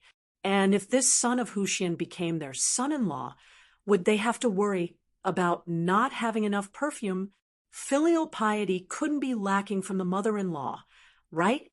And so, because of a bottle of perfume, Li Wangyu inadvertently became the rich son-in-law in the eyes of the noble madams. Chapter 396. Li Wangyu no longer had any elders in his household. He had been expelled from the Li clan by Huxian, and everyone knew that the family tree had been changed. Those noble women who wanted to marry their daughters found Empress Zhangsun and, in a roundabout way, brought up the matter of marriage with Huxian. This reminded Empress Zhangsun that her nephew was still unmarried and there was no marriage contract on his body. Since ancient times, Huaxia had placed more importance on carrying on the family line than the heavens. As the saying went, there were 3 ways to be unfilial, and having no descendants was the worst. In the eyes of the Tangs, marriage was a matter of the highest importance. As Li Wangyu's elder, Empress Zhangsun naturally felt that she needed to arrange a good marriage for the Qilin son of the Li family for Li Wangyu's deceased parents. She had the chamberlain summon Li Wangyu into the palace to ask him about his thoughts. If Li Wangyu was interested in a young lady from a duke's residence, then she was naturally willing to propose marriage for Li Wangyu. Li Wangyu quickly shook his head and refused Empress Zhangsun's advice. "Aunt, I am still young and do not want to consider marriage for the time being." "Why is that? You are already 16. How can you still be considered young? Your parents are not here, so your uncle and I naturally have to decide on your marriage for you. Zio, are you too thin-skinned? Embarrassed? Rest assured, I will definitely choose a good match for you. Aunt, I really don't want to get married. How about we talk about it 2 years later?" "No, I will discuss this matter with His Majesty. Zio, you don't need to worry about it. I will not harm you and will naturally arrange a good marriage for you. And I really don't want to get married right now." Before Li Wangyu could finish speaking, Empress Zhangsun interrupted him. "Enough. There is no need to talk about this matter. I have my own plans." *CK. He didn't even have the right to speak about his own marriage. This damned feudal dynasty. Was there still any law? Li Wangyu almost forgot that Empress Zhangsun was the law of the Tang dynasty, seeing that Empress Zhangsun actually had the hobby of being a matchmaker and insisted on setting a marriage contract for him. The cold sweat on Li Wangyu's forehead was about to fall again. Back then, he had finally broken off his engagement with the Taiyuan Wang clan. He did not want to suffer like this again. That day, in order to break off the engagement, he was even expelled by the Li clan of Hu County. Although it was a good thing for him to be expelled by the Li clan, he absolutely did not want to experience this kind of thing a second time. What's more, he wouldn't marry anyone other than a beautiful woman. How could he agree? But he couldn't forcefully refuse Empress Zhangsun, which put him in a difficult position. Li Wangyu's mind spun at the speed of light. He suddenly thought of a poem that seemed to be able to fool Empress Zhongsun and dispel her thoughts of matchmaking him. Thinking of this, Li Wanyu stood up and put his hands behind his back. He looked up at the ceiling of Li Main Hall at a 45-degree angle with a solemn and stirring expression. Empress Zhongsun was bewildered by his actions. What was he trying to do with this posture? Li Wanyu put on a good pose, brewed up his mood, and recited in a clear voice, bristling with anger. Leaning against the railing, the drizzling rain rests. This poem of Yufei's Rivers Run Red was naturally popular in the future. The poem was filled with lofty aspirations and great momentum. Empress Zhongsun couldn't help but be surprised that Li Wanyu suddenly began to recite a poem. Why was this guy reciting a poem when they were talking about a marriage contract? Empress Zhongsun could naturally tell that Li Wanyu's poem was a rare masterpiece. It was a good poem, but what was the meaning of this guy reciting it at this time? Empress Zhongsun couldn't help but want to interrupt him to pull the topic back and continue to talk about Li Wanyu's engagement. But without waiting for Empress Zhongsun to speak, Li Wanyu opened his mouth again and continued his performance. 16 achievements are dust and soil, 8,000 li of cloud and moon. Don't be idle. Your young years are white, empty, and sorrowful. Li Wanyu almost didn't recite the 30 achievements are dust and soil line in Yufei's original poem. Otherwise, it really would be hard to explain. He was only 16 years old.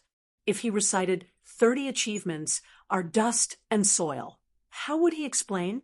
The next line, Jinkang's shame has not been wiped away. When will the officials' hatred be extinguished? Li Wanyu was quick-witted and changed it to Wei River's shame has not been wiped away. After all, the change of Jinkang was a matter of 500 years later. It was impossible not to change it. However, his change moved Empress Zhongsun. Although she was a woman, she felt the same way about the Wei River Alliance, and felt the same way.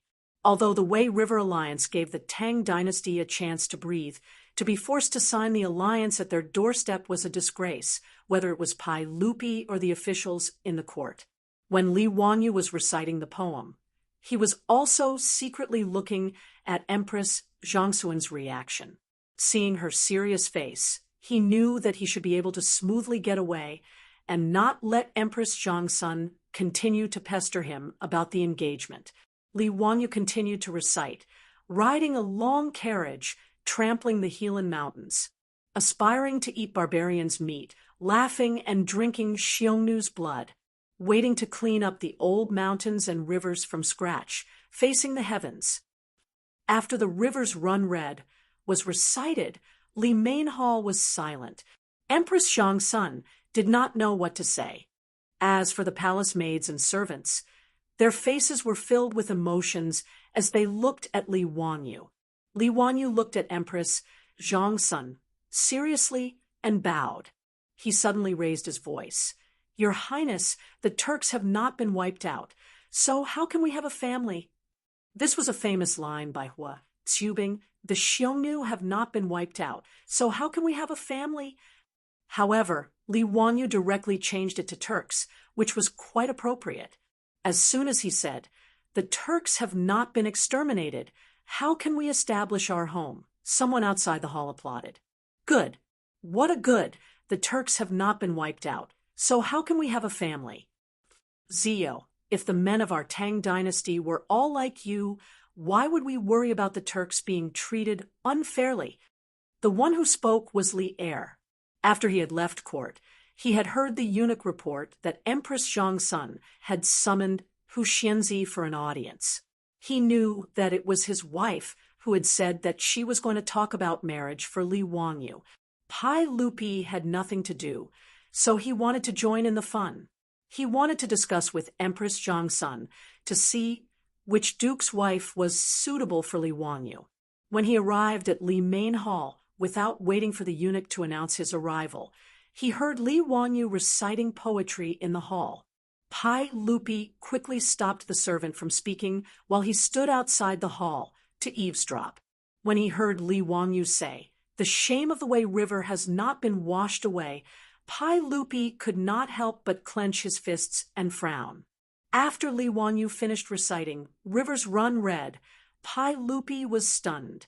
He was so shocked by the solemn and stirring of the poem that goosebumps appeared all over his body. He was speechless for a long time. It was only when Li Wanyu said, "The Turks have not been destroyed. How to build a family," that Pai Lupi could no longer hold back and repeatedly clapped and cheered. Only then did everyone in the hall notice. Seeing that Pai Lupi had arrived, Li Wanyu quickly bowed. "Nephew greets uncle." "Zio, copy down the short sentences you recited just now. I want to hang it in the legislative hall and study it every day." Pai Lupi laughed heartily and patted Li Wanyu's shoulder. He was very pleased. He then turned to Empress Zhangsun. "Guanyin maid, this brat has already said these words. Don't force him any more. Let's talk about the marriage later."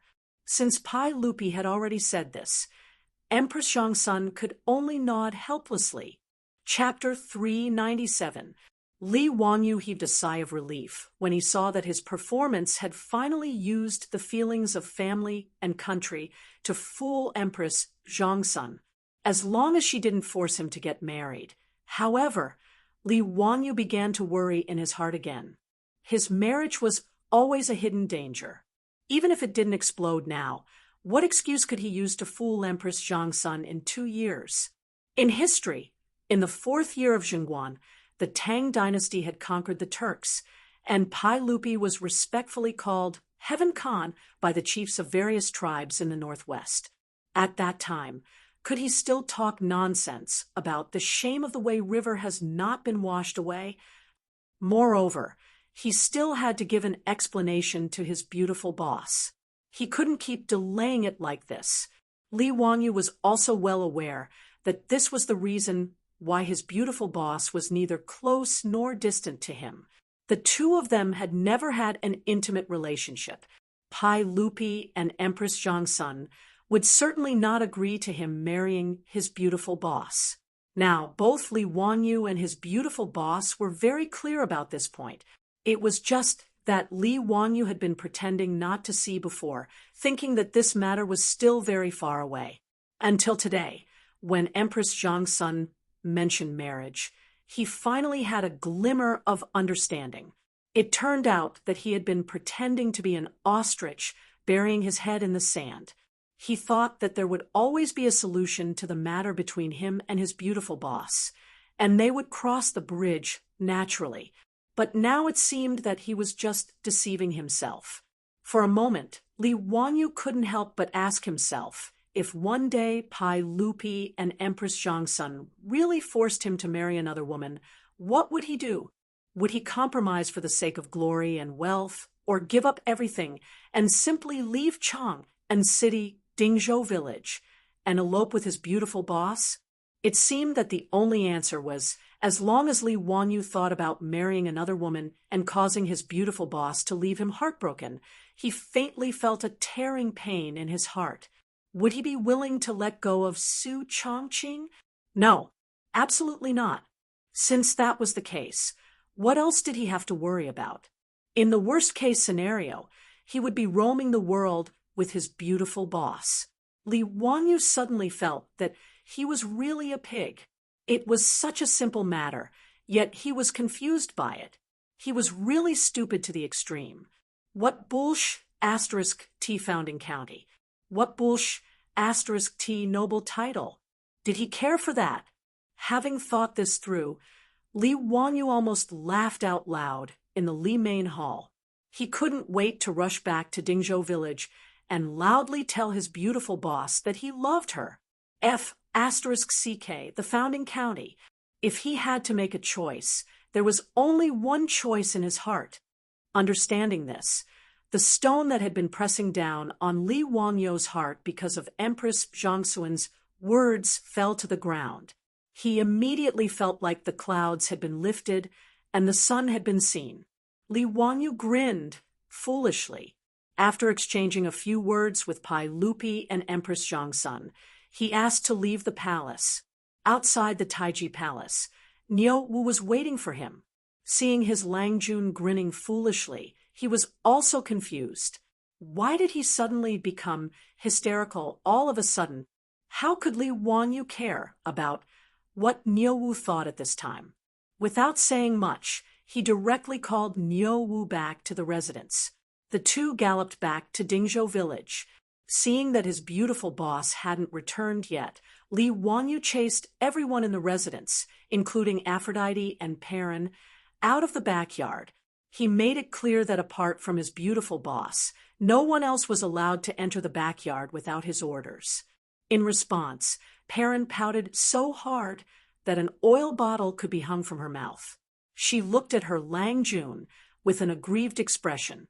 But Li Wanyu didn't care about this little lass's thoughts at this time. After chasing everyone out of the backyard, he started to get busy. At sunset, his beautiful boss, who had been busy all day in Chang and City, returned to the residence. To her surprise, she found Aphrodite and Perrin sitting in the central room in a daze. "Hey, you two, what are you doing? Where's Li Wanyu?" "Sister Chongqing, Lang Jun chased us all out. He said that you're the only one who can enter the backyard today. Even we aren't allowed to go in." "Humph, Lang Jun must be doing something shameful in the backyard. Big Sister Chongqing, you should go and take care of him." Seeing her beautiful superior, Pei Lon immediately pouted and began to complain. Aphrodite only snickered at the side. She seemed to have noticed something, but didn't say anything. The beautiful boss was stunned. She didn't know what was wrong with Li Wanyu today. Why did he chase Aphrodite and Perrin out of the backyard? She curiously walked to the backyard. "I'll go see what he's doing." Entering the backyard, the beautiful boss noticed that the methane lamps in the backyard weren't lit, and the yard was a little dark. Then, she noticed that there was a long table in the backyard covered with a white tablecloth and a few lit candles. Before the beautiful boss could react, music rang out in the backyard, accompanied by Li Wanyu's singing. Sitting back to back on the carpet, listening to music and talking about wishes. "The most romantic thing I can think of is to grow old slowly with you." Li Wanyu played music on his phone and sang a love song. He gazed at his beautiful boss lovingly and slowly walked in front of her from the darkness. At this moment, Su Chongqing finally understood what he was doing. She couldn't help but cover her mouth with her hand as tears vaguely flickered in her eyes. After singing a love song, Li Wanyu looked at the beautiful woman in front of him very seriously and said word by word, "I'm sorry, Chongqing. I've always been a fool. I've never told the person I love the most that I love her, and I've never promised her anything. Are you willing to forgive me for being a fool?" Su Chongqing was speechless at this point. She couldn't stop the tears in her eyes from flowing down. She bit her tender red lips and kept nodding her head. "Chongqing, from now on, I'll only love you and spoil you. I won't lie to you, and I'll do everything I promise you. Every word I say to you is from the bottom of my heart. I won't bully you, scold you, and believe in you. If someone bullies you, I'll be the first to help you. If you're happy, I'll be happy with you. If you're unhappy, I'll make you happy. I'll always think that you're the most beautiful. I want to see you even in my dreams because you're the only one in my heart." After Li Wanyu finished his mushy words of love, the beautiful boss, who was moved to tears, just now couldn't help but laugh through her tears. She kept pounding her fist on Li Wanyu's chest. "You're so annoying. If you have the ability, don't say movie lines." "I don't believe it." Before she could finish her words, her red lips couldn't make a sound. Li Wanyu directly covered her red lips with his lips. The breath full of male hormones hit her in the face, making the beautiful boss suddenly widen her eyes and her body unconsciously stiffen. However, the beautiful boss didn't push Li Wanyu away. She just slowly wrapped her arms around Li Wanyo's neck. At this moment, the moon seemed to be blushing and retreating behind the clouds, and at the backyard's courtyard door, two heads sneakily popped out. Chapter 398. Li Wanyu hugged and kissed his beautiful superior. They were deeply in love. For a moment, the two of them were kissing passionately in the backyard, while Avro and Perrin, who were peeping at them from the side, were dumbfounded. Since ancient times, there had been very few kissing in China. The word kiss referred to the lips, and just like the word lips, it was a noun and not a verb. Not to mention, Li Wanyu and his beautiful boss were kissing in such a French manner that Avro and Perrin couldn't help blushing, but they didn't even blink as they stared fixedly at the two in the backyard. Unable to control himself, Li Wanyu reached out to lift his beautiful boss up by the waist and returned to the room to continue the indescribable act. But who would have thought that before he could lift his beautiful boss up, he would cry out in pain and almost fall to the ground? 3 exclamations of surprise rang out in the backyard. His beautiful boss hurriedly reached out to support Li Wanyu, while Aphrodite and Perrin, who were peeping from the door of the backyard, couldn't care less about hiding their whereabouts when they saw that their Langjun almost fell down. Their exclamations gave their beautiful boss a fright again. Su Chongqing's face turned as red as a piece of cloth when the two of them were having an intimate moment with Li Wanyu in the backyard and were being watched by the two women at home. Fortunately, there were only a few candles on the candlesticks in the backyard, so Peilon and Aphrodite didn't notice the redness on her face. "What are you two doing sneaking around? Hurry and help Wanyu into the room. He seems to have sprained his waist." Li Wanyu, on the other hand, really couldn't even straighten his back at this moment. He sprained his waist. In his excitement, he had wanted to princess carry his beautiful boss, but he had forgotten that his current body wasn't the original one from his previous life. Not only was he 16 years old, more importantly, he had never exercised his body and was unbelievably thin and weak. As for his beautiful superior, no matter how light her body was, she was still around 100 pounds. How could his thin and weak body carry her? In the end, Li Wanyu failed to do what he wanted to do, and unfortunately, he was lying on the bed groaning. Regarding this, no matter how thick-skinned Li Wanyu was, he felt his old face burning and was too ashamed to face anyone. The beautiful boss held back her laughter and quickly sent someone to the back of the mountain to show the microscopic world and invite the old Taoist priest, Sun Simiao. Hearing that Huxianzi had sprained his waist, Sun Simiao hurriedly brought his disciple Lu Shenwei to lie hot. After a round of diagnosis, he gave Li Wanyu an acupuncture treatment. He then took out the medicine he had concocted himself and had Lu Shenwei wrap it around his waist. "All right, Huxianzi is fine. He just needs to rest for a few days." Sun Simiao gave his beautiful superior a few more instructions before leading Lu Shenwei back to the Taoist temple. "Humph, let's see if you can still be naughty. Now you're obedient." His beautiful superior couldn't help but laugh. Li Wanyu felt even more ashamed to face anyone. He didn't say anything and turned his head to face the wall to reflect on his past. He made up his mind that once his waist was healed, he would have to start exercising. Otherwise, it would be too embarrassing. The original owner of this body was simply a good-for-nothing who couldn't distinguish between physical activity and food. He was despised. When the rich playboys found out that Li Wanyu had sprained his waist, they all came to visit him with all kinds of medicine. However, Li Wanyu was tight-lipped about how he had sprained his waist. He wasn't prepared to say anything even if he was beaten to death. He couldn't tell anyone about this. It was too embarrassing.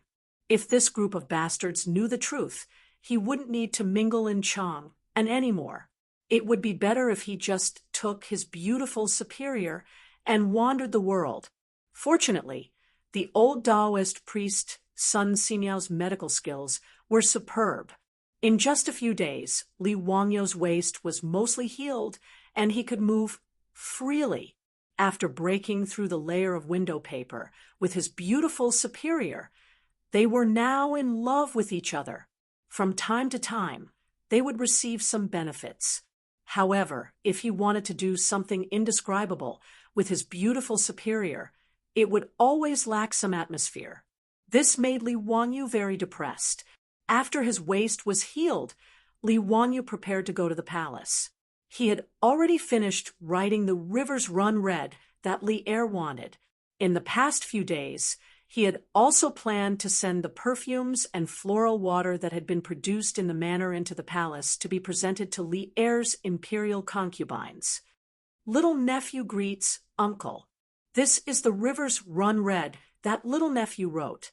Uncle, please give me some pointers. Not bad. Zio, your thin body has improved a lot. I like this word very much. Pai Lupi nodded with satisfaction and ordered the inner servant, "Come, hang this word, Huxianzi, in the legislative hall for me." Li Wangyu learned the thin gold body from Emperor Huizong of the Song dynasty and was now famous in the Tang dynasty. His calligraphy was loved by everyone. Now in Chang, and many people were learning this unique calligraphy. Even the professors in the Imperial College had begun to copy Li Wangyu's thin gold body for their students to practice.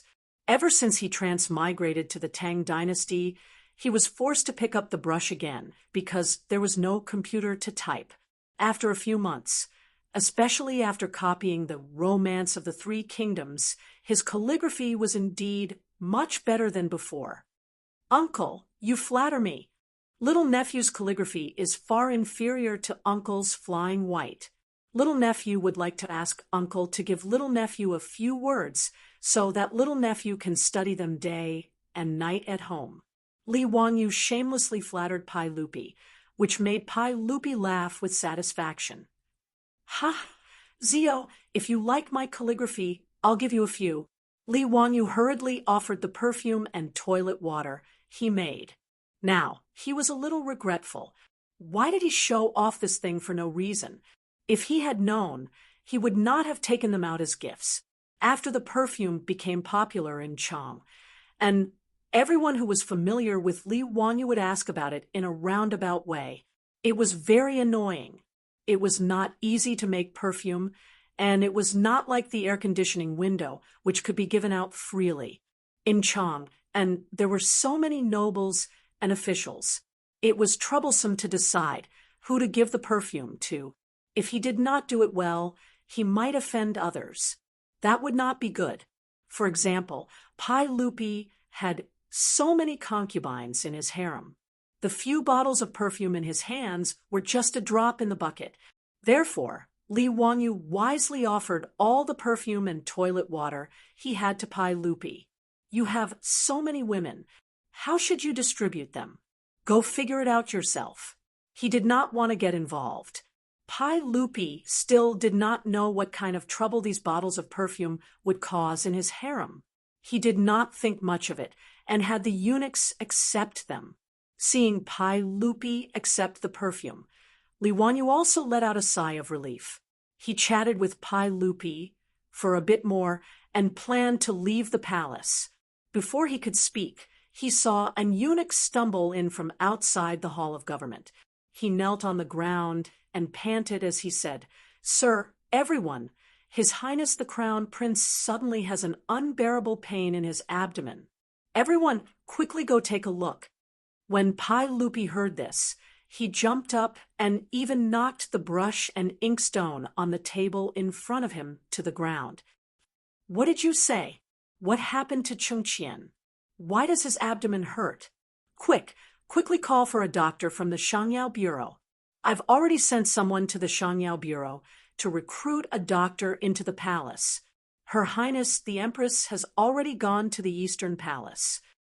The eunuch did not dare to raise his head as he replied with his head on the floor. Pai Lupi did not have time to pay attention to him and prepared to go to the Eastern Palace to see his son. hearing that Li Wanyu was sick, Li Wanyu hurriedly said, "Uncle, I will also go see Chengqian." Pai Lupi nodded and turned his head to hurry to the Eastern Palace. Li Wanyu hurriedly jogged after him. Chapter 399. In the Xianda Hall of the Eastern Palace, it was a complete mess. Under the command of the doctors of the Shangyao Bureau, the eunuchs and palace maids were running around in a panic. When Pai Lupi led Li Wanyu and a group of eunuchs to the Xianda Hall, the pregnant Empress Zhongsun had already arrived. The group of eunuchs and palace maids hurriedly bowed to Pai Lupi. At this time, Pai Lupi was not in the mood to care about this.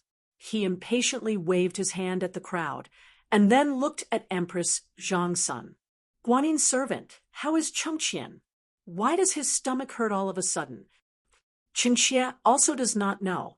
Just now, the eunuchs of the Eastern Palace came to report that Chengqian's stomach was in unbearable pain. Chengqian hurriedly sent people to summon the imperial physician and doctors of the Shangyao Bureau. Right now, they are still treating him. Empress Zhongsun also appeared very panicked.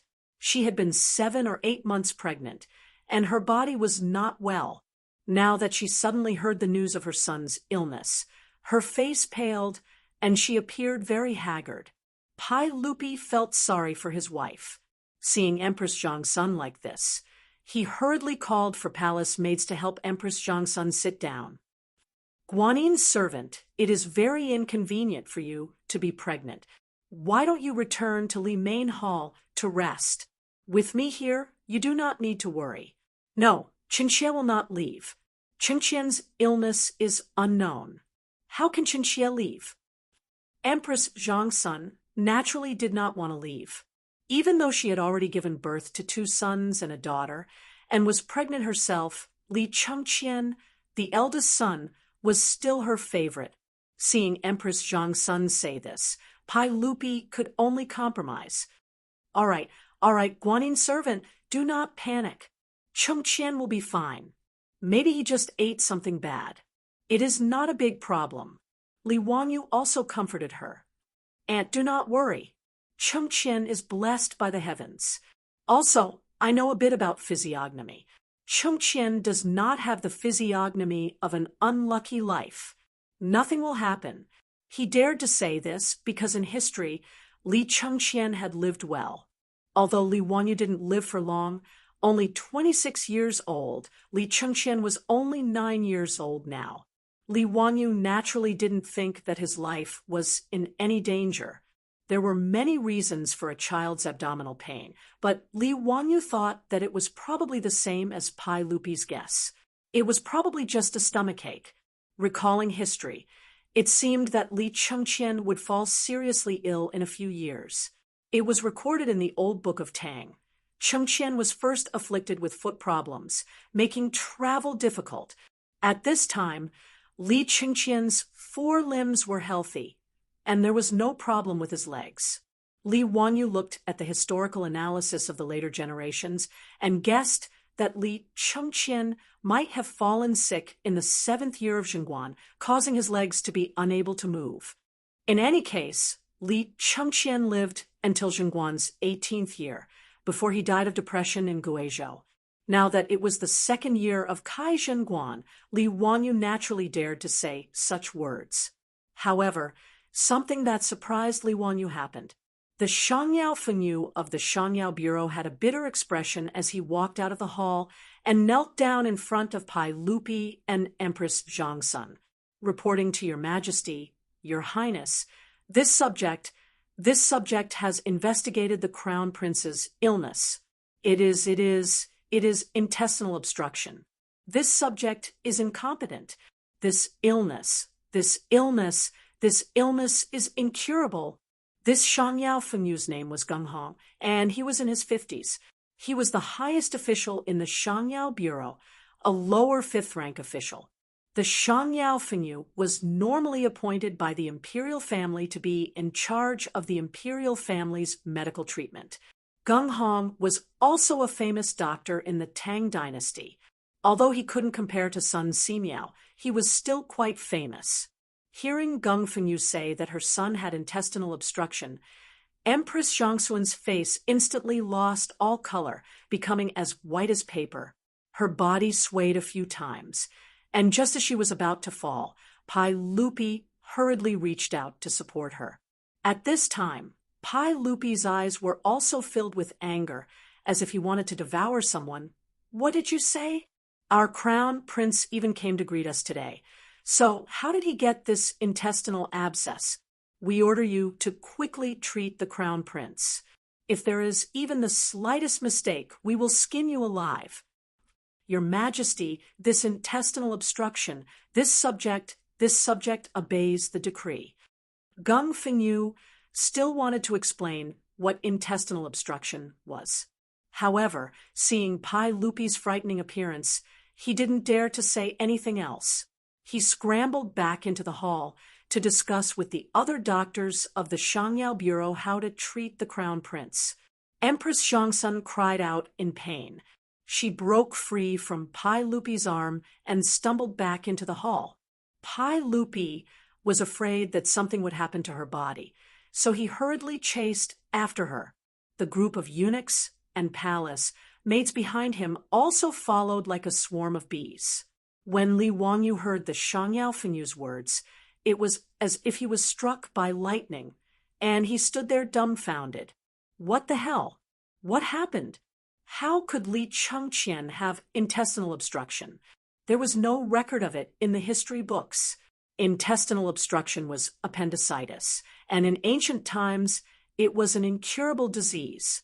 Although there were many vague records in the ancient texts that said that intestinal obstruction could be treated, Chinese medicine did not have this ability. In the modern era, appendicitis was just a minor operation that even fourth-year medical students could easily perform. However, in an era without Western surgery, intestinal carbuncle was definitely an incurable disease. But how could Li Chengqian have appendicitis? If Li Chengqian had contracted appendicitis in history, how could he have lived until the 18th year of Zhenguan? And how could he have colluded with Hou Junji to rebel? Li Wangyu's mind was blank, and it took him a long while to come back to his senses and run into Xianda Palace. In the bedchambers of Xianda Palace, Empress Zhongxun was sobbing next to the spacious bed. Doctors, eunuchs, and palace maids were kneeling next to the bed, and the atmosphere was extremely oppressive. Li Wangyu rushed over to check on Li Chengqian's condition. The crown prince of the Tang dynasty had his eyes closed and was motionless. His forehead was covered in sweat from the pain, and he had already lost consciousness. Grabbing Geng Fengyu's collar, he asked, "Did you really diagnose that His Highness the Crown Prince has intestinal obstruction? You didn't misdiagnose, did you?" Even now, Li Wanyu still did not believe that Li Chengqian had appendicitis. This simply did not make sense in history. There can't be a mistake. His Highness the Crown Prince has abdominal pain, muscle tension, and rebound pain in his lower right leg, accompanied by nausea, fever, vomiting, bloating, red skin, yellow skin, and a flood of pulses. This is definitely intestinal obstruction. This old man has practiced medicine for 30-some years, and I can't make a mistake. Moreover, many of the doctors in the Shangyao Hospital have made the same diagnosis. The doctors in the Shangyao Hospital who were kneeling on the side also nodded repeatedly, indicating that Han Fengyu was right. Li Wanyu let go of Geng Fengyu's hand, and Geng Fengyu knelt before Pai Lupi and said, "Your Majesty, we have already treated His Highness the Crown Prince with acupuncture and ordered people to boil the medicine. But there is nothing we can do about this intestinal obstruction. We can only rely on His Highness the Crown Prince's fate." Before he could finish speaking, he saw the furious Pai Lupi rush over with gritted teeth and kick him to the ground. "If anything happens to my Dalong, I want all of you to be buried with him." Pai Lupi's words were naturally spoken out of anger. With the medical standards of the Tang dynasty, If they could not cure the patient, they would be buried with him. No matter how many heads there were in the Shangyao hospital, it would not be enough to cut off. But in the face of the furious Pai Lupi, no one dared to make a sound. All the doctors, eunuchs, and palace maids were silent like cicadas in winter. Chapter 400. Li Wangyu looked at the unconscious Li Chengqian on the bed and couldn't help but feel his heart ache. He couldn't understand what was wrong with history for such a thing to happen. Towards Li Chengqian and Li Tai, the two little fellows, Li Wangyu originally held prejudice in his heart. After all, these two fellows weren't anything good in the history books. There was no need to talk about Li Chengqian. He was licentious and even colluded with Hou Junji and the others to rebel. Li Tai wasn't a good person either. Although he pretended to be an obedient child in front of Pai Lupi, Li Chengqian had betrayed him. He actually said to Pai Lupi, "This subject has an unfilial son. In 100 years, this subject will kill him for his majesty and pass him down to King Jin." From this, one could see his character. Thus, when Pai Lupi asked Li Wangyu to be the teacher of these two fellows, Li Wangyu had rejected the idea. However, it was hard to go against the imperial decree. After Li Wangyu reluctantly accepted these two fellows, he realized that they weren't bad people. That was the truth. Children of 8 or 9 years old had been in the palace for too long and had been flattered by those palace maids, so they were a little domineering and lacked education. Under Li Wangyu's guidance, both Li Chengqian and Li Tai got along very well with those brats from Dingzhou village. They didn't seem as domineering as before. And these two sons of Pai Lupi were rather smart. They were also very respectful to their teacher, Li Wangyu, so how could he not like them? 2 days ago, he had sprained his waist and was bedridden, so he didn't have the nerve to send Li Chengqian and Li Tai to Dingzhou village for lessons. He had originally planned to visit the two fellows in the Eastern Palace after speaking with Pai Lupi, but who could have imagined that such a situation would occur? Why would Li Chengqian suddenly get appendicitis? Li Wangyu couldn't figure it out. Then he heard the conversation between Pai Lupi and Feng Yu from the Shangyao Bureau. "Geng Fengyu, let me ask you, why did the crown prince suddenly get this intestinal abscess?" "Your Majesty, intestinal abscesses are usually caused by a lack of food and drink, as well as dampness and heat. This depends on what the crown prince has been eating recently." Geng Fengyu hurriedly replied. "What did the crown prince eat today?" Pai Lupi glared at the eunuch in the Eastern Palace. Replying to everyone, I didn't eat anything. It was all food sent by the Shangshi Bureau." The eunuch's words were somewhat evasive. Pai Lupi angrily shouted, "Tell me the truth. What the crown prince ate was recorded by the Food Bureau. Do you think you can fool me?" The eunuch repeatedly kowtowed to the ground with so much force that blood seeped out of his forehead, replying to everyone, "The weather has been hot recently, and His Highness the Crown Prince said that he wants to eat ice cream. This servant will have the Shangshi Bureau prepare it for the Crown Prince. This servant deserves 10,000 deaths. This servant deserves 10,000 deaths." Ice cream? Li Wangyu was stunned. Eating ice cream wasn't enough to cause appendicitis. Li Chengqian and Li Tai, the two little guys, liked to eat ice cream. This was no secret. The two little ones had already asked him for the ice cream recipe and gave it to the Shangshi Bureau. It was said that even Pai Lupi and Empress Zhangsun liked it very much. He suddenly thought of something and interrupted to ask, "How much ice cream did the crown prince eat today?" Eight bowls. The eunuch in the Eastern Palace replied in a low voice. His words angered Pai Lupi so much that he kicked the Eastern Palace eunuch a few times. The eunuch fell to the ground and didn't even dare to scream. Although Pai Lupi didn't know much about medicine, he knew that overeating was not a good thing. Moreover, Geng Fengyu had already said that the crown prince's intestinal abscess was caused by a lack of food. "Someone come, drag this dog away, flog him to death." Pai Lupi's voice was cold and made people tremble. The Eastern Palace eunuch didn't even dare to cry for mercy. He was so scared that his eyes rolled back, and he fainted. Immediately, eunuchs came forward and dragged the Eastern Palace eunuch away. The outcome was self-evident. Li Wanyu was stunned speechless.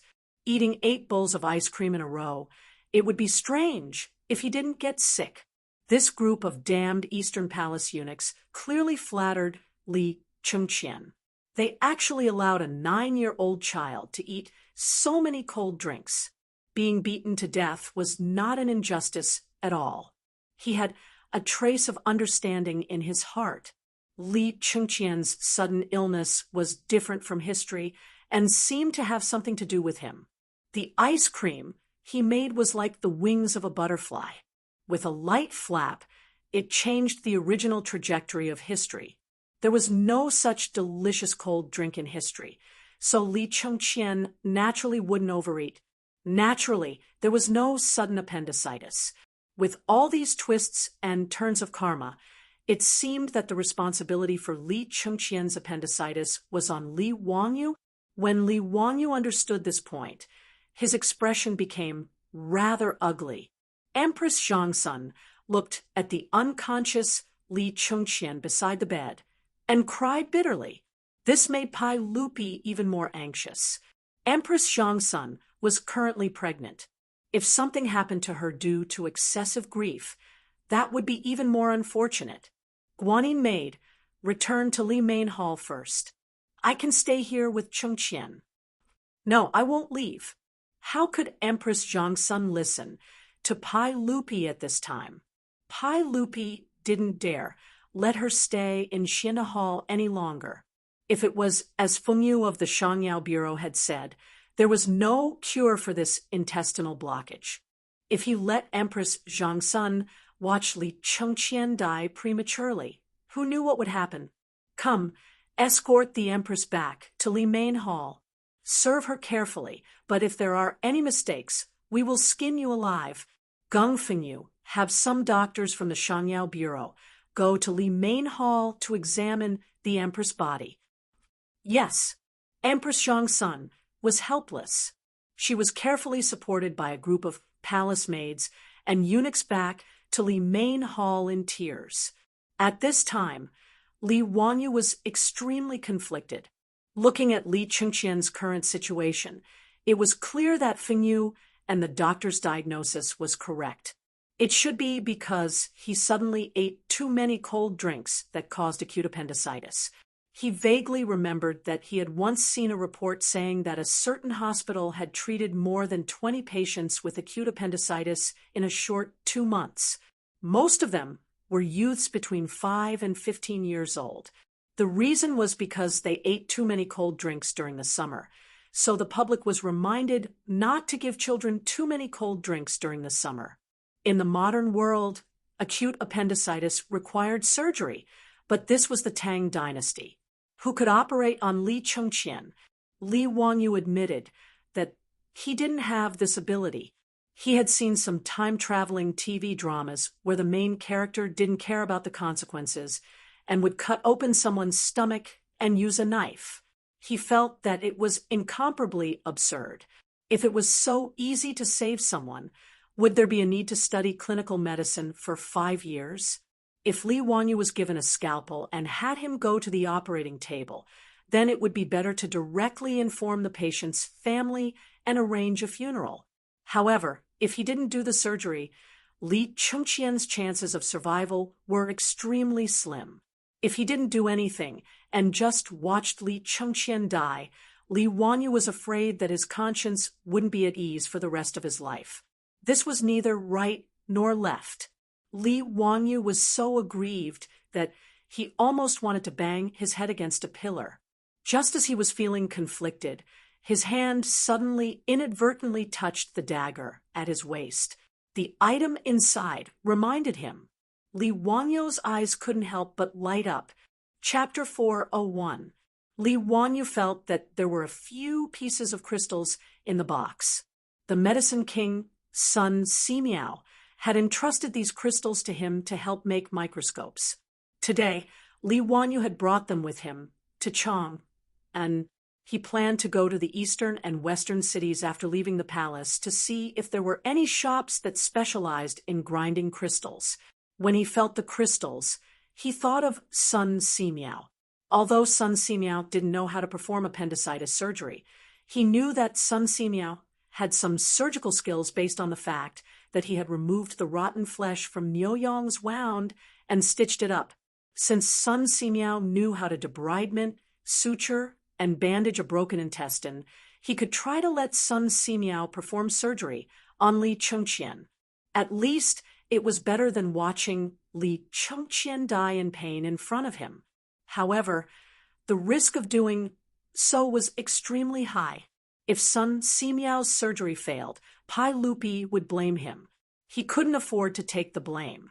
Furthermore, cutting open someone's stomach to perform surgery was unheard of. Would Pai Lupi be willing? Would Sun Simiao agree? Li Wanyu hesitated and opened his mouth for a long time, but he didn't know how to tell Pai Lupi his thoughts. Just as he was hesitating, he heard Fingyu from the Medicine Bureau whisper to Pai Lupi, "Your Majesty, we have already performed acupuncture on His Highness and given him medicine. However, His Highness's pulse is getting weaker and weaker. I'm afraid it will be difficult to save him. We are willing to die 10,000 times. Your Majesty, please be prepared." Hearing this, Pai Lupi's body couldn't help but shake. A line of tears rolled down his face. When he heard Fingyu and the doctor say that his eldest son had an intestinal abscess, he had already guessed the result. Pai Lupi sadly sat beside Li Chengqian's bed and reached out to hold Li Chengqian's burning hand. After a long time, he ordered in a hoarse voice, "If His Highness dies, don't tell the Empress for now. The Empress is pregnant and shouldn't be agitated. You understand?" "Yes." Inside the Xianda Hall, the eunuchs and maids all knelt on the ground. From time to time, the sound of weeping could be heard. The hall was filled with a mournful atmosphere, as if Li Chengqian had already died. At this point, Li Wanyu did not have time to think too much. He suddenly said, "Uncle, Chengqian can still be saved." His words shocked Pai Lupi so much that he raised his head abruptly. He stared at him and asked word by word, "Zio, what did you say?" "I said Chengqian can still be saved." "Zio, you know medicine? How to treat it?" Pai Lupi grabbed Li Wanyu's shoulder and said anxiously. Li Wanyu shook his head. "I don't know anything about medicine, but the old immortal Sun Simiao does." "Uncle, have you forgotten that old immortal Sun is currently in Dingzhou village?" Pai Lupi was stunned when he heard this, and then he was overjoyed. "Zio, why didn't you remind me earlier? Come, quickly go to Dingzhou village in Hu County and summon Sun Simiao into the palace to save the crown prince." "Uncle, I'm afraid others are not familiar with the way and will waste time. My troops are outside the palace. Let him go." Pai Lupi nodded.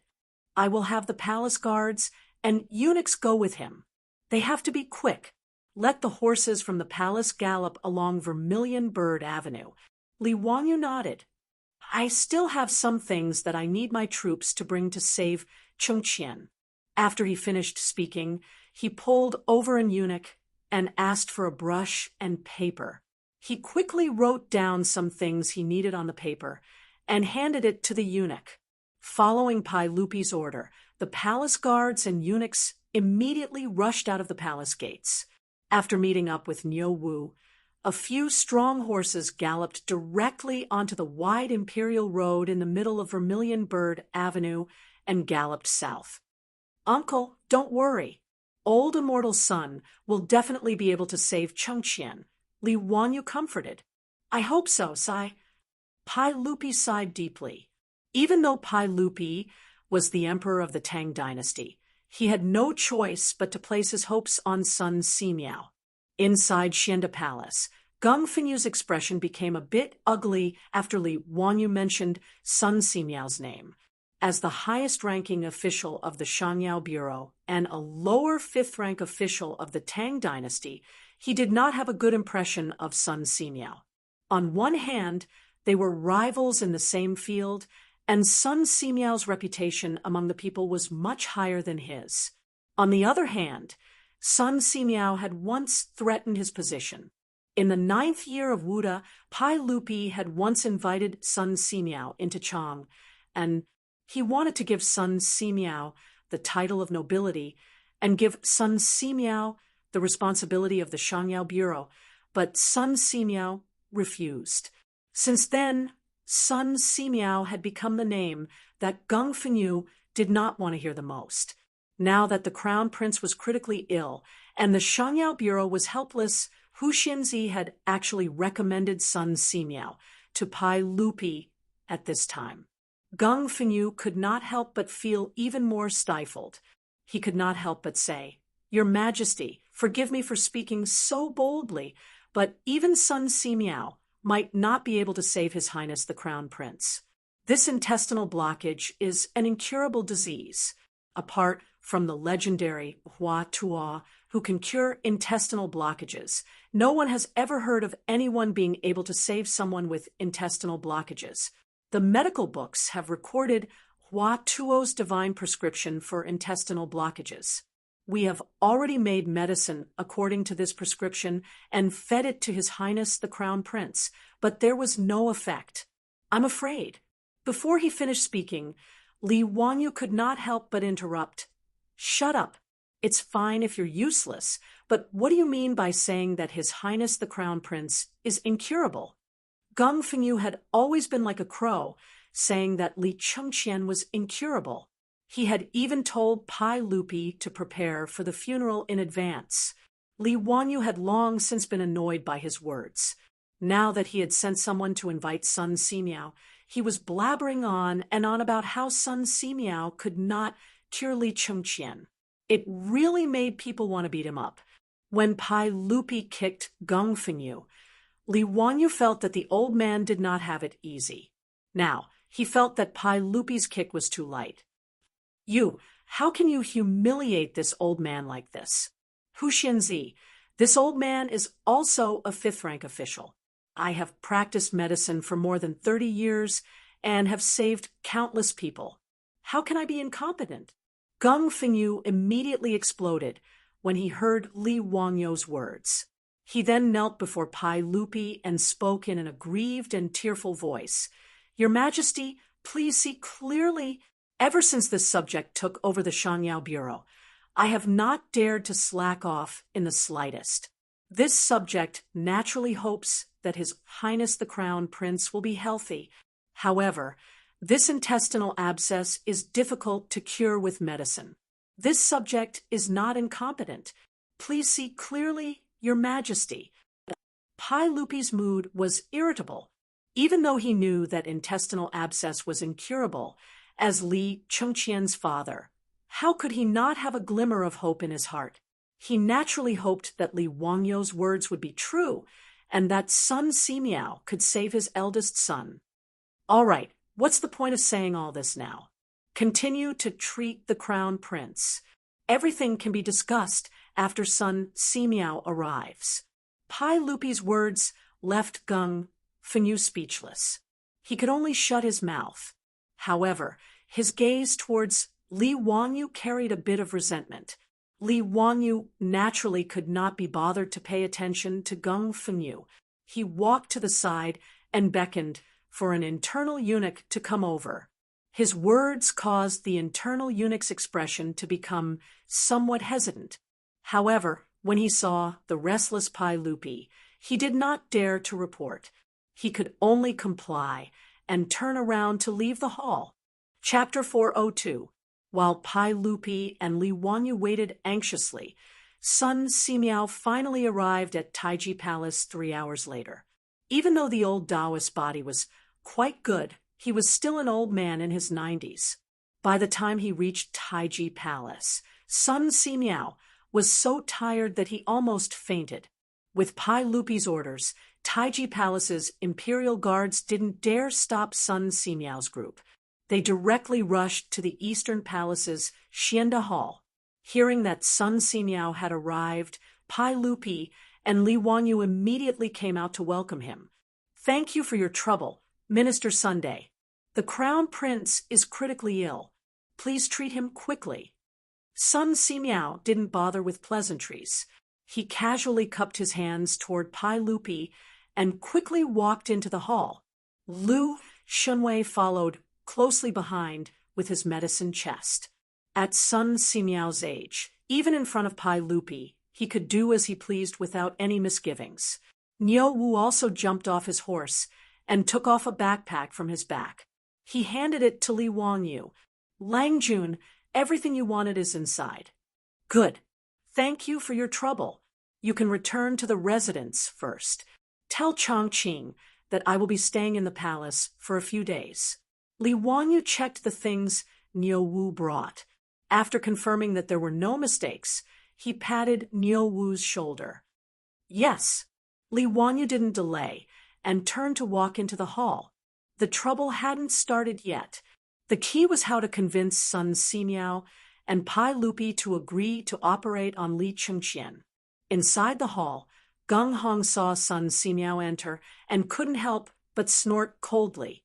He called for the doctors of the Shangyao Bureau to retreat to the side and watch coldly. The Crown Prince's illness was confirmed. He didn't believe that Sun Simiao could treat his intestinal abscess. Sun Simiao examined Li Chengqian's body and shook his head. "Your Majesty, forgive me for speaking bluntly, but the Crown Prince's intestinal abscess is difficult to cure." Before he could finish, Gung Fengyu interrupted him. "Your Majesty, I'm not speaking nonsense, am I?" Sun Simiao was also at his wits' end. "Shut up!" Pai Lupi and Li Wanyu shouted at the same time, scaring Gung Fengyu into taking a few steps back. "Minister Sun, please continue." Pai Lupi glared at Gung Hong before looking at Sun Simiao. Sun Simiao stroked his beard and said, "This intestinal abscess is indeed difficult to cure. I can only delay it for a while, but it is unknown whether the Crown Prince can recover completely." When Pai Lupi heard Sun Simiao say the same thing, he couldn't help but feel disheartened. After a long time, he let out a long sigh. This is all Chengqian's fate. Then I ask Minister Sun to treat him. If there's really no way to save him, we won't blame Minister Sunday. Nodding his head, Sun Simiao beckoned his disciple, Lu Shunwei, over. He took out the golden needles from his medicine box and began to treat Li Chengqian. Take the Yangming meridian of the hands and feet as the main point. Use the catharsis method when inserting the filiform needles. Leave the needles for 15 minutes. Sun Simiao whispered to Lu Shunwei as he applied the needles. "Your disciple understands." After he finished with the golden needles, Li Wanyu invited Sun Simiao to a place where there was no one else around. "Old immortal Sun, are you really unable to save the Crown Prince?" "I can only do my best. However, intestinal abscesses are indeed difficult to cure." "How confident are you?" "How can I be confident? The Crown Prince is almost certain to die." Sun Simiao shook his head and sighed. Li Wanyu's eyes flashed. "Old immortal Sun, if I have a way to save the Crown Prince, would you be willing to help?" "What? Hu Xianzi, are you serious? What method can cure intestinal abscesses?" Hearing Li Wangyu's words, Sun Simiao immediately became spirited. "May I ask, old immortal Sun, what is intestinal abscesses?" "Ulcerative abscesses in the intestines." Ulcerative abscesses were acute suppurative diseases. They were a type of poisonous sore. "That's right. Since medicine is ineffective, then the only way is to cut open the abdomen and remove the ulcerative abscesses. Wouldn't that cure him? How? How can that be done? If this person's abdomen is cut open, how can he survive?" Even though Sun Simiao would be revered as the medicine king in the future, when he heard Li Wangyou's words, he couldn't help but jump in fright and shake his head. Why can't he survive? Old immortal son, didn't you once tell me that people with severed intestines can be stitched up and bandaged and survive? Why can't the person live after removing the ulcerative abscesses? Li Wangyou's words stunned Sun Simiao. He had never thought of such a thing. How can that be the same? People with severed intestines often have their abdomens cut open on the battlefield by lethal weapons. Sun Simiao was halfway through his words, but he couldn't continue. On the battlefield, there were many people who had their abdomens cut open and their intestines cut open. Many of the soldiers could survive if they received timely treatment. He had experienced the chaos of the world and saved countless wounded and disabled soldiers. If the soldiers who had their abdomens cut open could survive, then if he cut open the crown prince's abdomen and removed the ulcerative abscesses, he might be able to survive. Sun Simiao was silent for a moment before carefully saying, "This method may work, but I have never tried it before.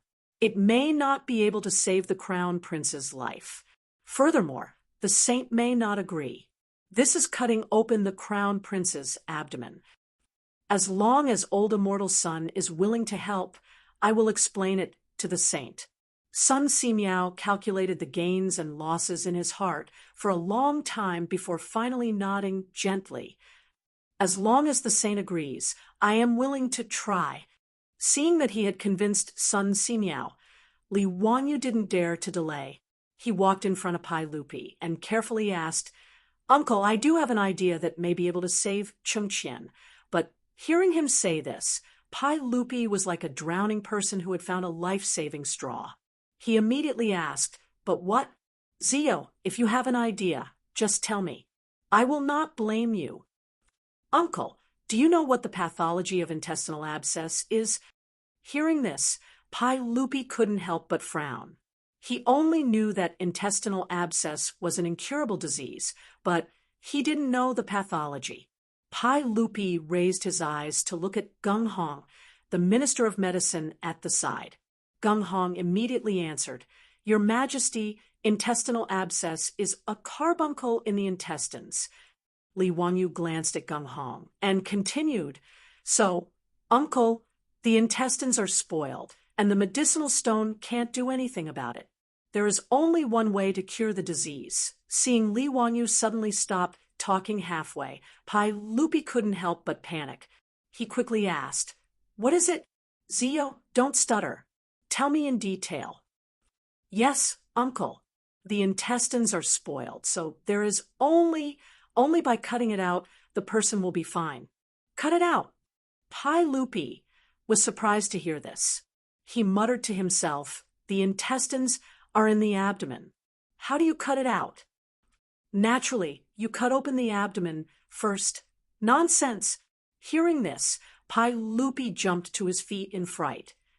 "If you cut open the abdomen, wouldn't Chengqian die even more?" Hearing Li Wangyou's words, Gung Fengyu couldn't help but sneer, "Your Majesty, Hu Xianzi is simply spreading lies to confuse people. If you cut open the abdomen, how could he still be alive? Does he want to save the crown prince or harm the crown prince? Your Majesty, please punish Hu Xianzi for speaking nonsense." "You shut up. If you dare to speak any more nonsense, do you believe that I won't slap you to death?" Li Wanyu was also angry. He directly scolded Gung Hong right to his nose. Although Gung Hong was a lower fifth-rank official, he didn't dare to speak in front of the furious Li Wanyu. He awkwardly took a few steps back. Chapter 403. After ordering Gung Fengyu to retreat, Li Wanyu looked at Pai Lupi with a serious expression. "Uncle, it was recorded in the Book of the Later Han that the divine physician Hua Tuo made an anesthetic powder and caused the patient to lose consciousness. He then cut open the abdominal cavity, remove the ulcers, wash away the rot, suture them with mulberry thread, and apply divine ointment. After 4 or 5 days, the patient will recover in a month." Why doesn't Uncle believe that this can cure Qingqian's intestinal abscess? But the divine physician, Hua Tuo's secret technique, has long been lost. We have never heard of anyone who could perform the technique like Hua Tuo. I roughly know how to perform the surgery, and old immortal son is also willing to give it a try. I am willing to assist him in saving Qingqian. Li Wanyo's words made Pai Lupi hesitate, cutting open the stomach and cutting out the festering intestines. This was really too inconceivable.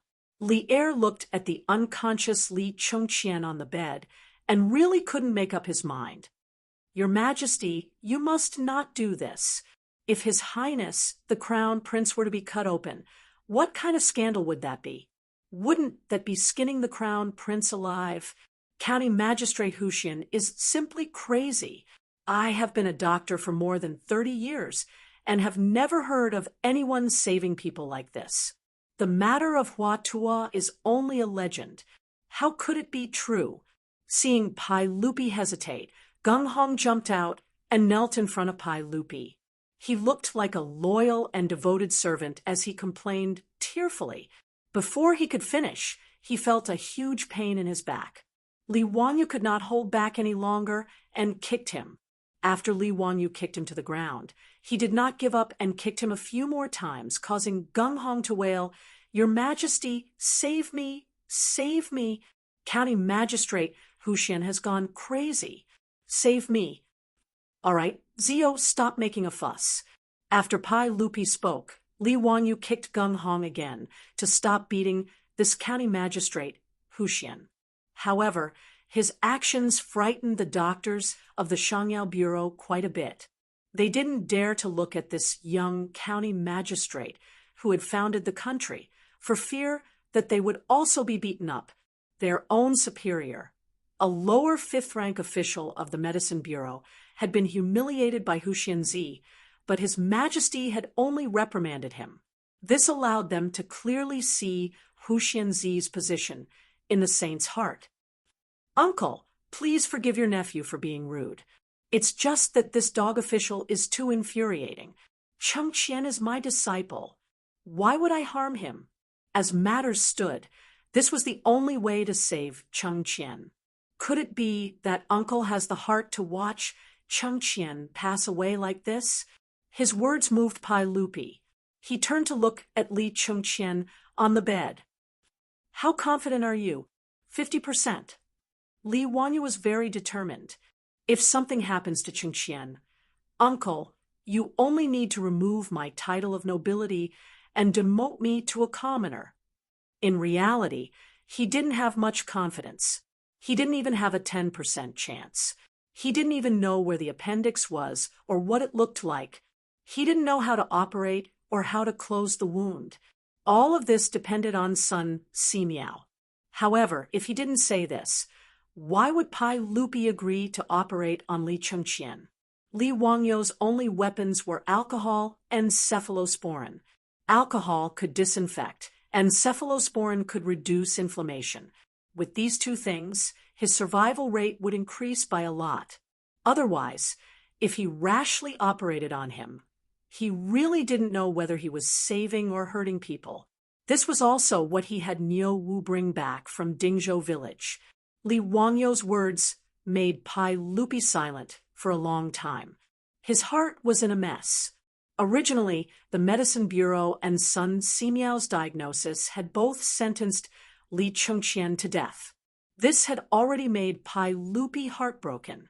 When Li Wanyu said that he had a way to cure the crown prince, Pai Lupi was like a ray of light in the darkness. However, he didn't think that Li Wangyou's method would be to cut open his own son's stomach. How could he believe such a thing? Although Li Wanyu said that the history books recorded the matter of Hua Tuo, that was only a legend. Who had actually seen it? Pai Lupi hesitated for a long time before shaking his head. He slowly said, "Ziyu, I can't take this risk. If the crown prince dies, that's his fate. I can't let Chengqian be buried with a broken body." Pai Lupi's words made Li Wanyu about to go crazy. This was the only way to save Li Chengqian, and Pai Lupi actually rejected it. Uncle, Li Wanyu still wanted to continue persuading him. However, Pai Lupi waved his hand and interrupted him. You don't mention this again. Your Majesty is wise. On the side, Gung Hong heard Pai Lupi's words and actually came over. Li Wanyu was so angry that he wanted to hit him again. Seeing that Pai Lupi didn't allow him to carry out the operation, Li Wanyu was so angry that he turned and left. This bastard was too stubborn, hiding a disease for fear of treatment. This was the classic case of hiding a disease for fear of treatment. Li Wanyu somewhat understood why the divine Dr. Hua Tuo had lost his life when he wanted to treat Chow Chow's head disease. Sad, it was too sad. Walking out of the Xianda Palace, Li Wanyu felt suffocated when he thought of the little brat who usually called him teacher and was about to be separated by life and death. Li Wanyu clenched his fists and let out a heart-wrenching scream. It startled the guards and eunuchs near the Xianda Palace. After venting, Li Wanyu slowly calmed down. In the eyes of the Tangs, disemboweling someone was indeed incomprehensible. It was no different from murder. Now that Pai Lupi didn't agree to carry out the operation, Li Chengqian would definitely die. This feeling of powerlessness when there was a chance to save someone was really terrible. Li Wanyu felt that he couldn't just let it go like this. He had to find a way to save Li Chengqian. Even if the chances were low, he had to try. Li Wanyu wanted to find Empress Zhongsun. If she agreed, perhaps the operation could be carried out. But now Empress Zhongsun was pregnant. According to the history books he knew, she would give birth in more than a month. At this time, he didn't dare to tell Empress Zhongsun that he could save her son, but he needed to disembowel him and cut something out. If something happened to Empress Zhongsun, he would really be finished. In a fit of rage, Pai Lupi would probably push him to Shi City and behead him. After thinking for a while, Li Wanyu made up his mind and thought of a method that wasn't really a method. Li Wanyu returned to the Xianda Palace again and found Sun Simiao. Old immortal son, tell me the truth. How much longer can the crown prince last? Sun Simiao hesitated, then replied, I've performed acupuncture on the crown prince, but there was no improvement. The crown prince's pulse is weak. I'm afraid he won't make it through tonight. Li Wanyu looked up at the sky. It was about 3 o'clock in the afternoon. There should still be time to carry out his plan. He nodded and thanked Sun Simiao. Then he found Pai Lupi, who was sitting beside the bed. Uncle, I have something to do and need to return to Hu County. Please allow me to ride a horse on Vermilion Bird Avenue so that I can get back to the palace before the curfew. I'm Chengqian's master and disciple, and I want to see him off. Pai Lupi nodded and didn't object. He waved his hand to summon a palace guard and had him hand over a token to Li Wanyu, allowing him to ride a horse in Chang. And after receiving the token, Li Wanyu immediately left the palace, mounted his horse, and galloped away. Chapter 404.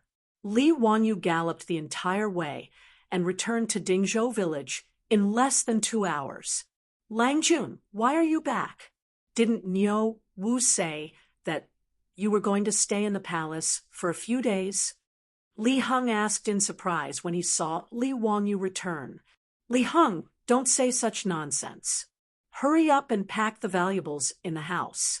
Bring more gold, and don't bring any copper coins. Get everything ready, we're leaving soon. Li Wanyu didn't bother to explain. His words stunned the old housekeeper, Li Heng. Lang Jun, why is that? Where are we going? Don't ask so many questions. Hurry up and pack.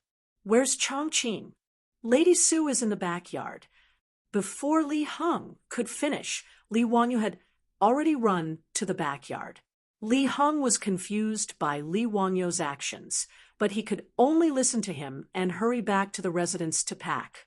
In the backyard, Su Chongqing was in her room, listening to music on her phone, when the door was suddenly burst open, giving her a fright. When she saw that it was Li Wanyu, she couldn't help but rebuke. "Wanyu, why are you so careless? You scared me to death. I thought—" Li Wanyu didn't wait for her to finish and hastily interrupted. "Chongqing, let's not talk about this for now and hurry up and pack. In a while, you take Li Heng, Perrin, Aphrodite, and the others with Niu Yong and Niu Wu to protect you and hide in the Qinling Mountains for a while. Also, give me the jade pendant that Empress Zhongsun gave you." "What?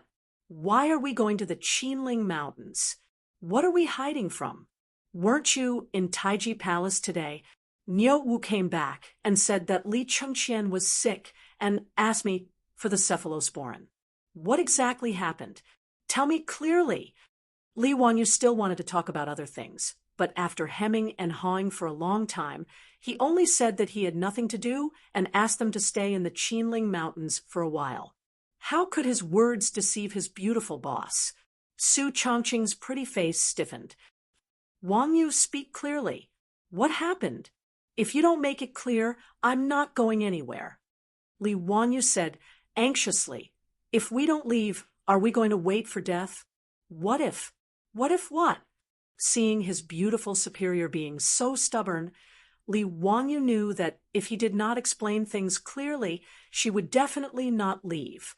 Thus, he could only helplessly tell her what had happened in the Taiji Palace today.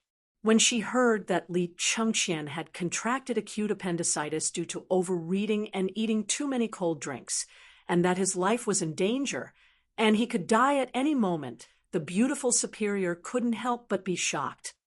Heavens! How could something like this happen? Shouldn't Li Chengqian be alive? And well, how could he die prematurely?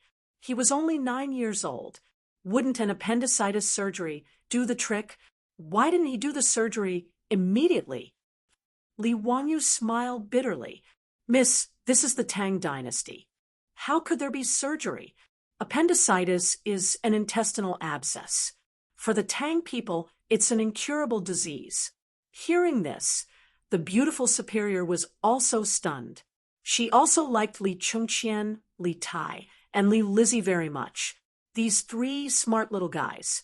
Every time Li Chengqian and the others came to the residence to learn from Li Wanyu, she would make all kinds of delicious food for them to try, play games with them, and read books and stories to them. Thinking that the little guy Li Chengqian was in imminent danger, the beautiful superior's eyes immediately turned red. "Wanyu, Sun Simiao is a divine doctor. Didn't Niu Wu come back today and invite Sun Simiao to the palace? Is there nothing he can do?" Li Wanyu nodded sadly. "Right now, surgery is the only way." Sun Simiao also agreed to give it a try. But Pai Lupi, that damn bastard, I tried my best to persuade him, but he still wouldn't agree to do the surgery. The beautiful superior suddenly guessed something and looked at Li Wanyu in disbelief. "Wanyu, then you want us to hide in the Qinling Mountains. Don't tell me you want to—" "Yes, right now, this is the only way. I also have a certain amount of responsibility for Li Chengqian's appendicitis. I can't just watch a 9-year-old kid who called me his teacher die in front of me, especially when I clearly had the chance to save him." Li Wanyu paused and continued, "So I plan to do the surgery for Li Chengqian privately. No matter what, I have to give it a try. But it's very risky to do the surgery in the Tang dynasty. If I can't save Li Chengqian, I'm afraid that Pai Lupi will do something irrational in his rage. So I thought of asking Niu Yong and Niu Wu to protect you and hide in the Qinling Mountains first." Before he could finish his words, his mouth was blocked by his beautiful superior's flaming red lips, and he couldn't say anything else. After a long time, the lips and teeth parted. Su Chongqing stared into his eyes and said slowly, "I'm not leaving. I'll go with you to the Taiji Palace to save Li Chengqian." If there's any danger, I'll bear it with you. No, it's too dangerous. Li Wanyu didn't even think about it before rejecting. The beautiful superior shook her head firmly. Wang Yu, I'm not that strong. If you're not here, I won't be able to survive in the Tang dynasty alone. Tears flowed out of her eyes, but she forced a smile and wiped her tears. I'm not like those heroines in novels who can still show off their skills in ancient times after transmigrating. If you're not here, who will take care of me? Hee, if that's the case, then let's go to the Taiji Palace together. The beautiful superior's words made Li Wangyu's heart clench. He reached out and hugged the beautiful woman in front of him. Chongqing, we're not going. We're not going to the Taiji Palace. Pai Lupi, that bastard, son of a bitch, I'm not going to play with him anymore. It's his own son. If he wants to die, then let him die. It's none of my business.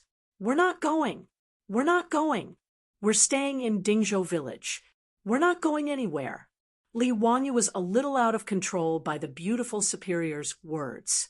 He only wanted to let the beautiful superior and the others hide far away. If he didn't save Li Chengqian, Pai Lupi wouldn't be able to retaliate against Su Chongqing and the others. But the beautiful superior's words made him regret it. He wasn't a saint. Why should he risk his life to save Li Chengqian? If Pai Lupi didn't want to, then so be it. But if he put himself and his beautiful superior in danger to save his son, then he would be crazy. The beautiful superior held Li Wangyu's face with both hands and smiled like a flower. Wanyu, can you really bear to watch a 9-year-old child die in front of you like this? And under the circumstances that we have the ability to save him? Let's go. I'll go to Chang, and with you to the Taiji Palace. We'll go save Chengqian. But no buts. It's getting late. If we don't leave now, the city gates of Chang will close. No matter what, we know that we're doing the right thing. That's enough, isn't it? As for the outcome, let's leave it to the heavens. I think the heavens wouldn't be so blind to throw the two of us into the Tang dynasty. The beautiful superior's words finally convinced Li Wanyu. He nodded fiercely, grabbed the beautiful superior's hand, and ran out the door. Chapter 405. Before leaving, Li Wanyu still instructed Niu Yong and Niu Wu, the two brothers, to bring his wife and everyone in the residence to temporarily move to the village to live. If he really couldn't save Li Chengqian, everyone in the mansion wouldn't be implicated by him. Li Heng and the others were confused by Li Wangyu's arrangements. Li Wanyu didn't explain and just let them do as they were told. After settling everyone in the mansion, the sky gradually darkened. Li Wanyu didn't dare to waste time. He and his beautiful superior rode Zhao Yebai and Jade Flower Kong. They whipped their horses and rushed toward Chang and city. As the two galloped, they discussed what to do in the Taiji Palace. With his beautiful superior giving Li Wanyu advice, Li Wangyu's rough plan was quickly perfected. Hurrying, the two of them finally rushed into Taiji Palace at the same time as the drum of dusk sounded. At this time, there was already a morning atmosphere outside the Xianda Palace. In the Eastern Palace, there were palace maids taking out white silk and wrapping it around the outside of the palace. From time to time, the sound of crying could be heard. Li Wanyu couldn't help but feel upset. Could it be that he was too late? Li Chengqian had died. He quickly ran into the Xianda Palace. When he saw Sun Simiao, he quickly asked, "Old immortal son, how is the crown prince now?" Sun Simiao shook his head.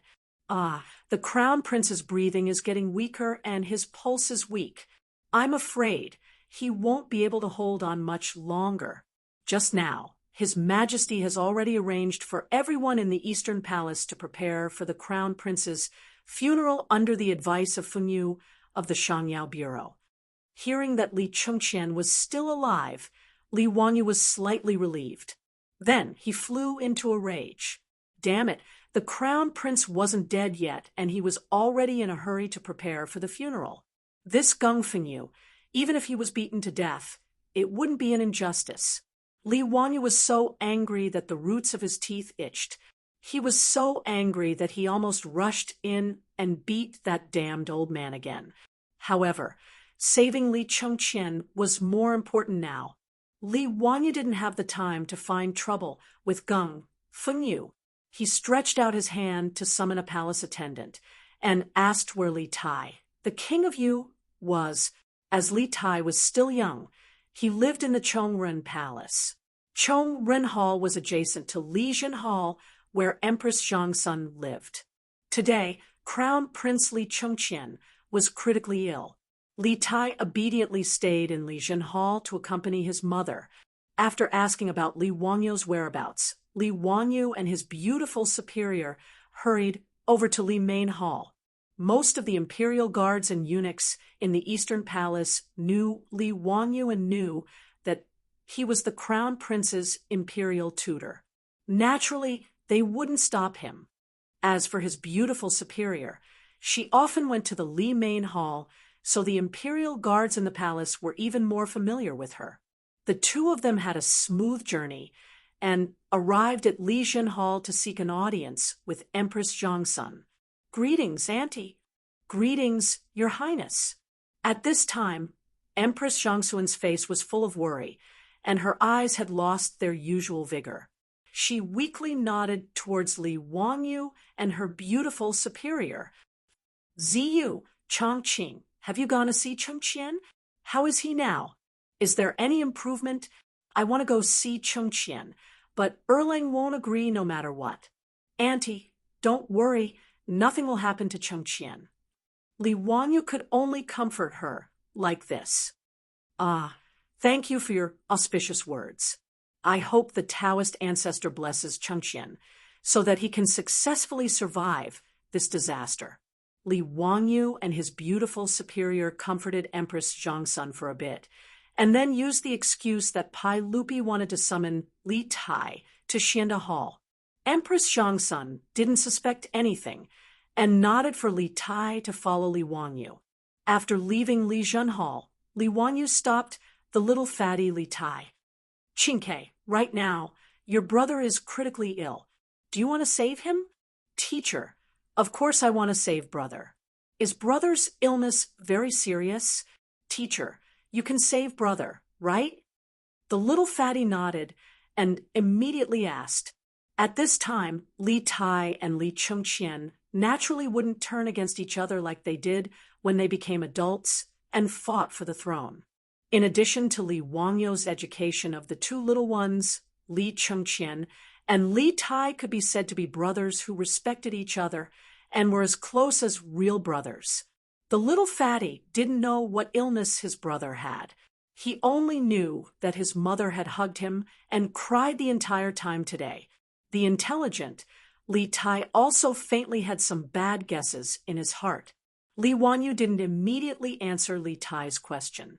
Instead, he waved his hand and had the eunuchs behind Li Tai move a bit further away. Only then did he whisper a few words into his ear. "Qingke, are you willing to help me with this matter that teacher has asked of you? If I do this, I can save brother." The little fatty asked suspiciously, "Qingke, you don't believe your master? When have I ever lied to you?"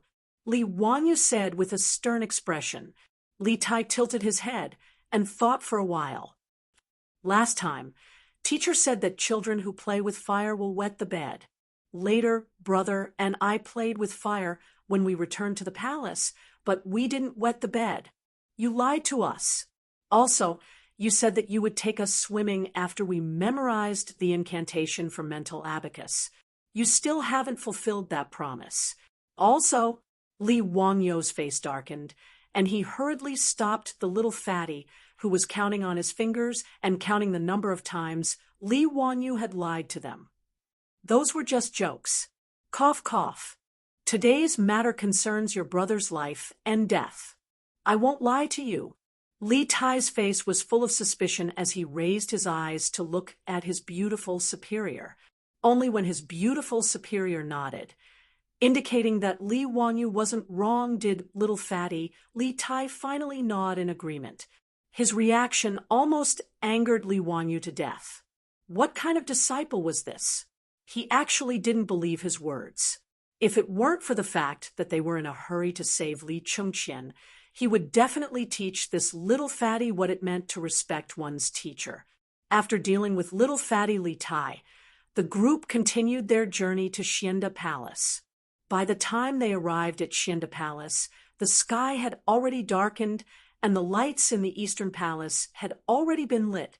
Li Wanyu gave Li Tai a look that said, "Good luck, I have faith in you." Then he pulled his beautiful superior to him and stood in the darkness outside the palace. Li Tai jogged towards Xianda Palace. "Father, Father, Mother said that her stomach isn't feeling well. She asks you to go to Li Zhen Palace." Pai Lupi, who was sitting next to Li Chengqian's bed with a worried expression, jumped up in fright when he heard his son's words. "Qingke, what did you say? What's wrong with your mother? Where is she feeling unwell?" "Mother said that her stomach isn't feeling well and wants you to go." Little Fatty blinked his eyes, lying as soon as he opened his mouth. This was what Li Wanyu had instructed him to say. His purpose was naturally to lure Pai Lupi away, using the tactic of luring the tiger away from the mountain. The reason why he had asked Li Tai to come forward was, of course, because other than him, no one else would dare to spread false information and make fun of Pai Lupi. In any case, Li Tai would at most be beaten up by Pai Lupi. It wasn't a big deal, but if it was someone else, not to mention whether or not they would dare to make fun of Pai Lupi, even if they dared, the consequences would most likely be losing their heads. With Pai Lupi guarding Li Chengqian, Li Wanyu didn't have the ability to perform surgery on Li Chengqian, no matter how great his abilities were. The distance between Xianda Palace, where the crown prince lived, and Li Zhen Palace was not close. As long as Pai Lupi left, Li Wanyu would have enough time to move the crown prince away. Pai Lupi naturally didn't doubt Li Tai's words at all. He glanced at Li Chengqian, who was still unconscious, and ordered Geng Fengyu and Sun Ximiao, "Geng Fengyu, minister's son, take good care of the crown prince. We will be back soon." Yes. Pai Lupi held Li Tai's hand, left Xianda Palace, and hurried towards Li Zhen Palace. As little Fatty walked, he turned his head and winked at Li Wanyu, who was hiding in the dark. Chapter 406. As soon as Pai Lupi's figure disappeared from sight, Li Wanyu pulled his beautiful superior into the Xianda Palace. "Her Highness, the Empress' imperial decree has arrived," Li Wanyu shouted as soon as he entered the palace, raising the jade pendant in his hand. In his hand was the jade pendant that Empress Zhongsun had given to his beautiful superior that day. The front of the jade pendant was carved with the phoenix that symbolized the Empress, while the back was carved with the words, "Ding is fire virtue, he is a phoenix." To some extent, this jade pendant represented Empress Zhongsun. Li Wangyu's words caused everyone in the Xianda Palace to immediately kneel and prepare to receive Her Highness the Empress' imperial decree. Although it was strange that the imperial decree had not been delivered by an eunuch, but rather by Hu Xianzi holding the Empress jade pendant, no one thought too much about it. By Empress Zhongsun's imperial decree, the crown prince Li Chengqian is suffering from intestinal obstruction and is beyond cure. Today, Hu Xianzi, Li Wanyu, and Sun Ximiao are to immediately treat the crown prince without delay. However, those who obstruct will be severely punished. After Li Wanyu finished speaking, the eunuchs and palace maids in the Xianda Palace naturally did not react. However, Geng Hong, who was kneeling on the side of the Shangyao Bureau, immediately jumped up. This is impossible. How could Her Highness the Empress issue such an imperial decree? You are falsifying the imperial decree. Hu Xianzi, what are your intentions? Must you cut open His Highness the Crown Prince's stomach and cripple his body? Shut up. I have Her Highness the Empress Jade pendant as proof. Do you dare to not accept the imperial decree? Li Wanyu demanded as he raised the jade pendant in his hand. I don't believe it. I will go and report to Her Highness the Empress. This official will not allow you to harm His Highness the Crown Prince. Gung Fengyu lifted his robe and turned to run out of the palace. How could Li Wanyu let him go out? If he ran out now and bumped into Pai Lupi, who had not gone far, everything would be exposed. He lifted his leg and kicked Gung Fengyu again. Gung Fengyu screamed and rolled a few times on the ground. Men, tie up this criminal official who doesn't obey Her Highness the Empress's decree. Li Wanyu shouted to the eunuchs in the hall. These eunuchs didn't care how much Gung Fengyu shouted. In any case, they recognized the Empress Jade token in Li Wanyu's hand. Since this was the case, they naturally listened to Master Huxian's orders. Moreover, Master Huxian was a relative of the saint. In the palace, he called Pai Lupi uncle, so these eunuchs were naturally willing to listen to him. After Gung Fengyu was tied up, the old man was still yelling. Li Wanyu was too lazy to talk nonsense. He simply pulled a rag and stuffed it into the old man's mouth. As for the doctors of the Shangyao Bureau, no matter how unwilling they were, no one dared to say anything when they saw that their superiors had been tied up. After dealing with Gung Hong, Li Wanyu bowed to Sun Simiao. Old immortal son, thank you for your trouble. Now that Her Highness the Empress has agreed, let's hurry up and prepare to treat His Highness the Crown Prince. Sun Simiao looked at Li Wanyu with deep meaning, as if he had already seen through the problem. However, Sun Simiao, who had lived for more than 90 years, wouldn't say anything. Since Li Wanyu had the Empress Jade token and faked a decree, he would pretend that he didn't know. This humble Taoist naturally has no problem. I will do my best to treat His Highness the Crown Prince. Li Wanyu nodded. Time was of the essence. It was hard to say how much time little Fatty Li Tai could buy. It was better to hurry up. He looked around the hall and found the eunuch he had ordered in the afternoon. He reached out and called him over. I asked you to find a clean and spacious palace room. Are you ready? County Head Huxian, this servant is ready. I have already followed your instructions and had someone sweep it clean. The eunuch quickly replied, Have you sent the bronze mirrors I asked you to collect in the Eastern Palace to that palace room? They are all ready. That's good. Lead the way and send His Highness the Crown Prince there. Li Wanyu waved his hand and called for a few strong eunuchs to carry over a palanquin. They carefully lifted Li Chengqian onto it. Li Wanyu stopped the other eunuchs and palace maids from following. He only led his beautiful superior, Sun Simiao, and Lu Shenwei out of Xianda Palace while carrying Li Chengqian's palanquin. When Li Wanyu and the others disappeared, the doctors of the Shangyao Bureau hurried forward. They pulled out the rag stuffed in Gung Hong's mouth and untied the ropes binding him. Quick, go to Lijun Palace and find His Majesty. Hui Xianzi wants to murder His Highness the Crown Prince. This is treason and wild ambition. Go quickly. Go find His Majesty and have His Majesty issue an edict to arrest Hui Xianzi. Gung Hong didn't wait for the ropes to be untied before he began to howl at the top of his lungs. Upon hearing his words, the doctors of the Shangyao Bureau hurriedly ran out of the Hall of Illustrious Virtue to look for Lier on Li Wanyu's side.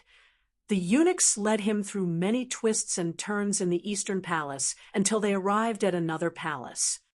Hui Xianzi, this palace room is usually unoccupied. This servant has already cleaned it, as you ordered. Li Wanyu nodded and had the eunuchs carry Li Chengqian inside. Together with his beautiful superior, he took out the alcohol that Niu Wu had delivered and sprayed it all over the room to disinfect it. Soon, the room was filled with the pungent smell of alcohol. As for the knives in Sun Simiao's medicine box, Li Wanyu had him take them out and soak them in alcohol to disinfect them. The surgery required fine cotton cloth and catgut. They had all been prepared and could start the surgery at any time. At this time, the light in the room was dim. Sun Simiao shook his head and said, "Hui Xianzi, the candlelight isn't very bright. How are we going to treat His Highness the Crown Prince?" Li Wanyu had naturally prepared for this. He had ordered the eunuchs to collect bronze mirrors in the Eastern Palace to prepare for the surgery. Edison used mirrors to gather light to provide light for the surgery. This was a story that everyone knew in the language books of later generations.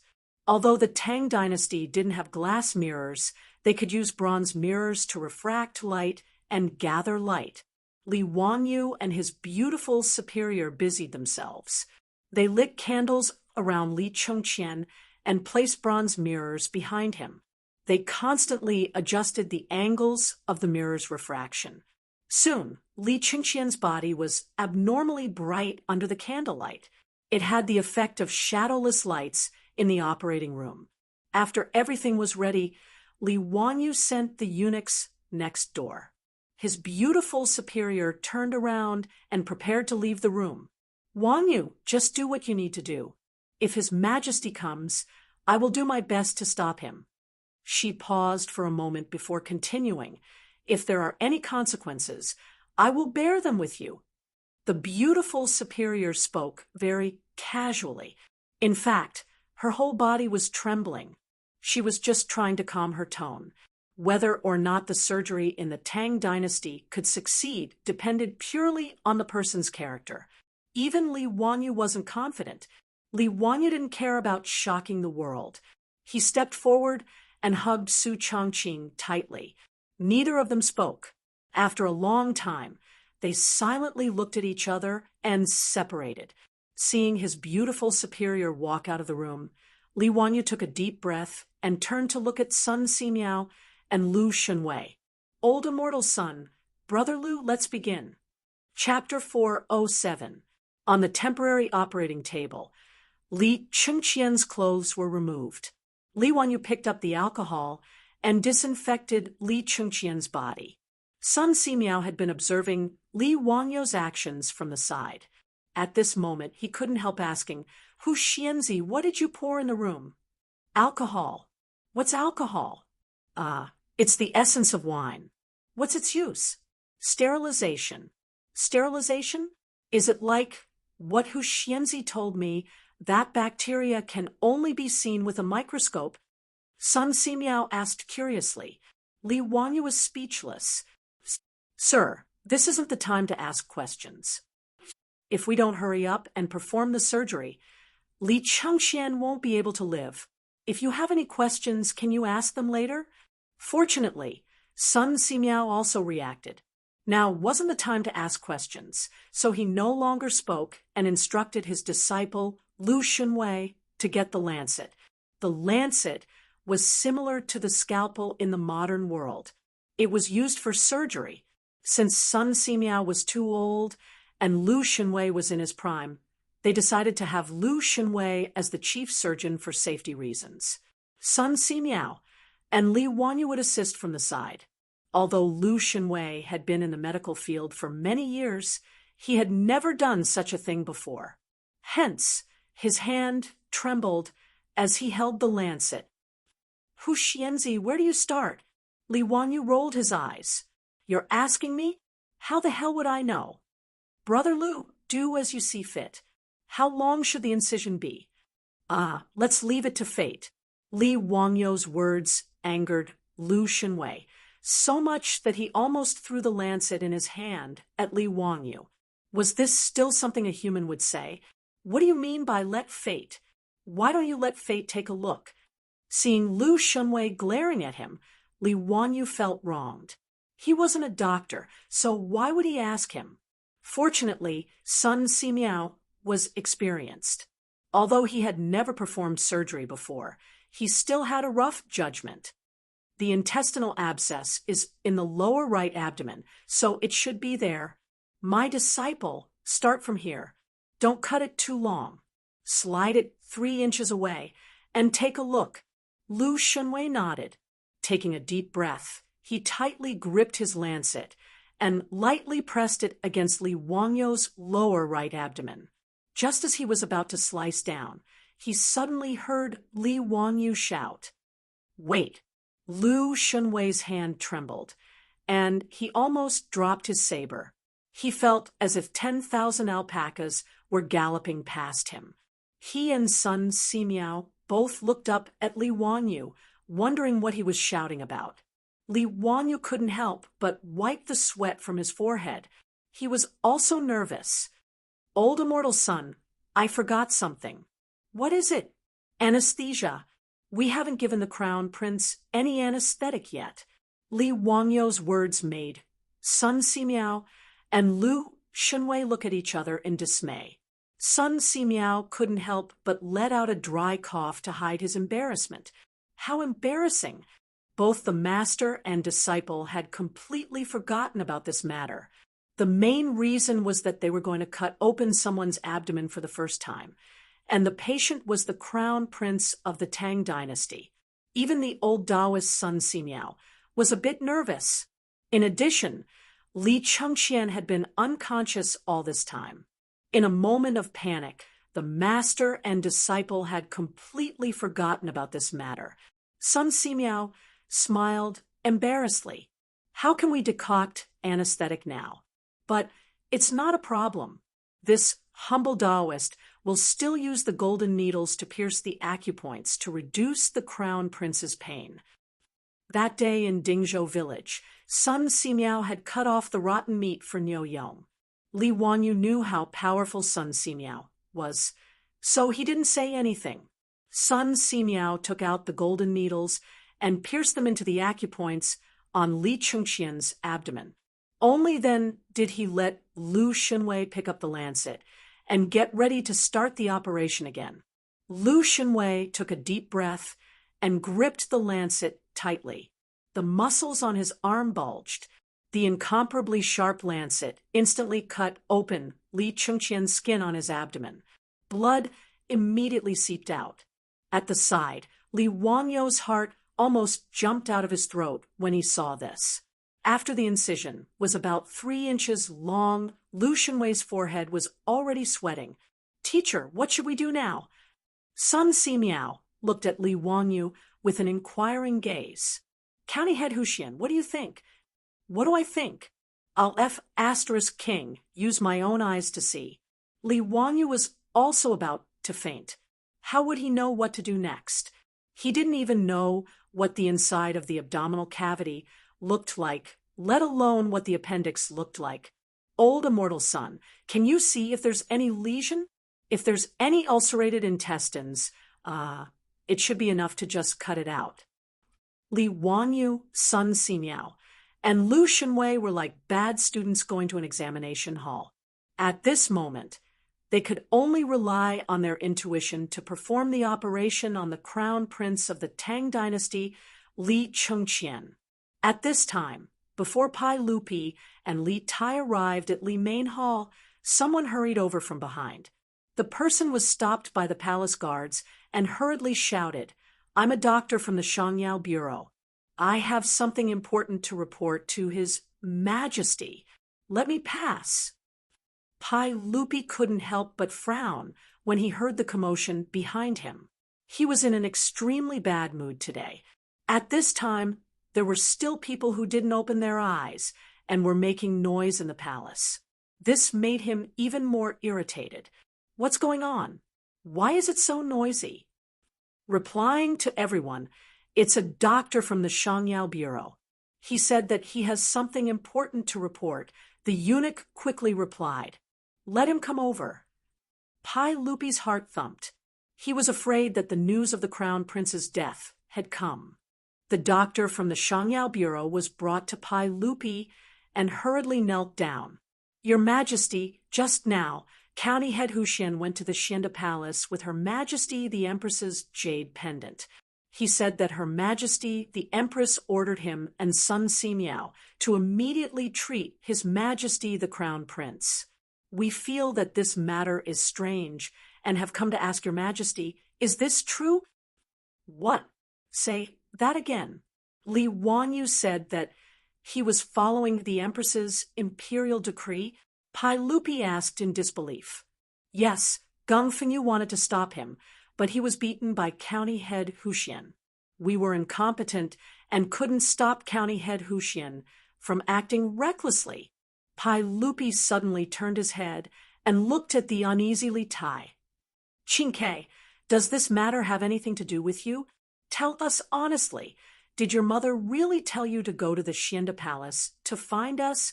Only now did he come to his senses. If Empress Zhongsun was truly unwell, she would have sent an eunuch to inform her. How could she have let a brat like Li Tai go to the Xianda Palace? Li Tai was frightened by his father's glare. He hurriedly knelt down and honestly replied, Father, it was my teacher who told me to say this.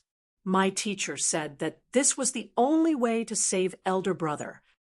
The little fatty was very happy to sell out his teacher. When Pai Lupi heard Li Tai's words, he naturally understood everything and couldn't help but fly into a rage. Li Wanyu, what does he want to do? How daring of him! He actually dares to pass down a false imperial decree. Men, immediately go to the Xianda Palace and arrest that County Head Huxian. Do not let him harm the Crown Prince. Yes, father. At Pai Lupi's order, the group of palace guards following Pai Lupi immediately turned and rushed to the Xianda Palace. Pai Lupi also hurriedly followed. He didn't have time to deal with Li Tai. Li Tai saw his father hurriedly leave and couldn't help but stick out his tongue. He turned and ran to Li Main Hall.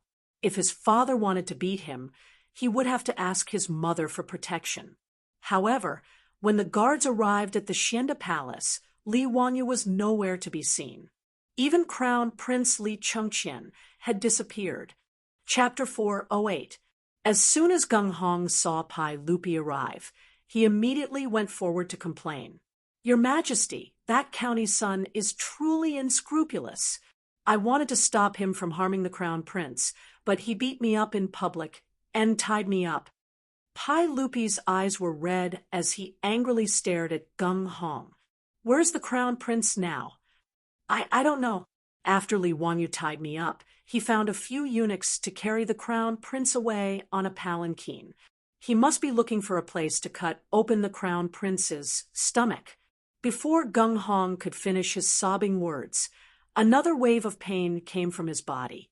He was kicked to the ground by the furious Pai Lupi. If anything happens to the Crown Prince, I will have someone cut open your stomach. You bastard, what did I tell you before I left? Is this how you take care of the Crown Prince? Your Majesty, I am innocent. That Li Wanyu has the Empress Jade Tablet, so I can't do anything to him. Gung Hong repeatedly kowtowed. Pai Lupi ignored him and angrily said, Scram!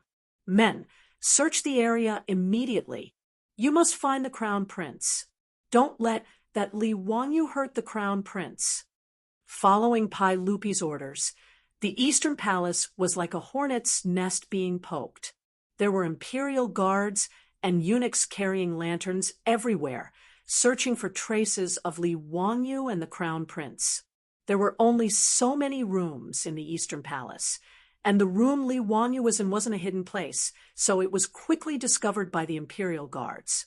However, when the imperial guards wanted to rush into the room to rescue the kidnapped Crown Prince, they were stopped outside by their beautiful superior, holding the Empress Jade Tablet. Stop! The Empress Jade Tablet is here.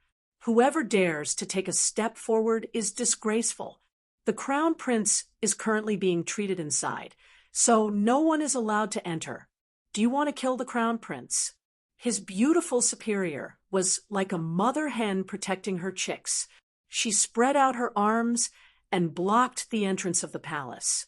This put the imperial guards in a difficult position, and they did not dare to act rashly. They simply surrounded the palace and hurriedly sent someone to inform Pai Lupi.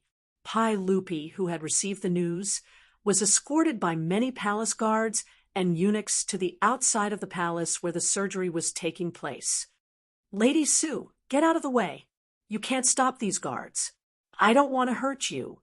As long as my crown prince is not harmed, I can let bygones be bygones. Don't make a mistake." Pai Lupi's mood was unusually irritable, but he still showed some mercy to Su Chongqing, who was standing outside the hall with his bare hands. The beautiful boss bit her lower lip and shook her head with unusual firmness. "Your Majesty, forgive me for speaking bluntly, but the only ones who can save the crown prince are Li Wanyu and Sun Simiao. Your Majesty, you must believe in Wanyu. He is Chengqian's teacher. Why would he harm him? He really does want to save Chengqian." The corner of Pai Lupi's mouth twitched. He had also thought that Li Wanyu would not harm his son. However, he did not believe Li Wanyu's words. Could cutting open someone's stomach save a life? Could it cure an intestinal abscess? "Lady Sue, get out of the way. No matter what Li Wanyu wants to do, let me go take a look at Chengqian first." "No, Your Majesty. Right now, the crown prince is being treated inside. If you charge in, the crown prince will die, without a doubt." The beautiful boss's words made Pai Lupi hesitate. Naturally, he was not willing to risk his son's life. Seeing Pai Lupi hesitate, the beautiful boss continued, "Your Majesty, as far as I know, the doctor at the Shangyao Bureau said that the crown prince will not make it through tonight. An intestinal abscess is an incurable disease that cannot be cured. If Li Wanyu is not trying to save the crown prince, why would he do such a thing? What good would it do him to do such a thing? Your Majesty, do you really not want to save the crown prince's life? Would you rather see the crown prince die? He is only 9 years old." The beautiful boss's words finally moved Pai Lupi. "Can Li Wanyu really save my crown prince? Yes, I guarantee it with my life."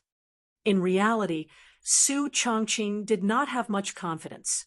With the medical conditions of the Tang dynasty, whether or not Li Chengqian could survive depended on whether or not his life was strong enough. However, she could only grit her teeth and insist that she could save Li Wanyu to buy time for Li Chengqian and the others who were still in surgery. Pai Lupi could not help but be moved when he heard this. After a while, he slowly said, "Since that is the case, I will give him this time. Men, surround this palace. No one is allowed to leave." At this time, the group of doctors from the Shangyao Bureau, as well as Finyu Gunghong, received the news and hurried over. Hearing Pai Lupi say this, Gunghong could not help but panic. "Your Majesty, you cannot. Even if a Daluo golden immortal came, it would be difficult to save this intestinal abscess. How can we allow His Highness the Crown Prince to be wantonly insulted by Li Wanyu? Your Majesty, do not listen to this woman's nonsense. You cannot." "Enough!" Pai Lupi suddenly roared, scaring Gunghong, who was still incessantly trying to persuade Pai Lupi into immediately shutting his mouth and keeping quiet out of fear. "If anyone tries to stop Huxianzi from saving the Crown Prince again, they will be beaten to death," Pai Lupi coldly ordered, then glanced at Gunghong with disgust. He had also thought things through. His son had an incurable disease and was on the verge of death. The Shangyao Bureau's Finyu and doctors were incompetent and could not save the Crown Prince. At this time, Li Wanyu dared to risk universal condemnation, which meant that he really wanted to save Li Chengqian. As a teacher, he could do what Li Wanyu did, even going as far as falsifying an edict to save his son. Even Lady Sue in front of him dared to use her own head as a guarantee. What could Pai Lupi say? "Her Highness the Empress has arrived. Another eunuch announced loudly. It was the pregnant Empress Zhangsun, who had also arrived with Li Tai. The matter in the Eastern Palace had become so big that Empress Zhangsun naturally also received the news. In addition, Li Tai was afraid of being punished by Pai Lupi, so he straightforwardly confessed everything to Empress Zhangsun. After learning that Li Wanyu had faked her imperial edict and kidnapped Li Chengqian from Xianda Hall, how could Empress Zhangsun sit still? She did not care whether Pai Lupi allowed it or not. She led a group of eunuchs and palace maids and hurried to the Eastern Palace. Erling, how is Chengqian? How could Zio cause trouble like this? I will definitely take care of him later. Pai Lupi hurriedly and carefully supported his wife. Guanyin maid, didn't I tell you to properly rest in Lijian Hall? Chengqian's matter is with me. Why are you doing this? He then glared angrily at the group of eunuchs and palace maids behind Empress Zhangsun. I ordered you to take good care of the Empress. Why did you let the Empress come here? Erling, don't blame them. It was I who wanted to come. Quickly tell me, how is Chengqian right now? Pai Lupi grimaced and pointed at his beautiful superior blocking the door to the palace. I also don't know. This Lady Su is fighting with her life and will not allow me to enter the palace. She said Li Wanyu, that bastard, is currently treating Chengqian. Empress Zhangsun finally noticed Su Chongqing and hurried forward. Niece Chongqing, is it possible for me to go in and take a look at Chengqian? I will go in alone and not bring anyone else. Your Highness, it is not that I do not want you to enter. It is that Li Wanyu and the others are doing their best to treat the Crown Prince and cannot be distracted. Also, you have not disinfected it. If you rashly enter, it will be easy to cause the Crown Prince's wounds to fester and endanger his life. Pai Lupi and Empress Zhangsun did not fully understand Su Chongqing's words, but now it was too late to say anything. Li Wanyu acted first and reported later. No matter how nervous the husband and wife were, they could only wait patiently outside the palace and hope for the blessings of the heavens. Chapter 4:09. Inside the palace, Li Wanyu and the others naturally heard the commotion outside. However, Li Wanyu could only choose to trust his beautiful boss and hope that she could stop Pai Lupi. He had no time to be distracted. Huxianzi, do you think we should remove this part? This section of intestine looks like it has ulcerated, so it should be the lesion. Old immortal son, do as you see fit. Li Wanyu looked at Li Chengqian's abdomen and almost vomited. He had never seen a living human organ before. He only felt that it was a mess of flesh and blood. How could he tell if there was a lesion in the intestine? Lu Shunwei's voice trembled. Teacher, should we cut it? Cut. Sun Simiao was still calm and gave his disciple an encouraging look. Lu Shunwei calmed himself down and swung the lancet in his hand. The next moment, a section of intestine stained with blood was thrown in front of Li Wanyu. Li Wanyu, who was already feeling nauseous, could no longer hold it in. He covered his mouth and ran to the side hall. He grabbed a decorative porcelain bottle and vomited. He had overestimated his own mental endurance, but Li Wanyu couldn't be blamed for this. Even in the future, many new medical students would vomit during their first dissection class. This was a normal physiological reaction. As for Sun Simiao and Lu Xinwei, although they had never performed surgery on anyone before, they had been doctors for many years and treated patients. They had seen bloody scenes before, so they were already used to it. Li Wanyu swore that he would never eat his beloved intestines again. Yes, he would not eat them for at least a week.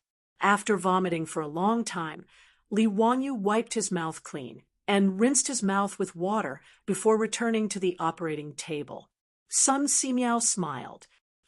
Huxianzi, what should we do next? Li Wanyu thought for a moment. we should suture the intestines, right? And then, and then we should suture the cut abdomen. That should be it. Li Wanyu was not sure. Why didn't his beautiful boss bring a medical manual with her when she transmigrated to the Tang dynasty? When Sun Simiao saw that Li Wanyu could not say anything more, he could only follow medical common sense and discuss with his disciple to continue the surgery. An hour later, Li Chengqian's abdomen was finally stitched up. Sun Simiao applied some ointment on the wound on his abdomen and carefully wrapped it with a cotton cloth. That's it. Li Wanyu looked at Sun Simiao, then at Lu Shunwei. Sun Simiao didn't say anything. He just gently placed his finger on Li Chengqian's wrist to feel his pulse. After a while, Sun Simiao smiled and nodded at Li Wanyu. Although the crown prince's pulse is weak, but strong, it has already improved. There should be no danger to his life for the time being. When Li Wanyu heard Sun Simiao's words, he couldn't help but let out a long sigh. At this time, he felt that his legs were sore and weak, and he almost sat on the floor. Old immortal son, when will the crown prince wake up? Any time. Okay, then let's wait. When he thought of the furious Pai Lupi outside the door, Li Wanyu decided to wait for Li Chengqian to wake up before opening the door. Otherwise, when the Pai Lupi came in and saw his son lying on the operating table with intestines in the porcelain basin next to him, under this kind of stimulation, wouldn't the Pai Lupi have the imperial guards behead him on the spot? That would be too much of an injustice. Sun Simiao and Lu Shunwei had the servants in the side hall bring in clean water to wash their hands. They also wiped away the blood that had seeped out during the surgery. The operating table finally didn't look so scary. After waiting for the time it takes to burn a stick of incense, Li Wanyu acutely noticed that Li Chengqian's eyelids trembled a few times before he slowly opened his eyes. Ugh, so painful. Commander, is that you? Where am I? I'm so scared. Li Chengqian blinked his small eyes and turned his neck left and right to look around. When he saw Li Wanyu, the rims of his eyes immediately turned red. Chengqian, be good. Don't be afraid. When you were sick before, I helped you with Old Immortal Son and the others. Chengqian, listen to us, and you'll get better soon. I promised to bring you and Qingke to swim. Li Wanyu used his hand to gently stroke Li Chengqian's small head and comforted him. Although he took such a big risk to let Sun Simiao perform surgery on Li Chengqian, he still couldn't say that Li Chengqian was safe and sound. Removing the appendix was only the first step. The more important thing was to prevent the wound from getting infected. Forget about performing surgery in the Tang dynasty. Even in the future, before penicillin was invented, most of the wounded soldiers on the battlefield died from wound infections after surgery. In the TV dramas of the anti-Japanese war, there were often such scenes. The underground workers risked their lives and fought a battle of wits and courage to obtain the medicine penicillin and send it to the rear to save the wounded. Penicillin was penicillin. Although it couldn't be taken seriously in the TV dramas, it indirectly reflected how dangerous it was for the wound to fester. Li Wanyu was already very careful. Before the surgery, he disinfected all the instruments with alcohol.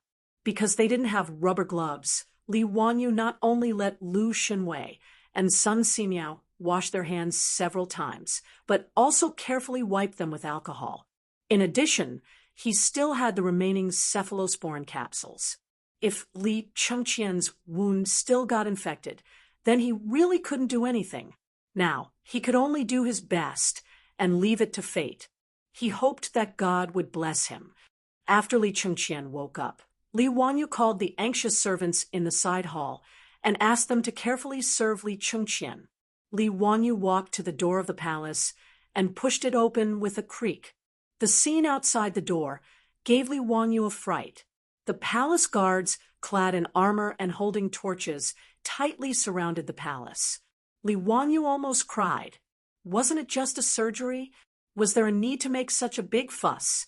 When Pai Lupi and Empress Zhongsun saw the door of the palace open, they hurried forward. Li Wanyu, you bastard, you still dare to come out. You really have guts. You actually dared to send a fake edict and even kidnapped the crown prince. You really want to kill me. I ask you, how is Chengqian now? Pai Lupi was truly anxious. His words were incoherent. Li Wanyu secretly curled his lips. What do you mean I still dare to come out? Am I going to stay in this palace forever? Now that Li Chengqian had already woken up, Li Wanyu's courage had increased a bit. Uncle, why are you so angry? Nephew greets aunt. Aunt, you also came? Humph. Stop laughing and smiling here. How is Chengqian? Can I go in and see Chengqian now? Pai Lupi still remembered what his beautiful superior had said to scare him. Something about there being germs on his body and not being disinfected. Although he was anxious, he didn't dare to rush in rashly. Li Wanyu made a gesture of invitation. The crown prince is safe and sound. Uncle, aunt, please. Pai Lupi and Empress Zhongsun looked at each other. The couple lifted their feet and walked into the palace. Gung Hong and a group of doctors from the Shanyao Bureau also wanted to follow in, but they were stopped by Li Wanyu. Stop. His Highness the Crown Prince is recuperating inside. The Shanyao Bureau and dogs are not allowed to enter. When he said this, Gung Fengyu and the group of doctors' faces changed. Their old faces instantly flushed red. They glared angrily at Li Wanyu, so angry that their bodies trembled